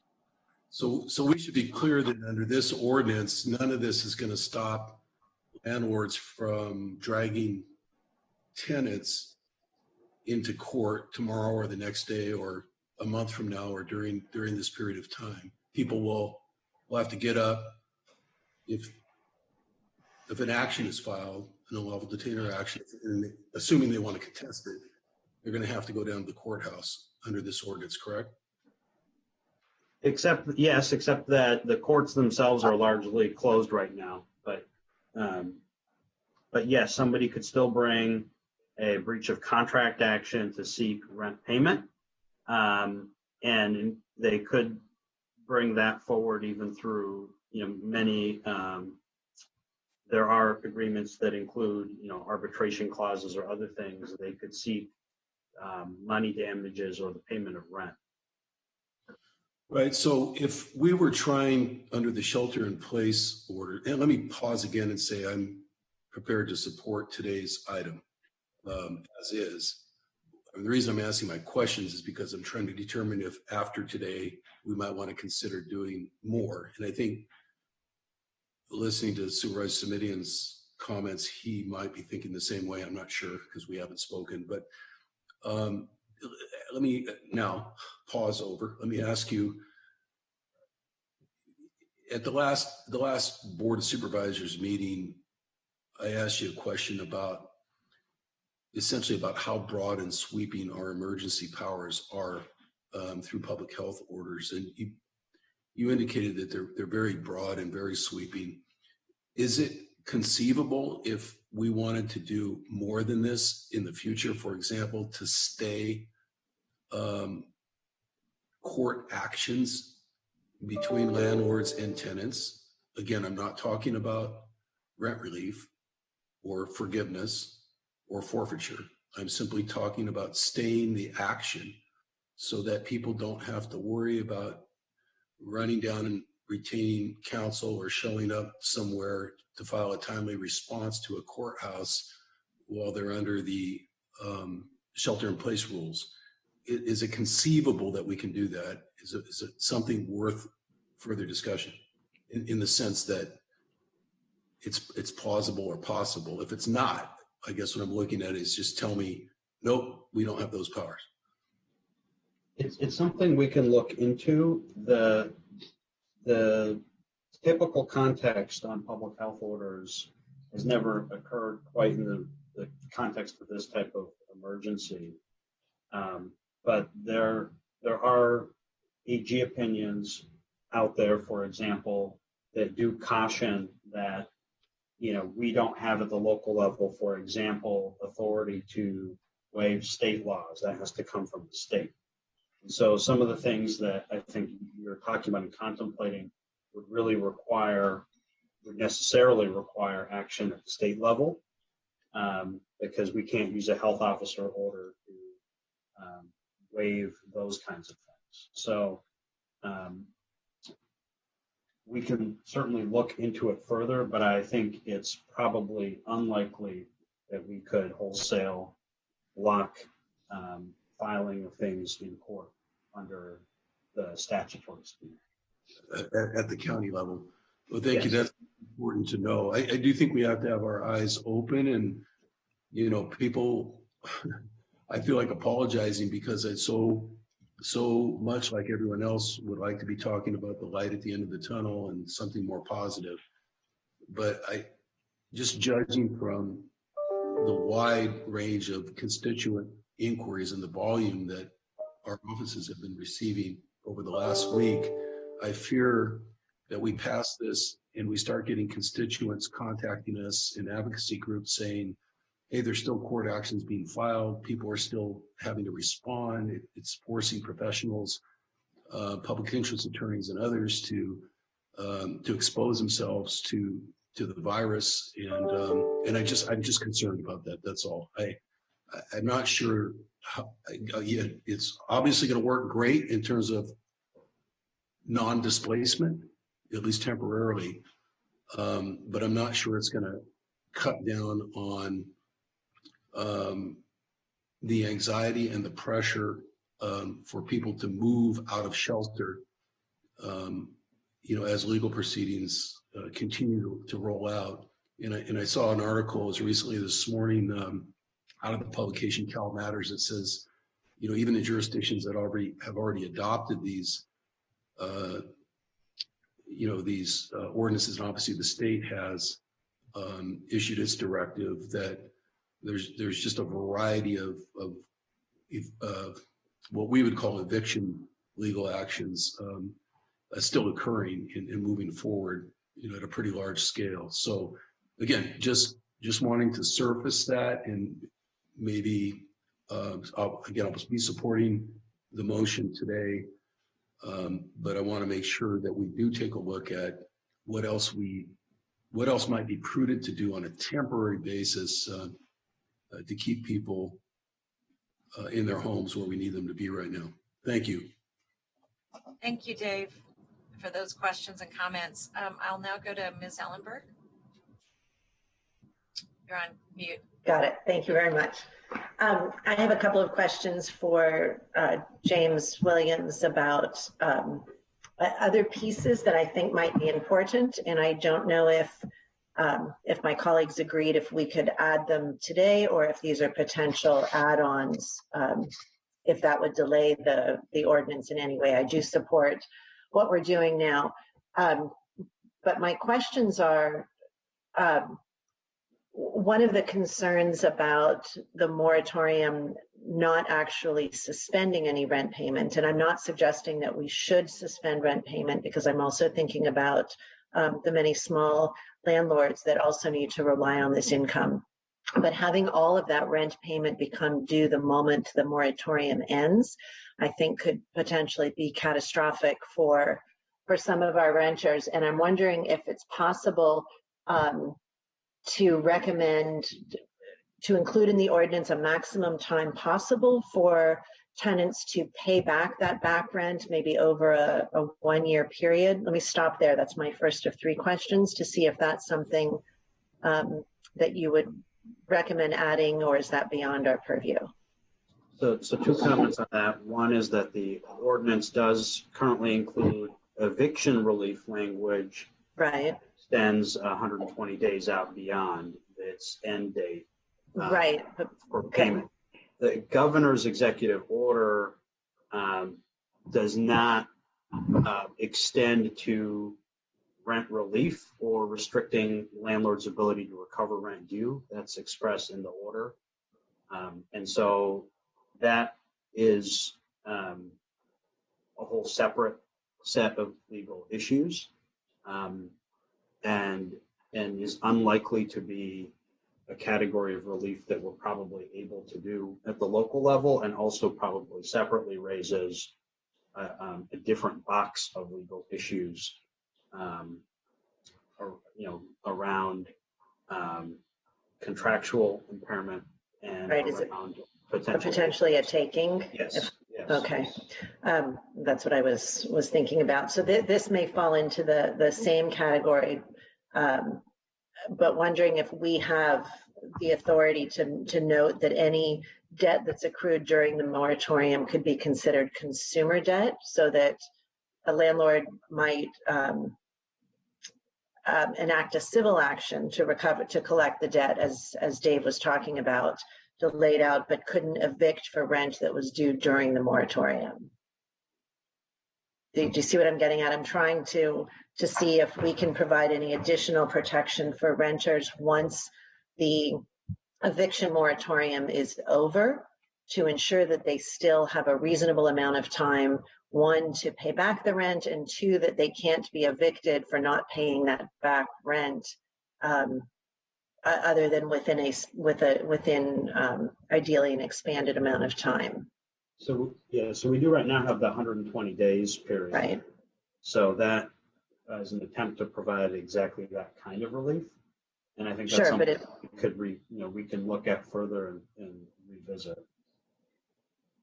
Okay. At the moment, though, once the 120 days ends, presumably that entire back rent is due immediately.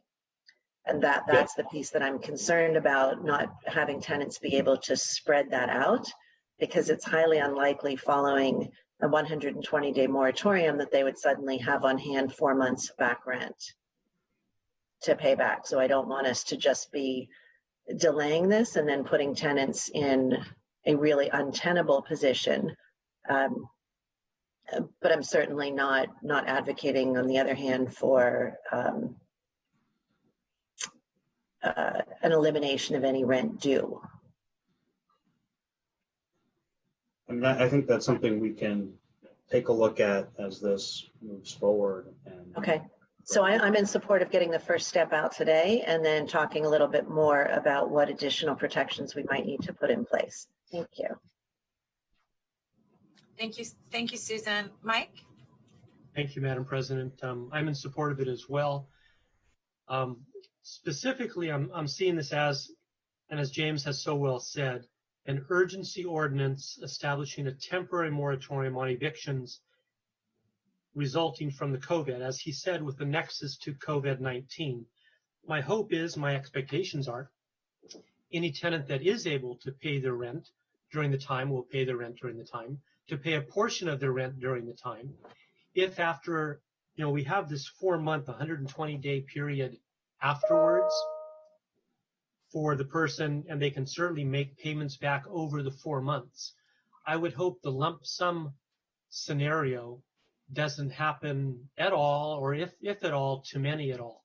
I think this should be an opportunity for landlords and tenants to work together as we navigate our way through this crisis.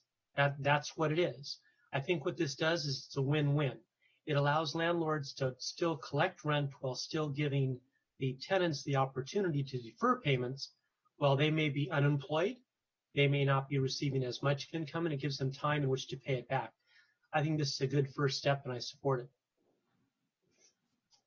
Thank you. And I just want to thank all of my colleagues for your thoughtful comments. And James, I wanted to thank you for your initiative, and you and your staff for being so responsive to new information.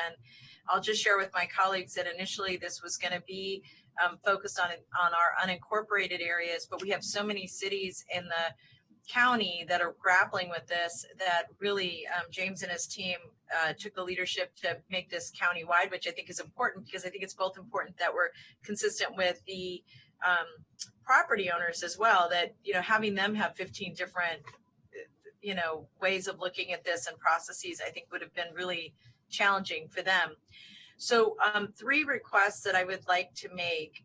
One is that that robust communication, that FAQ, if it's at all possible, and I know our city's the county is pretty strapped working on COVID-19, but really making sure that we can work both with the housing department and potentially even our offices of cultural competency and other offices that may have the capacity to have support staff that can help write up the FAQs, but do it in multiple languages so we can get that out there as quickly as possible, would be my first request. And my second request, again, is using those partner organizations and using the immense amount of resources that we have. Like each of our offices has our own emails that we send out so that we're really able to answer the questions as quickly as possible, I think would be really helpful.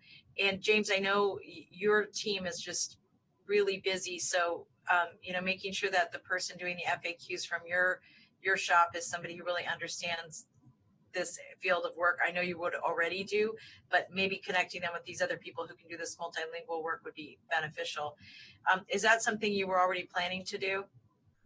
Yes, we're definitely know that there needs to be something that's usable for the public and some FAQs, and we will do that. Obviously, we are heavily impacted as an office right now, but we will do what we can as quickly as we can. Thank you. And then the other 2 issues. Supervisor Chavez, sorry, may I interrupt for a minute? Is it possible to bring in perhaps attorneys from the Public Interest Law Foundation or other groups outside of County Council to help with drafting the FAQs? Of course, they would be ultimately reviewed by our County Council, but might that help expedite and lighten the work, James? Is that practical? I think it would help amplify distribution. But I think in terms of getting an FAQ quickly drafted, I think having the team that wrote the ordinance is the fastest way. Be the most efficient way. Okay. And I will say, just so everybody knows this, that we did have a lot of communication from other cities, and also the Law Foundation in particular helped us think and shape a little more of what went into the final product. But I do want to reinforce, I think James is right, that direction is going to have to be a little closer to home. That being said, there are just a couple of other issues that I would like to raise. And one is that I think this issue that was raised by one of the speakers around dispute resolution is actually pretty important. And one request I would have of the county exec's office through Dr. Smith would be to determine whether or not we have the capacity to do dispute resolution online, similar to the way that we're doing this meeting, so that where possible, we can support efforts between the landlord and the tenant to have plans in place that don't create this crashing at the end of this process. I think that would be really helpful. If our team is unable to do that, if our dispute resolution folks aren't able to do that, I'd also like us to consider whether or not we can partner with the courts to have a judicial review. Again, not judicial review, I'm forgetting what the name of it is, James, when you have retired judges or new people who want to be judges chip in. What is it? What are they called? You're talking about for mediation or? Yes, no. For mediation. Yeah, we'll explore what we can do with our team. I think we can probably handle a reasonable amount of the work, but if we need more, we'll get access to more. And one last thing, I just wanted to say that the advocates from a lot of different organizations have all emphasized one thing, which is let's make it a very clear tool that we give people to communicate their victims of COVID-19, and also that the landlords have that same ability to get good information. And the reason is, I think some of the federal programs that are going to ask banks to slow down on mortgages and other things may require some specific kind of paperwork. So I just want to make sure we're thinking about that, so we make this as easy as on everybody as possible, which I know you're already thinking about, but that's where I think the Law Foundation can be really helpful in terms of forms and communication between the tenant and the landlord. Is that acceptable, Jeff and James, to both of you? Yes. Great. Jeff? Sorry, my phone wasn't working. Yes, that's acceptable. Great, no problem. We're all learning how to do this today. So then with that, we have a motion and we have a second. We've added some questions to that motion, along with some directions around communication, partnership, and a little bit more research. So we have a motion and a second. Any more comments on the motion? Supervisor Chavez, this is Supervisors Committee, and if I may weigh in again. Yeah, of course.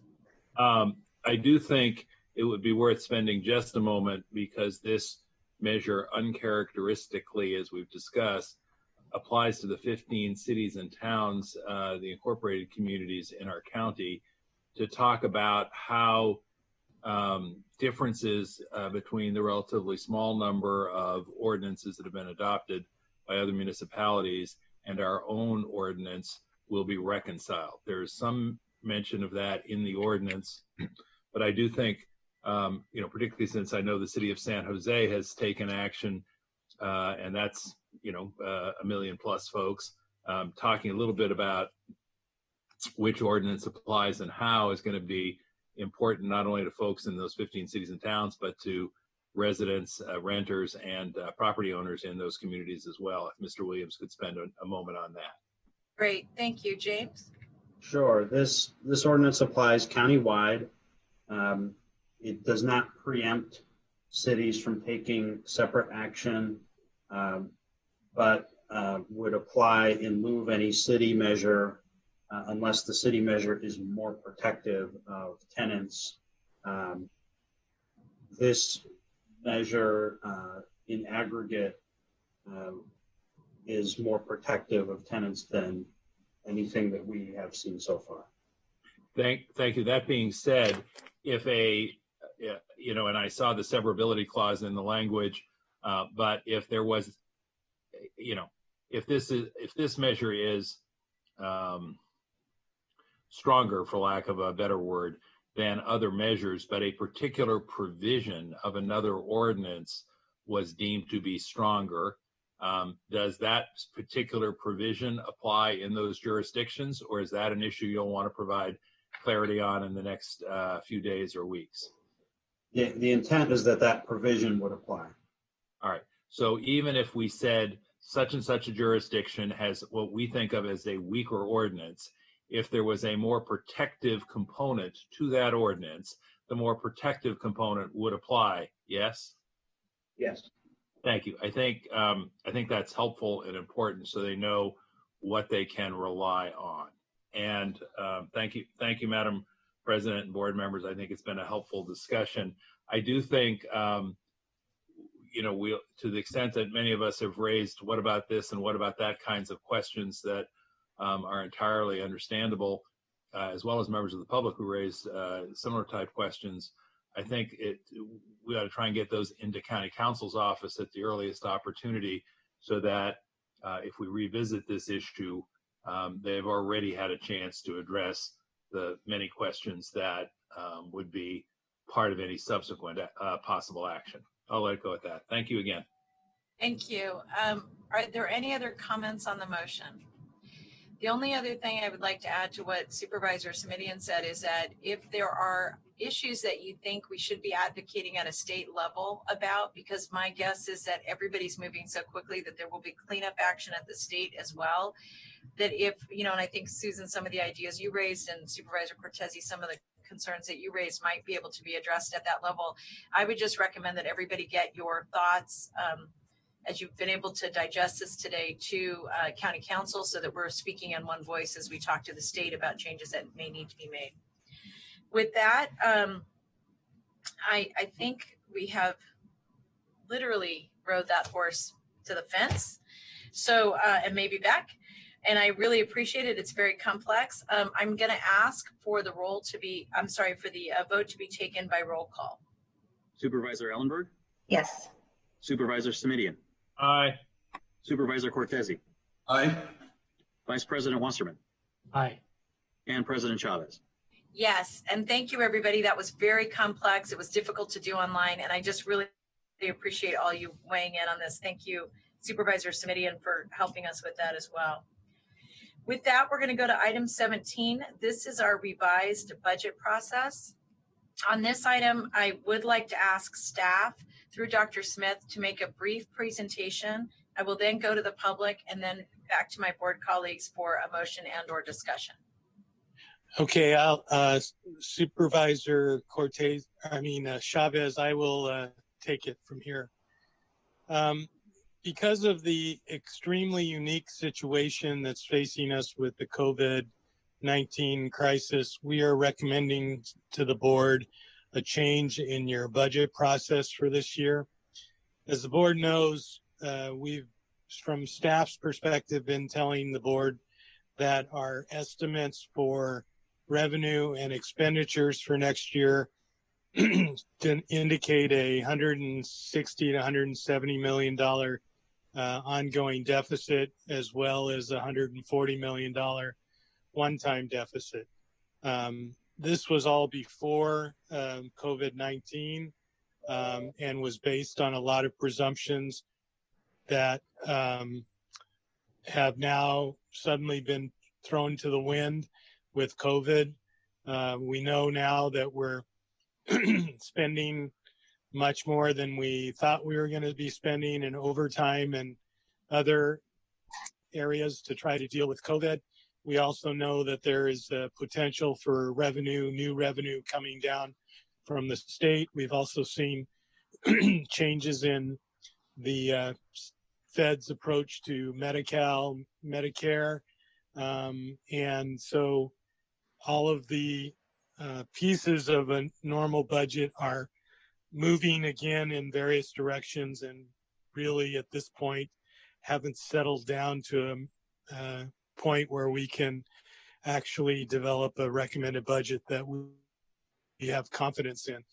So instead of having the recommended budget due on May 1st, which would require it to all be done by April 17th, we're suggesting that we have a recommended budget presented to the board by the beginning of June. And the board would then be able to adopt it as essentially a continuing legislation to allow expenditures through July while the board is gone.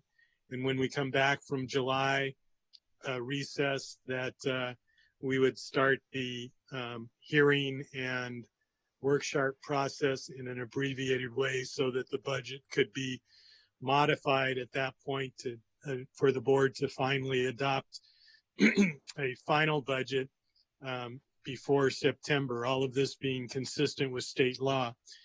A couple of details that I'd like to point out if the board is agreeable to this approach is, number one, we would still come to the board in April, the beginning of April, with some reduction suggestions that are gleaned from the current suggestions from the departments, but we would only pick the ones that are so-called easy or predictable, such as eliminating vacant positions and restructuring revenue projections and things like that, because we don't want to recommend a reduction to the board when there's the possibility that new money may show up at the end of the fiscal year. In addition, what's not said in the transmittal, but what I would like the board to add to their motion is two things. Number one, I think it's best if we consolidate the inventory process. So I would suggest that rather than, we had envisioned from a staff perspective that the inventory items just come at regular board meetings. But I had many comments from board members suggesting that they'd rather see them all at one time. So maybe it would be best, and this would be workable for the board to present all of the proposed inventory items to OBA by the end of April, and then we could incorporate them in the final budget, or they could be considered by the board and then incorporated in the final into the recommended budget, in June, so that we have, all of this considered at the same time. So that would be one issue. And the other issue was we did receive a letter from the CVOs concerned about their contracts. And so I wanted to assure them and the board that we will be coming back in April or May with the continuation of their contracts and modifications pursuant to what we just discussed earlier in the meeting about what needs to change to assure that they're reimbursed appropriately. So we don't envision waiting until the summer for those new contracts. We'll definitely do them before the recommended budget. So with those explanations, I'll take questions, and hopefully the board will accept our new recommendation. Thank you very much, Jeff. What I'm gonna do is just get feedback from folks. I don't have any speakers on this item, but if I could get feedback from folks, I'll start with Dave and then go to Susan and Joe and then Mike. Thank you, Supervisor Chavez. Yeah, I'm generally supportive of this. I'm certainly open to suggestions or improvements my colleagues might have today. But I think it's a pretty compelling argument county executive is making about buying a little time and getting this done right. Just a question for the county executive on the inventory items. I like the idea that you're suggesting of taking them collectively as essentially as we've done in the past, at least that piece of it, so that you can not only incorporate those into your budget that you're bringing back to us, or consider them having at least those that have been approved by the board. I'm not sure what my colleagues think about that. It sounds like you've gotten some feedback from people. just in terms of timeline, before I get off my microphone here and video, when you say file them by April 30th, that's pretty clear. I think we all understand that means get them into the clerk for consideration. You get what we call a ledge file filed by the end of April. And then you were a little ambiguous on consideration. Presumably we would then vote on them at some point before we recessed. I would assume for your purposes, the earlier the better, so that you can grapple with the consequences of any inventory items that are actually directed or approved by the board. Would that be the first meeting in May, the second meeting in May, or some combination of both, or to be determined?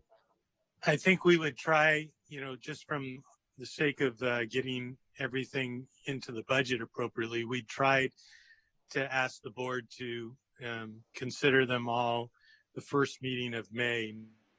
Now, that being said, as you know, there may be some inventory items that require additional work from staff that wouldn't be ready by the first meeting of May, so that maybe we give ourselves some leeway and at least have them done by the second meeting in May, so that we can definitely get them into the budget, the recommended budget, by June.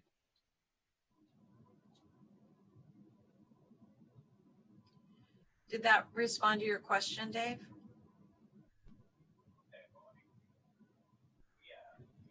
I think we are having a little technical difficulties there.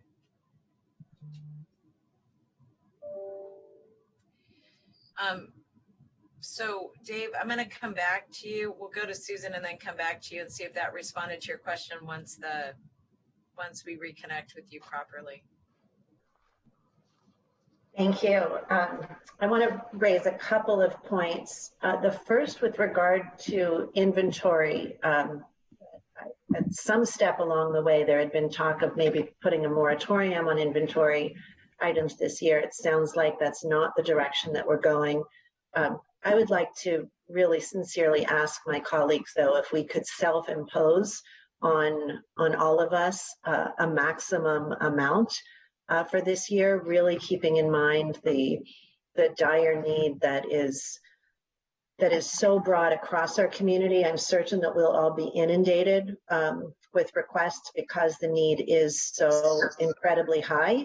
And I would hope that we can make those decisions through the full budget, where we're able to analyze all of the different competing needs at once, rather than office by office or in a more piecemeal fashion. So that's my request for my colleagues, and I really hope that we can come to some agreement there. In the broader budget picture, I'd like to make another suggestion to my colleagues, that we each, because we haven't had the opportunity or time as a group together to sit down and talk about board goals that we have as a unit for the county. And I am aware that our charter does require that each year the board adopt a statement of goals that reflects the quality and direction of activities. I think that this year is again exquisitely important to make sure that we are all moving in the same direction. And given the fact that we may not be in the same place right now, what I would like to suggest is that each of our offices put together not a major document, a one or two-sided piece of paper that just notes our own priorities, maybe the top 5 priorities that we have in general, not specific programs, but in general funding buckets. For example, it might be protecting public health and safety, or fiscal resilience, softening the economic impact, et cetera. And if we could all have those sent to FGOC, we could then turn to our 2 FGOC members to synthesize our 5 office goals, ideally to find lots of common ground, and then come back for board approval with a single statement of goals that we can then present to administration, so that they have our direction in making really hard decisions that are going to come before them as well in putting the budget together this year. And while we can't guarantee what they will follow and what they won't, it gives us a starting place to say, look, we've told you as a group, these are our priorities. This is what we need to make sure it's funded. And I think that puts us as a board, as a unit of 5, in a very strong position to really help our county weather what is going to be, at a minimum, a very complicated and stressful year with limited dollars that need to go to a far wide range of really valuable programs and services. So I'm interested in hearing whether I would have any support on an inventory cap for all of us for this year, so that the budget planners know what to expect from us, and also so that we can really focus as a unit on what the county needs as a whole. And second, support for each of us sending goals to FGOC that can be synthesized. Thanks.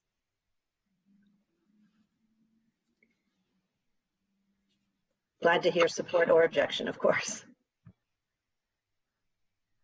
I can't hear the president.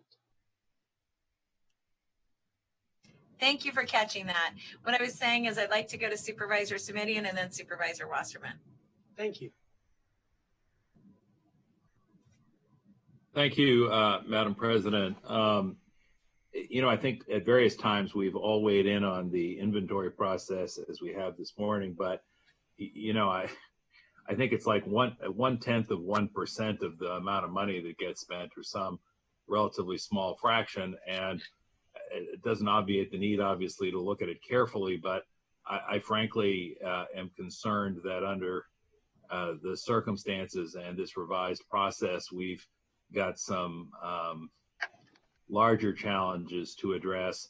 I'm fundamentally supportive, so I don't want my questions or concerns to be misconstrued or for the context not to be understood. But Dr. Smith, if I understand it right, we'll be asked to take action on a recommended budget without the benefit of committee hearings that are subject matter specific, without the benefit of the May hearings, and without the benefit of a management audit prior to the time that we act in June. Did I get all that right? Right. It'll be a recommended budget that's basically focused on the 80% of the budget that none of us really have much discretion about. But the other part that typically the board would definitely weigh in on and make priority setting about, we would essentially save until after the effectively continuing resolution, and do that during the summer. So before the final budget was approved, we'd go through the hearing process and the evaluation by the management audit team, and obviously board discussion and modification of the final budget. But you're right, at July, in order to continue operations, we would have a recommended budget that would be approved by the board, but would not be the final budget. Well, that being said, looking at packet page 53, page 204 of the staff memo that talks about the minimum spending authority for essential county services that would be approved on June 23rd, my recollection that our budget last year was, all budgets combined, was in the neighborhood of $8 billion. Does that sound ballpark about right?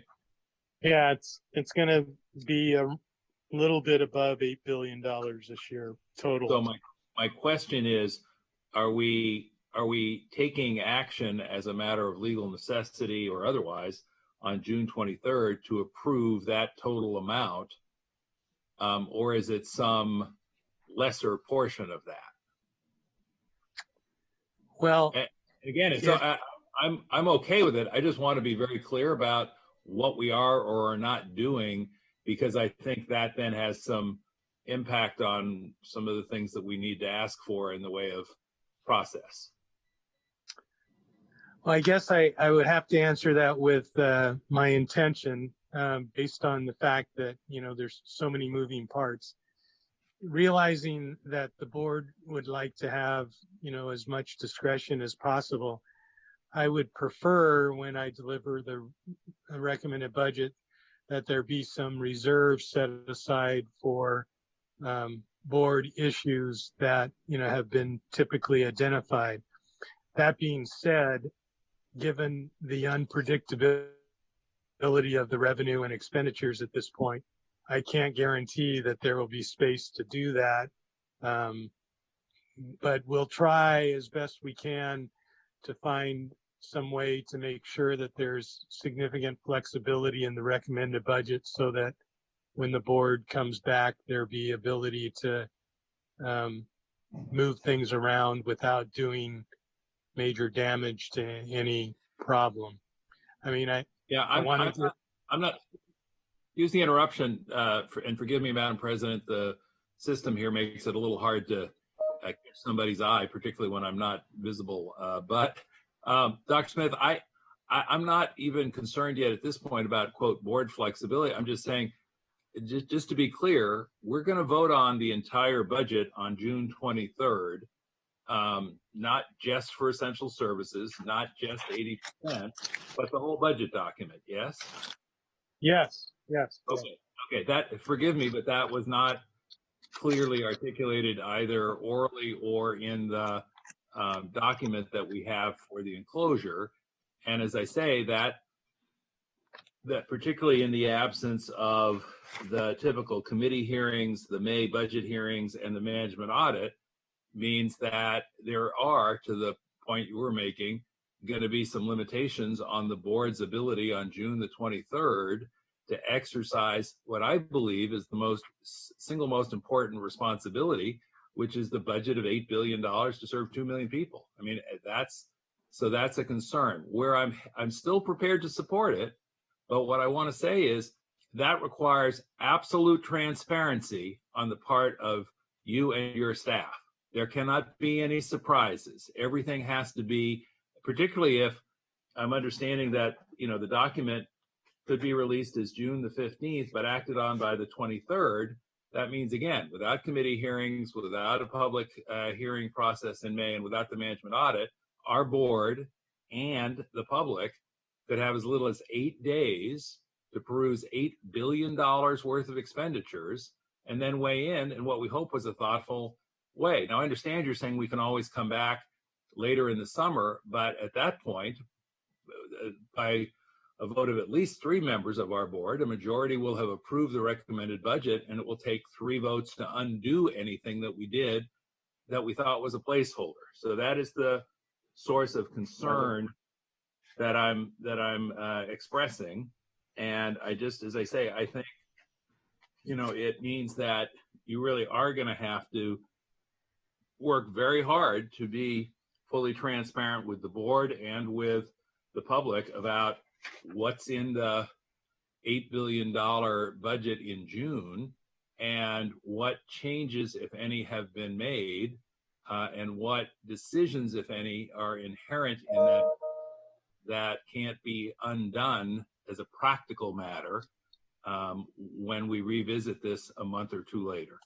I am interested in the inventory items, of course, but I'm much more concerned about the larger budget responsibility. If ever there was a time when our board needs to step up and exercise its responsibility to make hard choices, it is when we're in a crisis period like the one you're describing. So thank you. That's all I've got for today, Madam Chair. Thank you. Did you want to respond, Jeff? Well, this is actually James. I just wanted to make one point that doesn't address the practical issue, but I did want to just clarify something. I just want to make sure folks understand the legal framework a little bit. Under the County Budget Act, which dictates the process for approval of budget, the final budget with hearings does have to actually happen and would still need to take place just like it would on a normal year. And so the recommended budget would act as kind of a continuing resolution, so to speak, but that action date must happen in September. So I did that may not negate the practical piece, but I did just want to make sure that folks understood that the board would actually be affirmatively required to act. It wouldn't be amending a budget, but it would actually be the real adoption of the budget, just as happens in a normal year. It would just be in the August-September timeframe, which is the timeframe that is allowed under the County Budget Act for action on the final budget. I just wanted to make sure folks knew that piece of it, and then I'll step out. But Yeah. Follow-up, Supervisor. If I could just clarify, Okay, sure. what Mr. Williams is saying. Does that mean then that we start from scratch in August, and that we don't have to get a majority vote to affirmatively undo something that was done in June? Or in the absence of a majority vote, are we essentially stuck with whatever decisions were made in June? It means that there's a legal requirement, just as there is in any other year, for the board by majority vote to adopt a budget. The actual adoption of the budget will not have occurred by mere action of accepting the recommended budget. That's not the legal final budget adoption that needs to occur under state law. Thank you, Madam Chair. I think I'll just ask the County Council to follow up and share with all members a little more clarity about that, because it's a significant point when push comes to shove on sums of this size. Thank you again. Well, can I add? Yes, please. To put it more bluntly, I think the question really is to make sure that as staff is developing the recommended budget, that we don't box the board into something that they can't get out of reasonably. And, you know, I'm quite well aware of that. I'm quite conscious of it. And we'll make sure that we don't do that. And if there seems to be something that's unavoidable, we'll bring it up in the recommended budget time or before that, so there's clarity about what's going on.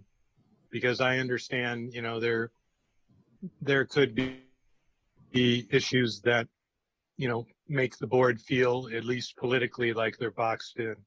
We don't want to do that. Thank you for that assurance. Thank you. Supervisor Wasserman? Thank you. First of all, I'll say I changed my shirt. Go, Royce. All right. So I'm going to get on my soapbox a little bit as far as financial planning, as far as the inventory items, as far as things we've discussed in the past. About a month ago, Jeff and OBA told us we were headed for a shortfall with our year ending this June 30th and recommended, sorry, that's Coco in the background, recommended 3 to 4% cuts effective now so that we could be okay for the end of June. Then the COVID virus came along, and that's using our staff time. Our staff, they're all burning out, and we still have a long ways to go. We still have issues unresolved with several of our bargaining units. So we still got that to go as far as well. But it's the economic shortfalls that are going to follow this COVID virus in the form of TOT being down, which comes to the county, the sales tax portion, property taxes, we've already been warned, diminishing property tax values. And the big one for me is CalPERS. CalPERS planning on a 6-7% return of their investments and determines how much the county funds towards our own employees' retirement programs. Best case scenario that we might end up at zero by the end of the year, but it's going to be way off. And CalPERS is going to ask for tens of millions of dollars more. We had items 7, 8, and 9 on today's agenda, which were not even on our radar 3 weeks ago, and we put out $4 million there.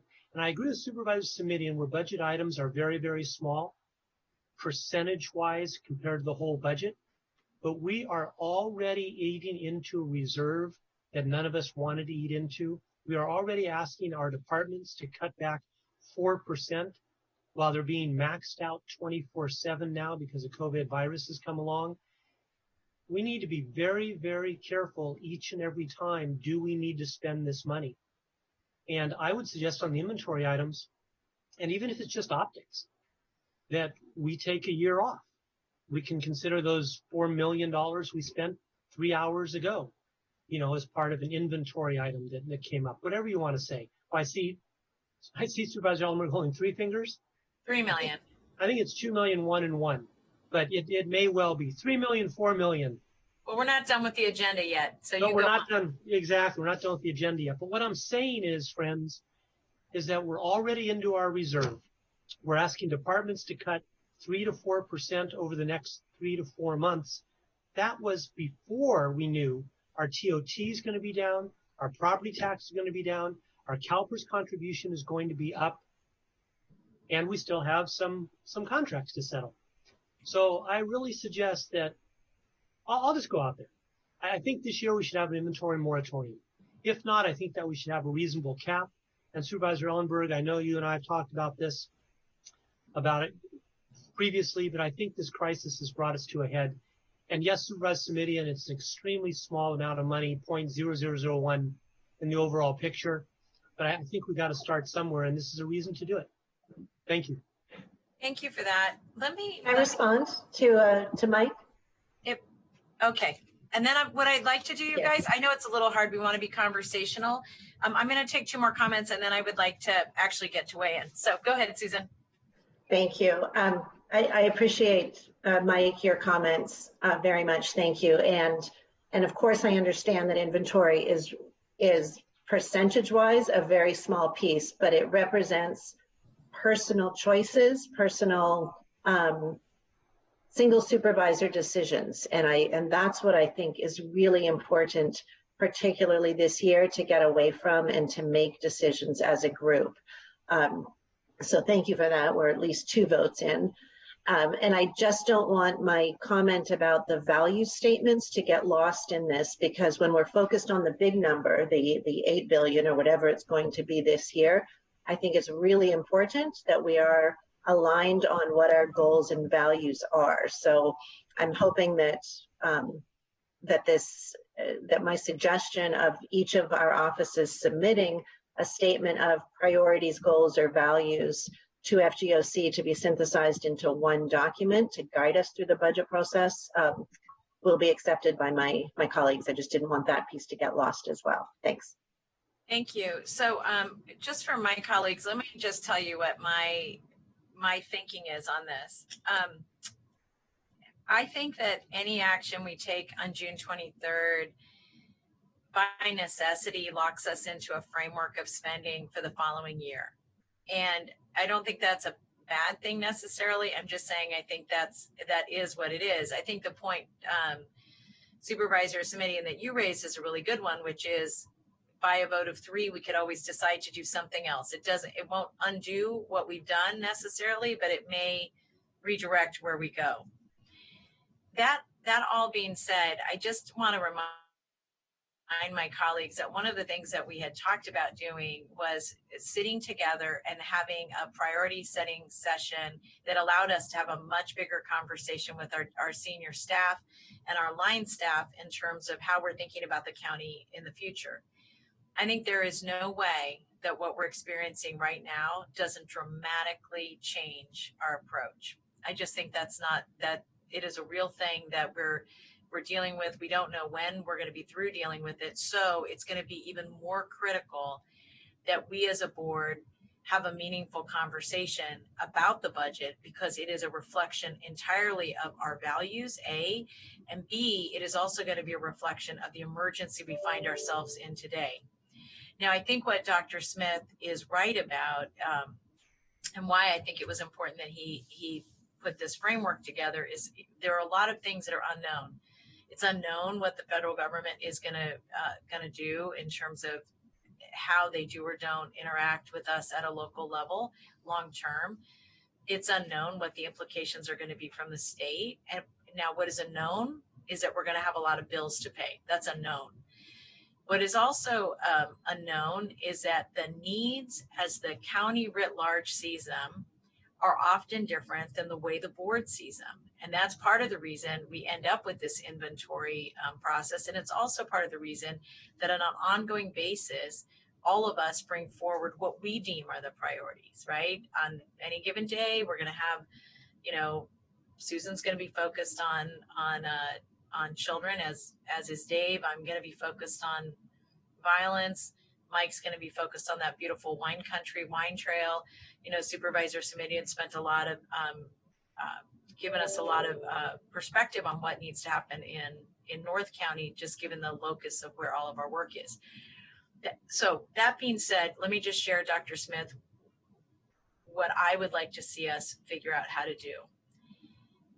I think prior to the 23rd, we have to figure out at least how to have mini hearings so that we can have these conversations about what priorities you're looking at and why you're making the choices that you're making or the recommendations you're making, allowing us as a community to weigh in, the board representing that community and the board being part of those bigger discussions.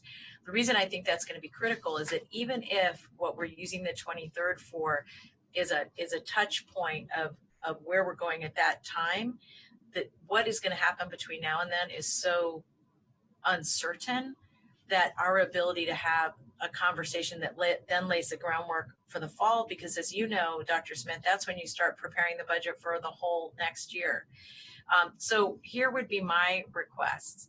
I have two of them. One is that we do look at putting in some mini hearing mechanism. And Dr. Smith, I want to come back to what I think that means.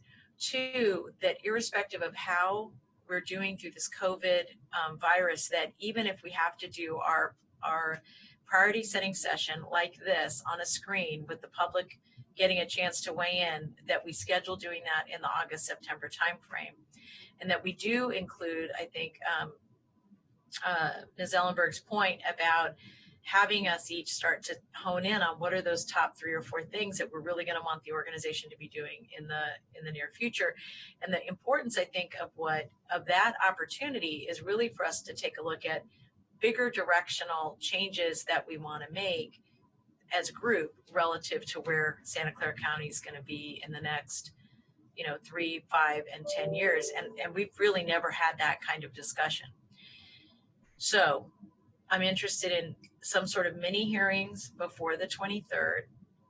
And I do also want to say, when the motion gets made, I'd like us to take a stab at priority setting. I think Supervisor Cortese, I think in particular, given your leadership on the board for all the years that you've been here, I think getting an opportunity to synthesize through the priorities that the board is giving us, and then using that to lay the groundwork for the priority setting session, it makes a lot of sense to do that through your committee under your leadership, just given all, frankly, that you've been here longer than I have, and maybe the only person who has exceeded your time would be Supervisor Simidian. So Jeff, I'm interested in getting your thoughts on what I just raised.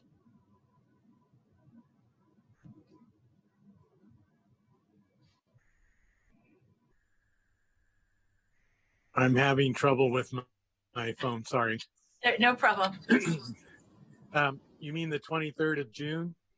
Well, I'm meaning that doing mini hearings, and then come heck or high water that we do priority setting through FGOC, but then collecting priorities and goals through FGOC, but then doing that final kind of face-to-face or Zoom, whatever we're going to be doing in the August-September timeframe for our priority setting session.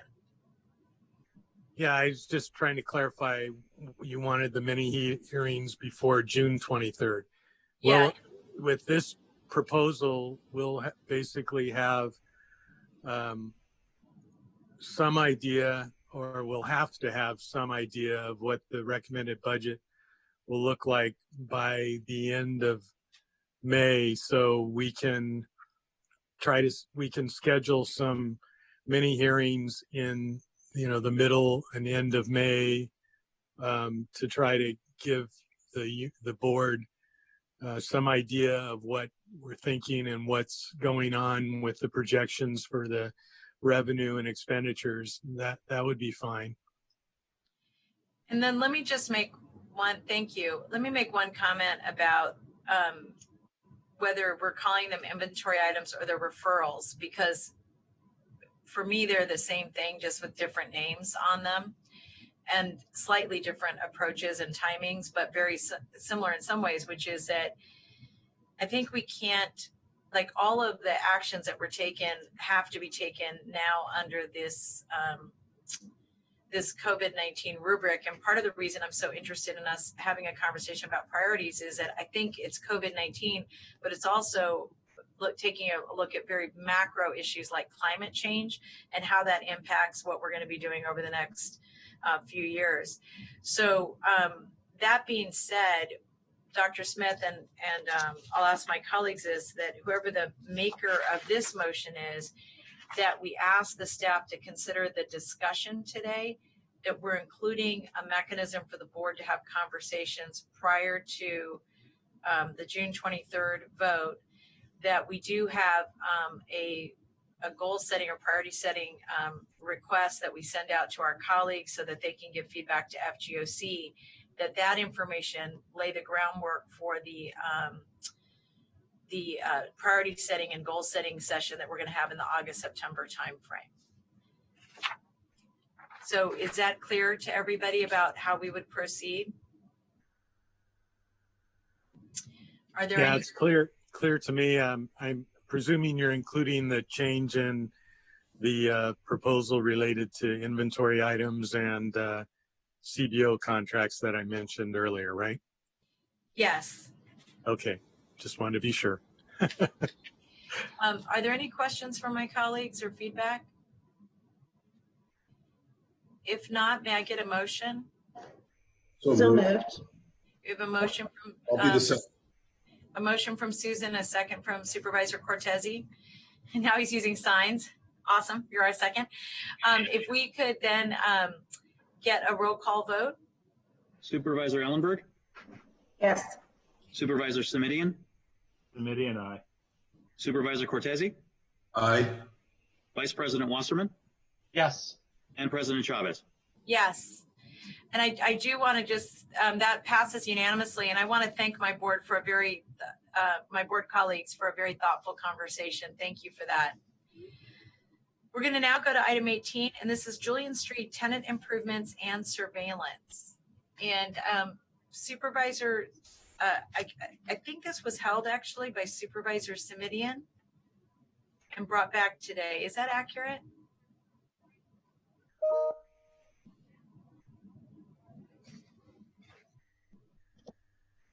Madam President, this is Jeff Draper. Yes, that is accurate.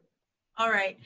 Supervisor Simidian, did you want a report or did you have some specific questions you wanted to ask? No, I'll just say my issues have been addressed. Thank you very much. Oh, great. So are there any questions from my colleagues? Seeing none, may I get a motion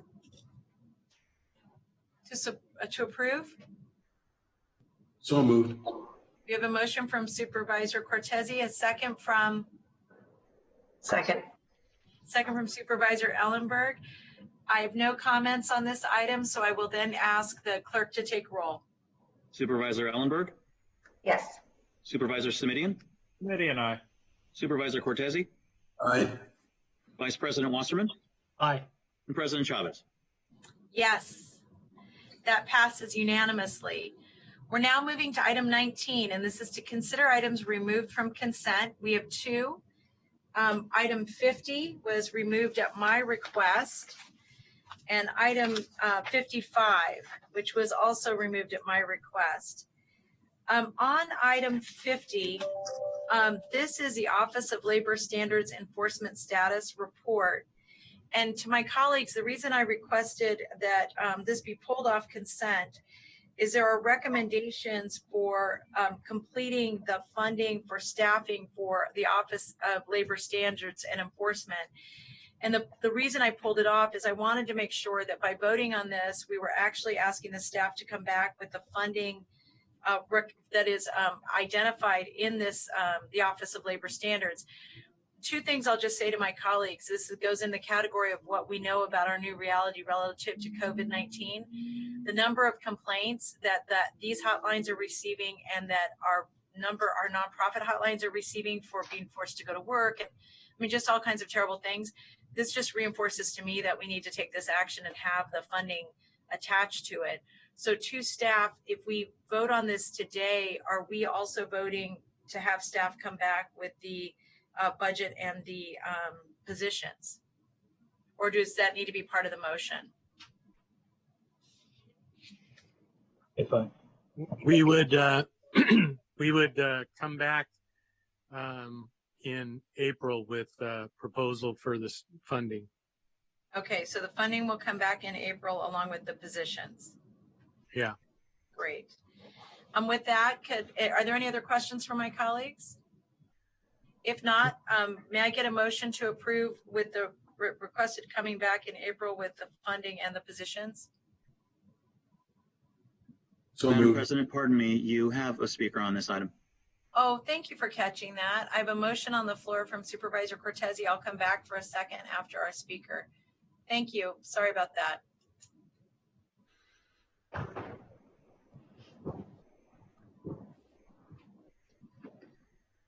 One moment.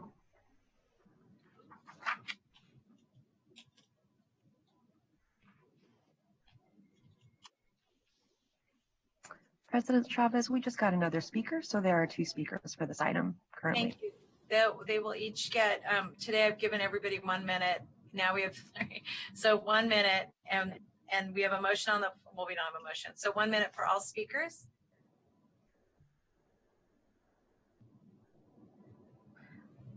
Thank you. The first person is Christopher Hickey. Mr. Hickey, we have unmuted you. If you can, please accept the unmute, and you will have 1 minute to speak once the timer starts. Hello, thank you, Honorable President and Board of Supervisors. My name is Christopher Hickey. I am the Division Manager for the City of San Jose's Office of Equality Assurance. Just want to take the time and support the county and their efforts in trying to address wage theft as a whole. The City of San Jose has had a wage theft ordinance since 2016, and we are trying to expand it. One of the major products that we'd like to do is actually have both the city and the county working together jointly to try to affect this for our residents and constituents. So I just want to say thank you, and I look forward to working with the OLSC and the county going forward. Thank you. And President Chavez, we currently have 6 speakers on this item. I will move to the next speaker. Thank you. The next speaker is Robert Aguirre. Robert, I am unmuting you. Please accept the unmute, and you have 1 minute to speak once the timer starts. Okay, Robert Aguirre here. I'd like to talk about the shelter that you guys are considering here. We also need a way to be able to advise people of who would be selected to be able to go into this shelter, because we have a lot of people, a lot more people in space, and we need to make sure that we get people taken care of right away. And there's a lot of elderly people that are wandering the streets, a lot of people that are disabled wandering the streets, and we need to be able to provide a safe place for them to be. So there's no discussion here as to how people would be selected. I think that's something that we need to discuss. So thank you very much for that. And I think Robert just spoke to the next item on our agenda. So thank you for that. The next speaker is Martin Fisher. Mr. Fisher, I am unmuting you. Please accept the unmute. You have 1 minute to speak once the timer starts. Thank you for accepting my short talk, dear Honorable Supervisors. I'm Martin Fisher. I'm a professor of civil and environmental engineering at Stanford and do research in construction engineering and management.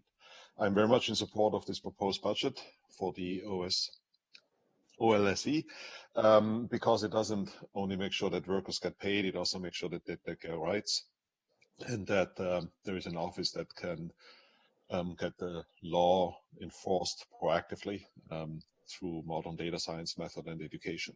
So thank you for your continued support of this really important office. Thank you.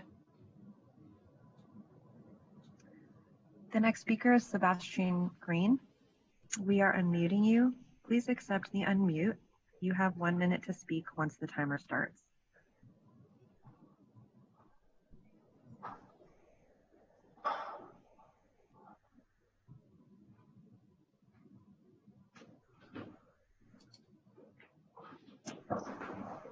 The next speaker is David Beanie. We are unmuting you. Please accept the unmute. You have 1 minute to speak once the timer starts.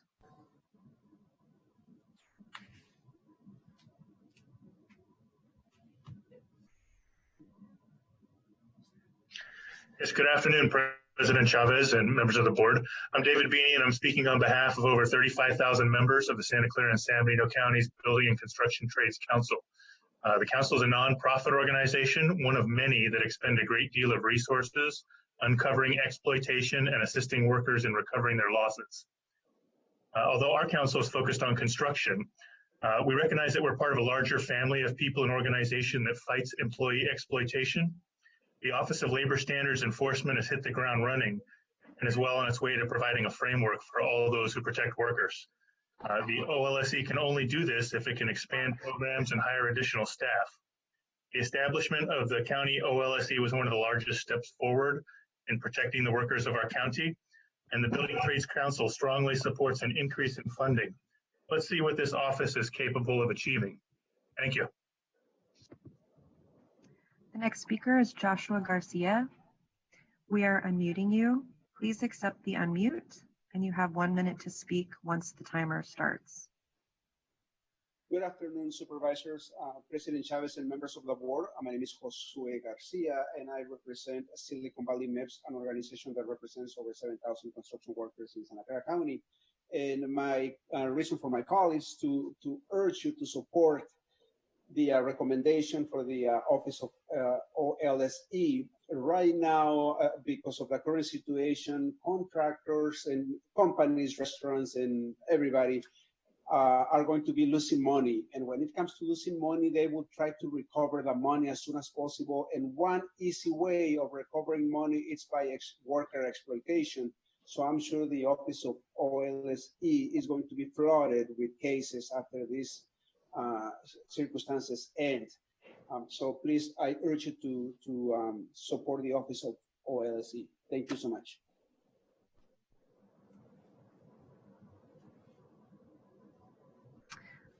The next speaker is Ruth. We are unmuting you. Please accept the unmute, and you have 1 minute to speak once the timer starts.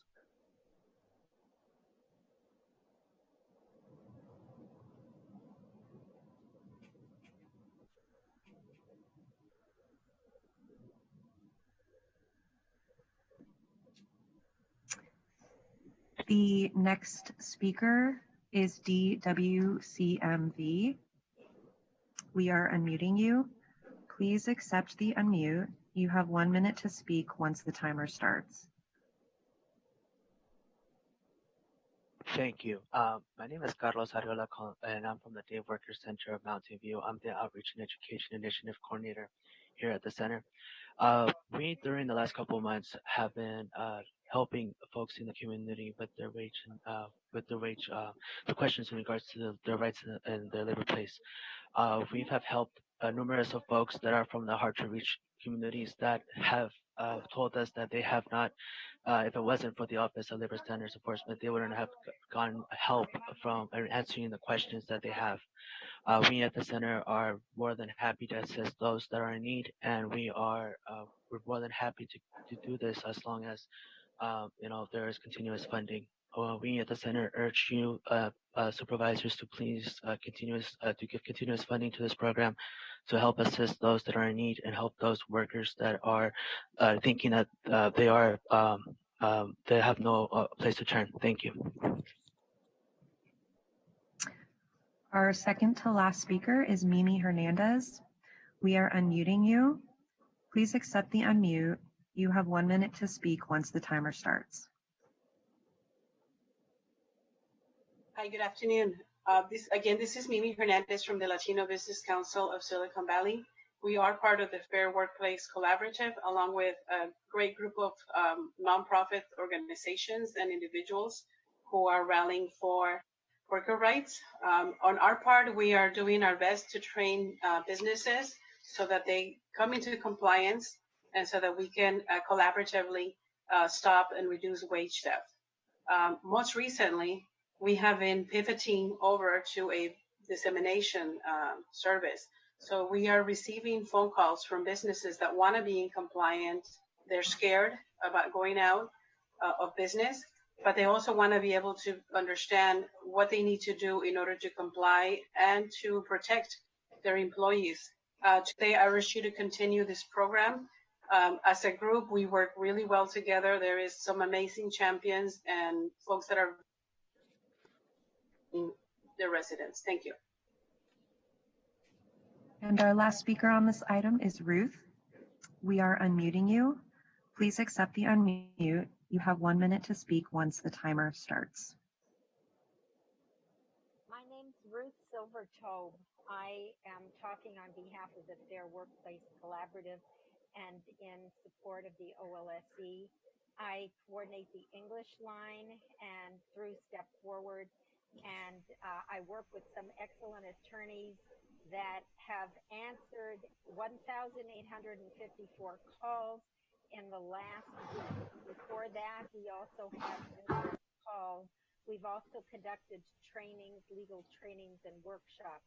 I work with excellent partners at WPUSA, VAR, POWIS, the Day Worker Center, and the business community that work tirelessly on outreach. I also urge you to support the Law Center. We're continuing to hold phone clinics, and we even have one tonight. I think we are constantly receiving praise and gratitude from people who we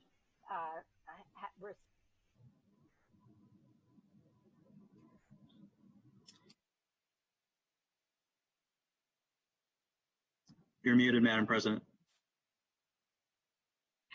Thank you. I know it feels like we're starting to have a little bit of technical difficulty, but thank you for all of those comments. With that, I had a motion from Supervisor Cortese. Do I have a second? Second. A second from Supervisor Ellenberg. Are there any other discussions on the item? Seeing none, may I ask for a roll call vote? Supervisor Ellenberg? Yes. Supervisor Simidian? Simidian, aye. Supervisor Cortese? Aye. Vice President Wasserman? Yes. And President Chavez? Yes. Thank you very, very much. Our last item on our agenda is item 55. And this is one that I pulled off consent. This is the Civic Center homeless shelter. And what I was interested in is that we have a number of shelters within our region for single adults, and we don't have anything for families. My expectation was that when this came back to us, this would be focused on families. I think that's particularly important right now because we don't have a lot of placement for families. So I'm very interested in staff explaining why we can't do families at this location. Thank you, Supervisor Chavez. This is Hillary Baroga from the Office of Supportive Housing. And to specifically answer your question, when we originally started planning for the Civic Center shelter, we looked into all the needs and considerations that families with small children would require, as well as the relative cost. So we took a look at various sleeping structures, including their cost and what would be the fastest delivery time and implementation time. We took a look at what the facility requirements would be to serve a vulnerable population like children, including the need for utilities and hygiene support and various other amenities. as well as the site's capacity to meet those requirements. And one of the challenges, as well as the supportive services that folks would require. And one of the challenges that we found was that the planning team felt it was very important if children or other vulnerable populations were staying at the site, that we would have to run hardwired electricity and do a couple of other site improvements. And in particular, the costs of hardwired electricity, because of a number of factors, estimates are that it would cost between $400,000 and $800,000 to pull power to the housing units and the community space. So when we factored that cost in, as well as the cost of everything to operate this program for 2 years, the cost per family ended up being around $9,000 per month per household. And when we compare that to existing conventional shelters, family shelters run about $6,100 per month per household. So so let me just share what my concern is. First, that we already had a bunch of conversations with the public. And let me just say to my colleagues, I don't think in my adult life I've ever voted against a project. So this isn't me saying anything short of, I want to make sure we can shelter people. I want to make sure we can do this in this time frame of an emergency. I can't believe that what we're saying is that a bare bones family shelter here is less problematic than families living in their cars or on the streets. So the goal I'm trying to accomplish is the most cost-effective way that we can put families in this location. And what I did, because we didn't necessarily have all the information we needed, is that we reached out to a number of different nonprofit providers and folks who do run family shelters. And a number of the things that and I think I may have increased the cost by wanting a certain kind of fence because I was concerned about safety and security. But what I'm interested in is us doing something that's very bare bones. I reached out to the Air District, and they have generators that can be used that are low pollutant generators. We reached out to a nonprofit provider that can provide electricity without us wiring it to the buildings, and even be able to provide water for the site without us having to do any more plumbing. So what I'm saying to my colleagues is I'd really like to ask the staff to complete the shelter behind us, but to focus it on families and to do it in the most cost-effective way that they can. I think it's clearly an emergency. We want to move as quickly as we can, and that's what I would like to direct the staff to do. I don't know if there are any concerns or thoughts from my colleagues. Ms. Ellenberg, and then Dave. Thank you. I, of course, share the priority for housing families, but what I was reading in this ledge file is that we can still provide housing to the same number of families, but in motels instead of on this site, and for that same amount of initial funding, house an additional 20 people. I may have the numbers a little bit off, at the Civic Center. And I understand that the neighborhood outreach was done with the assumption that it was going to be families there. But I think, again, with so many other things, the universe has shifted slightly in the last few weeks. And if we can house the number of families that you had initially projected by moving them into motels, and for that same amount additionally house another group of adults at the Civic Center, to me that seems to be a win-win. I'm not as concerned about where the families are as that they get into housing. So to me, this proposal, this 55, seems to be able to do more than was initially asked for. I think the way I'm looking at this is that I think we could do more in terms of emergencies for families and have the hotels. Like I feel there's a lot of families that we're not serving, and I think that part of the reason I was so pushing on families for this site is, yes, I want a family location, and I also want families to have access to the hotels. And I think that we're making a very, we're looking at something, a higher level of investment than we actually need, even to be able to serve families. So what we did is we looked around and asked other shelters and other places and other encampments whether or not they could also support families given the basics, and they said, yeah. So our measure is different here, and I want to be able to do both. I want to be able to put families here, and I want to be able to put families in hotels. That's what I'm saying is yes, yes, and yes. Okay, I understand what you're saying. I'm still looking at the initial goal of the Civic Center was to house, I'm just going to use even numbers, was to house 20 families. That was the goal. We weren't talking about motels at the time. If we can now house those 20 families, whoever they are, in motels and use that site for an additional 20 adults without children. Here's what I'm saying. Or you want them both 40. To be with children. Yeah. You want 40. So you're doubling the number that was initially asked for. What the staff is saying is there's a financially, advantageous way to do this. I want to let the families be here, and I want the other 20 rooms for families. We are not investing enough in families with high need. That is what my concern. Well, that I agree with. So what I'm suggesting to staff is it doesn't have to be, we're not trying to build, a shelter that's outside of our means. If what we're saying is that this is expensive when we have a less expensive way to do it, then I'm suggesting we do both. And what I'm also concerned about is that my neighborhoods have never, ever, ever, ever come in and stormed us over us putting more homeless people in this community.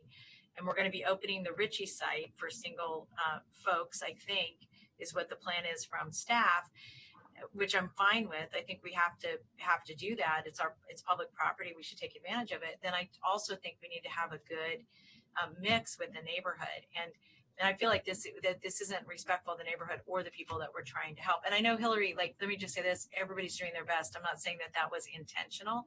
I'm saying that is what the outcome feels like to me. So that's interesting. So I received, I think we were up to about 55 this morning letters in support of 55. That were in support of it as it is proposed. Yes, all over the county, people, our advocates wrote me letters as well. Yes. Mm-hmm. So and do you have go ahead. That's not the surrounding neighborhood, A, and B, even if it were the surrounding neighborhood, what I'm saying is let's get 40 families served. Let's get 20 families behind our building. Let's get another 20 in hotels. So let me turn to Hillary. For the same amount of money that we're talking about, can you do 40 families in the combination that Supervisor Chavez is talking about? If so, I'm thrilled. I think that we would need to talk to the folks that Supervisor Chavez's office has talked to with regard to generators and water, and come back to you with a revised budget and plan. The other thing to note is that the structures that we have proposed in the recommended actions are rather small. They're 100 square feet. And so we would need to talk to the building official to see if that would be approved under our shelter crisis declaration ordinance. That on-site services would then probably serve smaller families. We could also look into other units that we looked at in our market research, but the next size of unit that we have found is more than double the cost. So these units would be around $10,000 each, and the next unit that we found that would be suitable for families was about $25,000 each. So you were looking at 100 square feet for families? No, the 100 square feet was where we landed back with. Yes, we were looking at 100 square feet for families. That we would have had to put smaller families in there with the assumption that they wouldn't stay in there all day long, that it would really be just used for sleeping. the pallet shelters that we've been looking at can accommodate up to 5 beds with bunks that fold down from the walls. 6 beds, sorry, 6 beds. Okay, I will look forward to this coming back because I do have concerns. I want to house families, but I want to house them in shelters or dwellings that are appropriate for them and not try to mix and match and put families on a site that just simply won't be amenable to that particular group. If we can make it work with more families, then I think that's the way to go. But I'm hearing a lot of concern and hesitation. Thank you. I'm going to start at the end, Dave, and then I got Susan, Dave, and then I'll go to Joe, and then I'll go to Mike. Okay, thank you, President Chavez. Well, first of all, I'll support in this instance what you're recommending. My concerns going forward are we need to move a lot more quickly in general. We have 8,000 unsheltered. At best, this motion, through no fault of anybody, I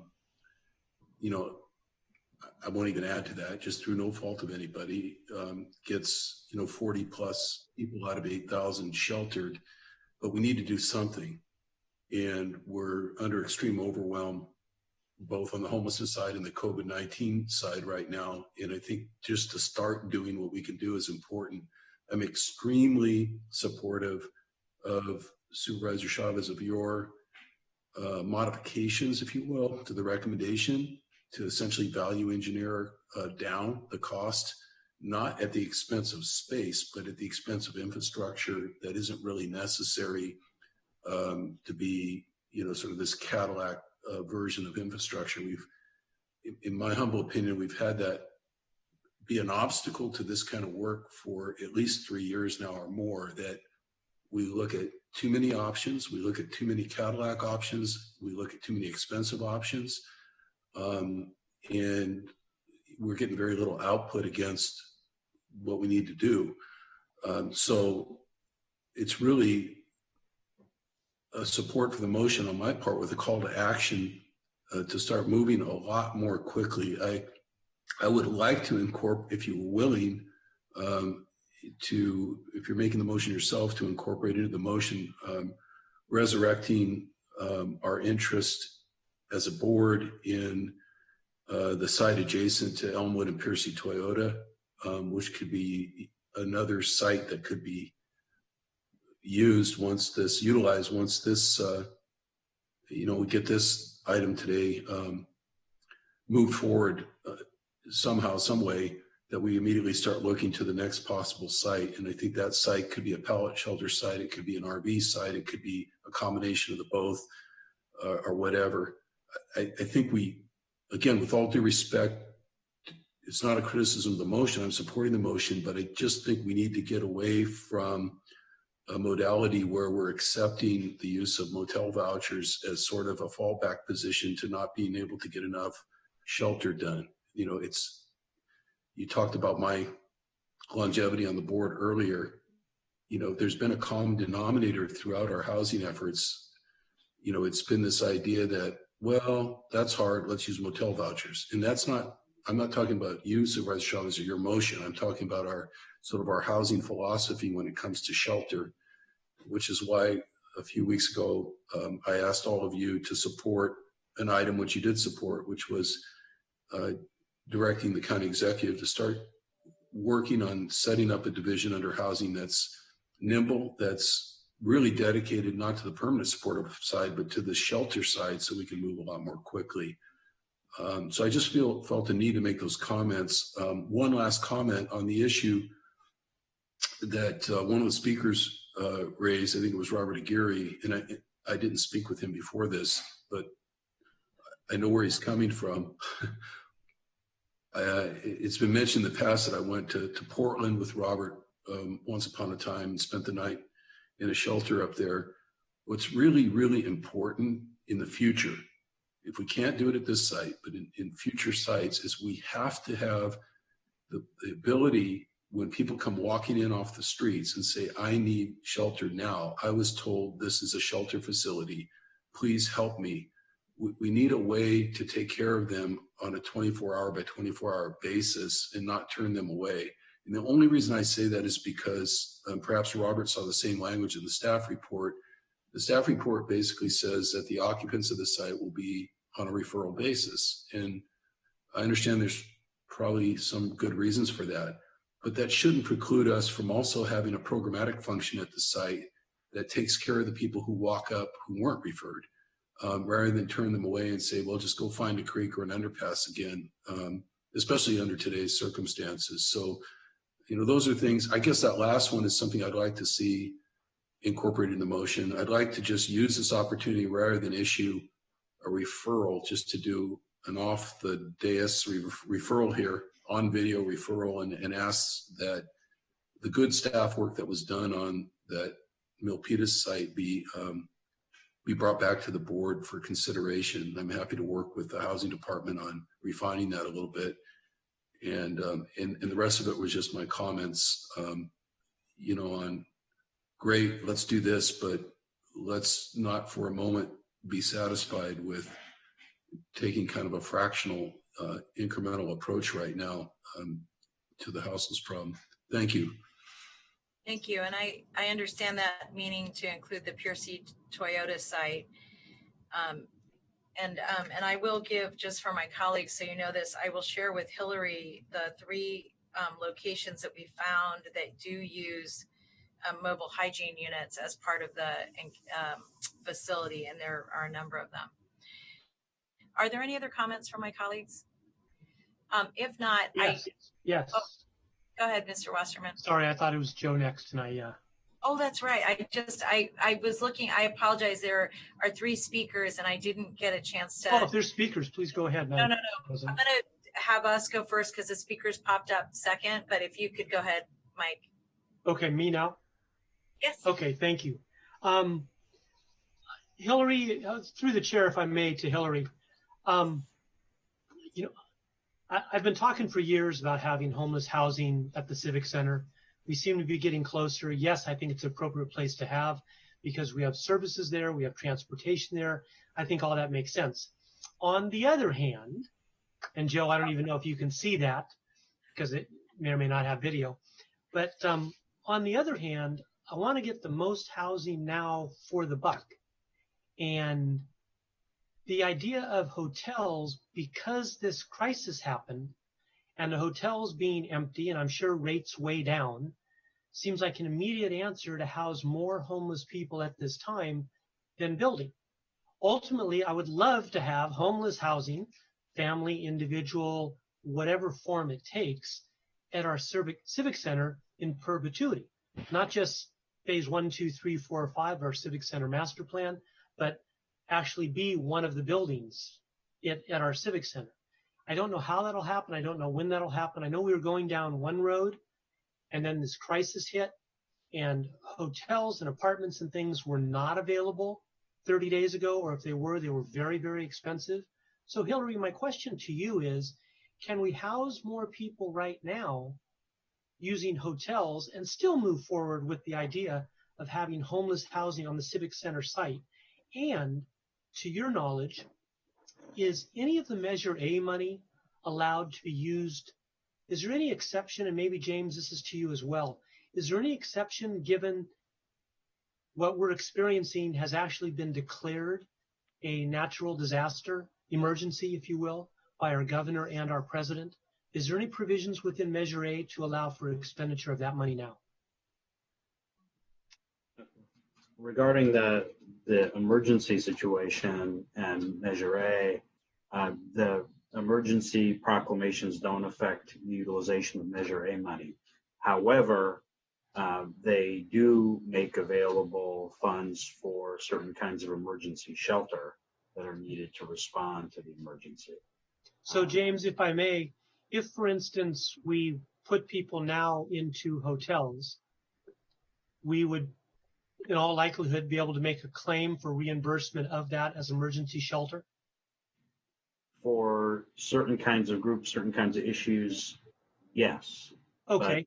But there's detail there. I don't want to gloss over the fact that the federal government likes to make sweeping grants of funding and then come back and needle you for dotting I's and crossing T's and take back funding.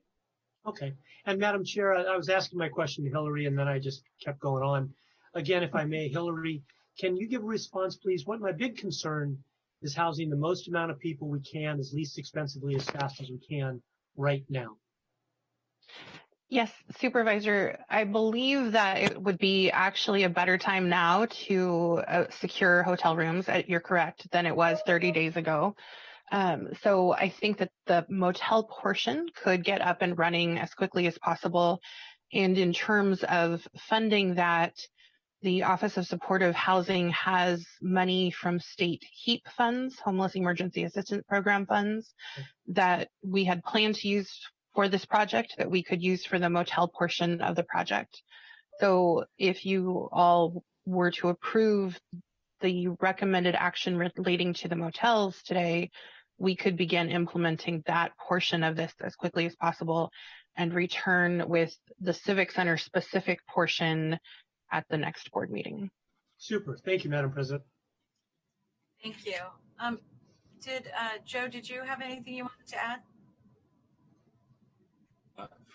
Thank you, Madam President. I just wanted to ask, do we have a motion on the floor at this point, and what does it consist of? So what I was going to move, and actually Hillary was very helpful, I wanted to move that we move on the hotel portion now, that we have the staff come back at the very next meeting. We will give them all of the research that we did on family shelters that would be less costly, that we could implement relatively quickly right behind our building. That would be my motion. Thank you for that clarity. So is there anybody who'd be willing to do a second on that motion? I'd second that. Thank you. What I'd like to do, if it's okay, before we go to discussion, let's go hear the public. We have 3 speakers on this item. We'll take those 3 speakers and then we'll come back to the discussion. And we are going to still do 1 minute each, and mostly because we're getting late in the day and I still need all of you for closed session. So if I could ask the clerk to go to public comment. Yes, Madam President. Thank you. The first speaker is Ellen Turner. Ellen, we are unmuting you. Please accept the unmute. You have 1 minute to speak once the timer starts. My name's Ellen Turner. My name is Ellen Turner. I am part of Villages of Hope, Silicon Valley. Sonoma County was able to put up a village of pallet houses in a matter of 2 weeks. We should be able to do that. I don't understand why we need such facilities. We don't need that much. A family of 6 or 8 living in a minivan will be happy with a little crowded indoor space to be. They can use solar power. We can get you $5,000 can get you a little room with 4 beds if you want, and a solar panel to run the lights. That's all they need. That's more than they need. They need to be out of the cold. We can do this. The next speaker is Scott Largent. Scott, we have unmuted you. Please accept the unmute. You have 1 minute to speak once the timer starts. Great. Thank you, everybody. Scott Largent. If you go online right now, you can go to Grins RVs. They're located in Gilroy. Phone number is 831-331-4999. They have about 400 travel trailers in their lot right now. Some of these are 2020 models, 2019 models, ranging in price from $15,000 to $25,000. These are fully self-contained. We could put them in that lot right across from the county building right now, and we can get this done quick. Okay, this is not very difficult. We can also put these out at the fairgrounds. We can put them in the FAA crash zone that's over there, since it is a city street. This is not rocket science right now, folks. I have been downtown and at all these shelters, and it is ridiculous right now what is happening to these people on the streets. Start making phone calls. There's other companies like Grins out there. These are great, and we can flip these back around when we're done using them. So let's get something done, please. And our last speaker is Maritza Maldonado. Maritza, we are unmuting you. Please accept the unmute. You have 1 minute to speak once the timer starts.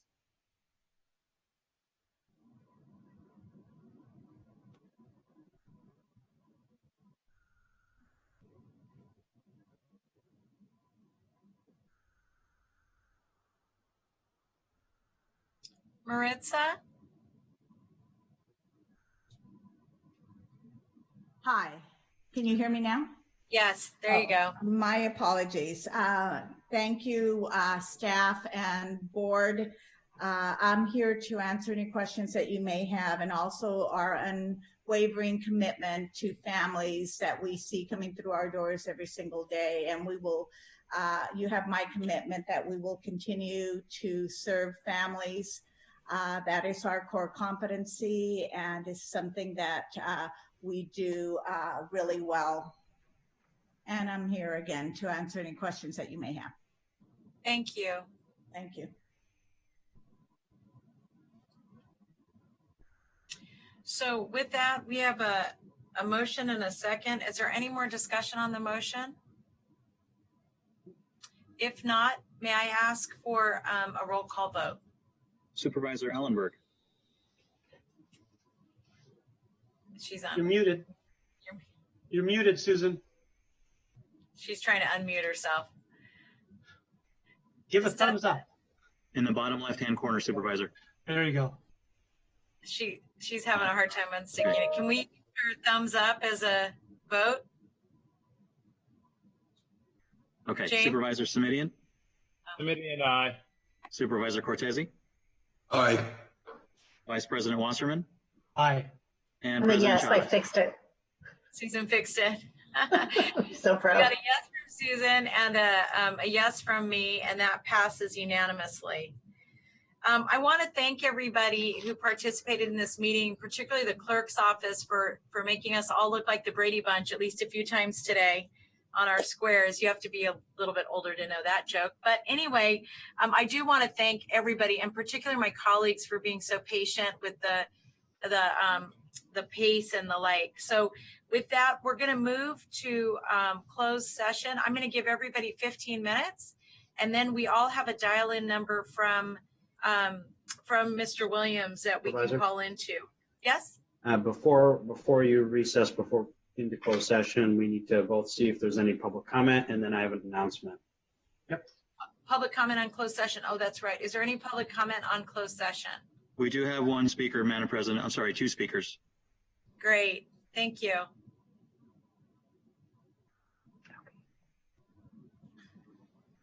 One moment.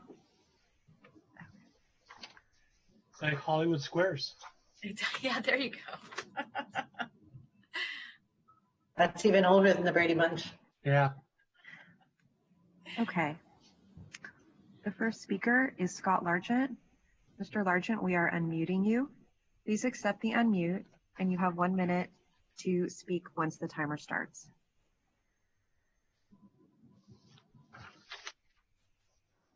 Okay, good afternoon, everybody. Kind of back onto the RV gig. There's not only Grins RV and Gilroy, there's 3 or 4 other RV locations out there. Just give them a call on that number that I provided. These motorhomes are fully self-contained. We can also have a company come out to take out the gray water, the black water. You already have solar right across the street that can be rewired to be able to handle these motorhomes out there. These are nice rigs, I'm telling you. And Dave Cortese, you had talked a lot about these in other housing meetings, and you know exactly what we need to do right there. So this is an easy solution. Contact Grins, make an arrangement with them to buy the entire lot. We could get these people housed in a day or 2, and they can also be quarantined, which is fantastic. They're doing this in San Francisco. They're doing it in San Diego. Why are we not doing this now in Santa Clara County? Thank you. Thank you. And our last speaker is Zeb Feldman. Mr. Feldman, we are unmuting you. Please accept the unmute, and you have 1 minute to speak once the timer starts. Hi, Zeb Feldman with SEMA. I'm pleased to share that SEMA and the county have concurred in concept to a SEMA contract requiring your support and bringing our long negotiations to a close. I want to thank the SEMA bargaining team for their tireless advocacy, and I also wish to thank Jeff Smith, Miguel Marquez, Matthew Cottrell, and the entire county negotiation team for their expertise and assistance at the table. Board members, you also have SEMA's gratitude for your assistance and leadership every step of the way, despite unimagined trials, including service interruptions, fires, power outages, and now a pandemic. I am proud to say through it all, SEMA members have stepped up and ably served the residents of our county. This contract will cure many of our concerns and significantly address many others. I ask for your vigorous support and for your vote to authorize the agreement we have reached. I look forward to your support in authorizing this contract, and as always, I thank you for your leadership and kind attention. Thank you, Zeb. All right. Do we have any other comments or questions? Seeing none, I'm going to now go to James. Great. The board will meet in closed session to discuss items 1 through 3 as listed on the agenda for the March 24, 2020 closed session meeting. With respect to item number 2, John Mills, Director of the Employee Services Agency, is the county's designated representative. Does any board member of the county executive have a conflict of interest with any item listed on today's closed session agenda for which you need to recuse yourself? If so, please indicate at this time before we move into closed session.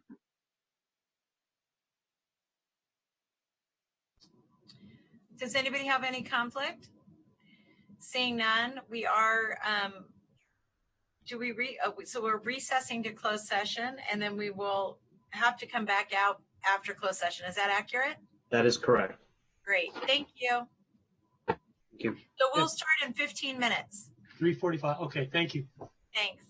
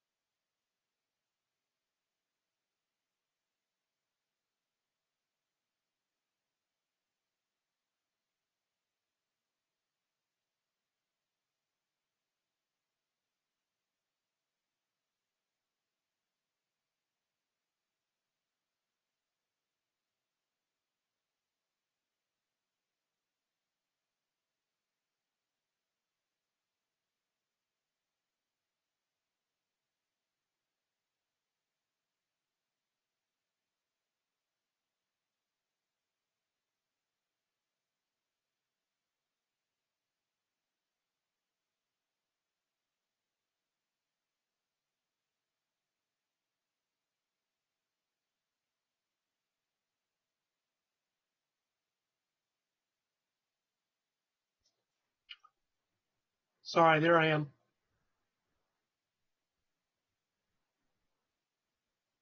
Hello?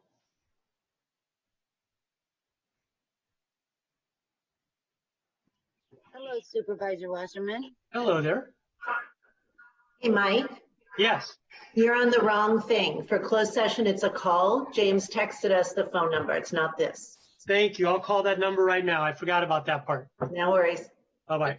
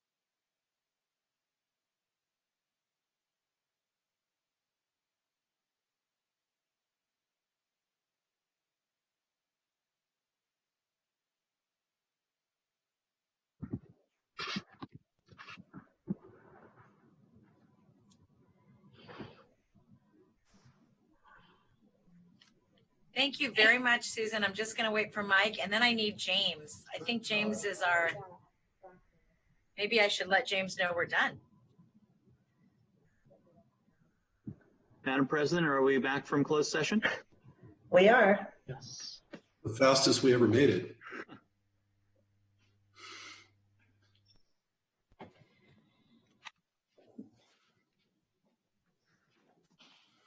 So we need James to report. You're on mute. No, it doesn't say I'm on mute. Oh. Try again, Mike. Yeah, I'm talking now. Perfect. Okay. We're just waiting for James. Hi, everyone. Oh, there you go. Hey, James. So we are back from closed session. We will now turn to County Council for any report. There were no reportable actions taken at the March 24, 2020 closed session meeting. That concludes my report. Thank you very much. I want to thank all of my colleagues for your kindness and your patience and all the good work you're doing in the community. We are adjourned. Good job, everybody. Thank you. Thanks, everyone. Good job, Cindy. Thank you. And thanks to the staff, all their clerks. You guys did great. Yeah, good job, everybody. Thank you. Thank you. Thank you also to TSS. They were amazing. Yes. Yay, TSS. Bye-bye. Bye.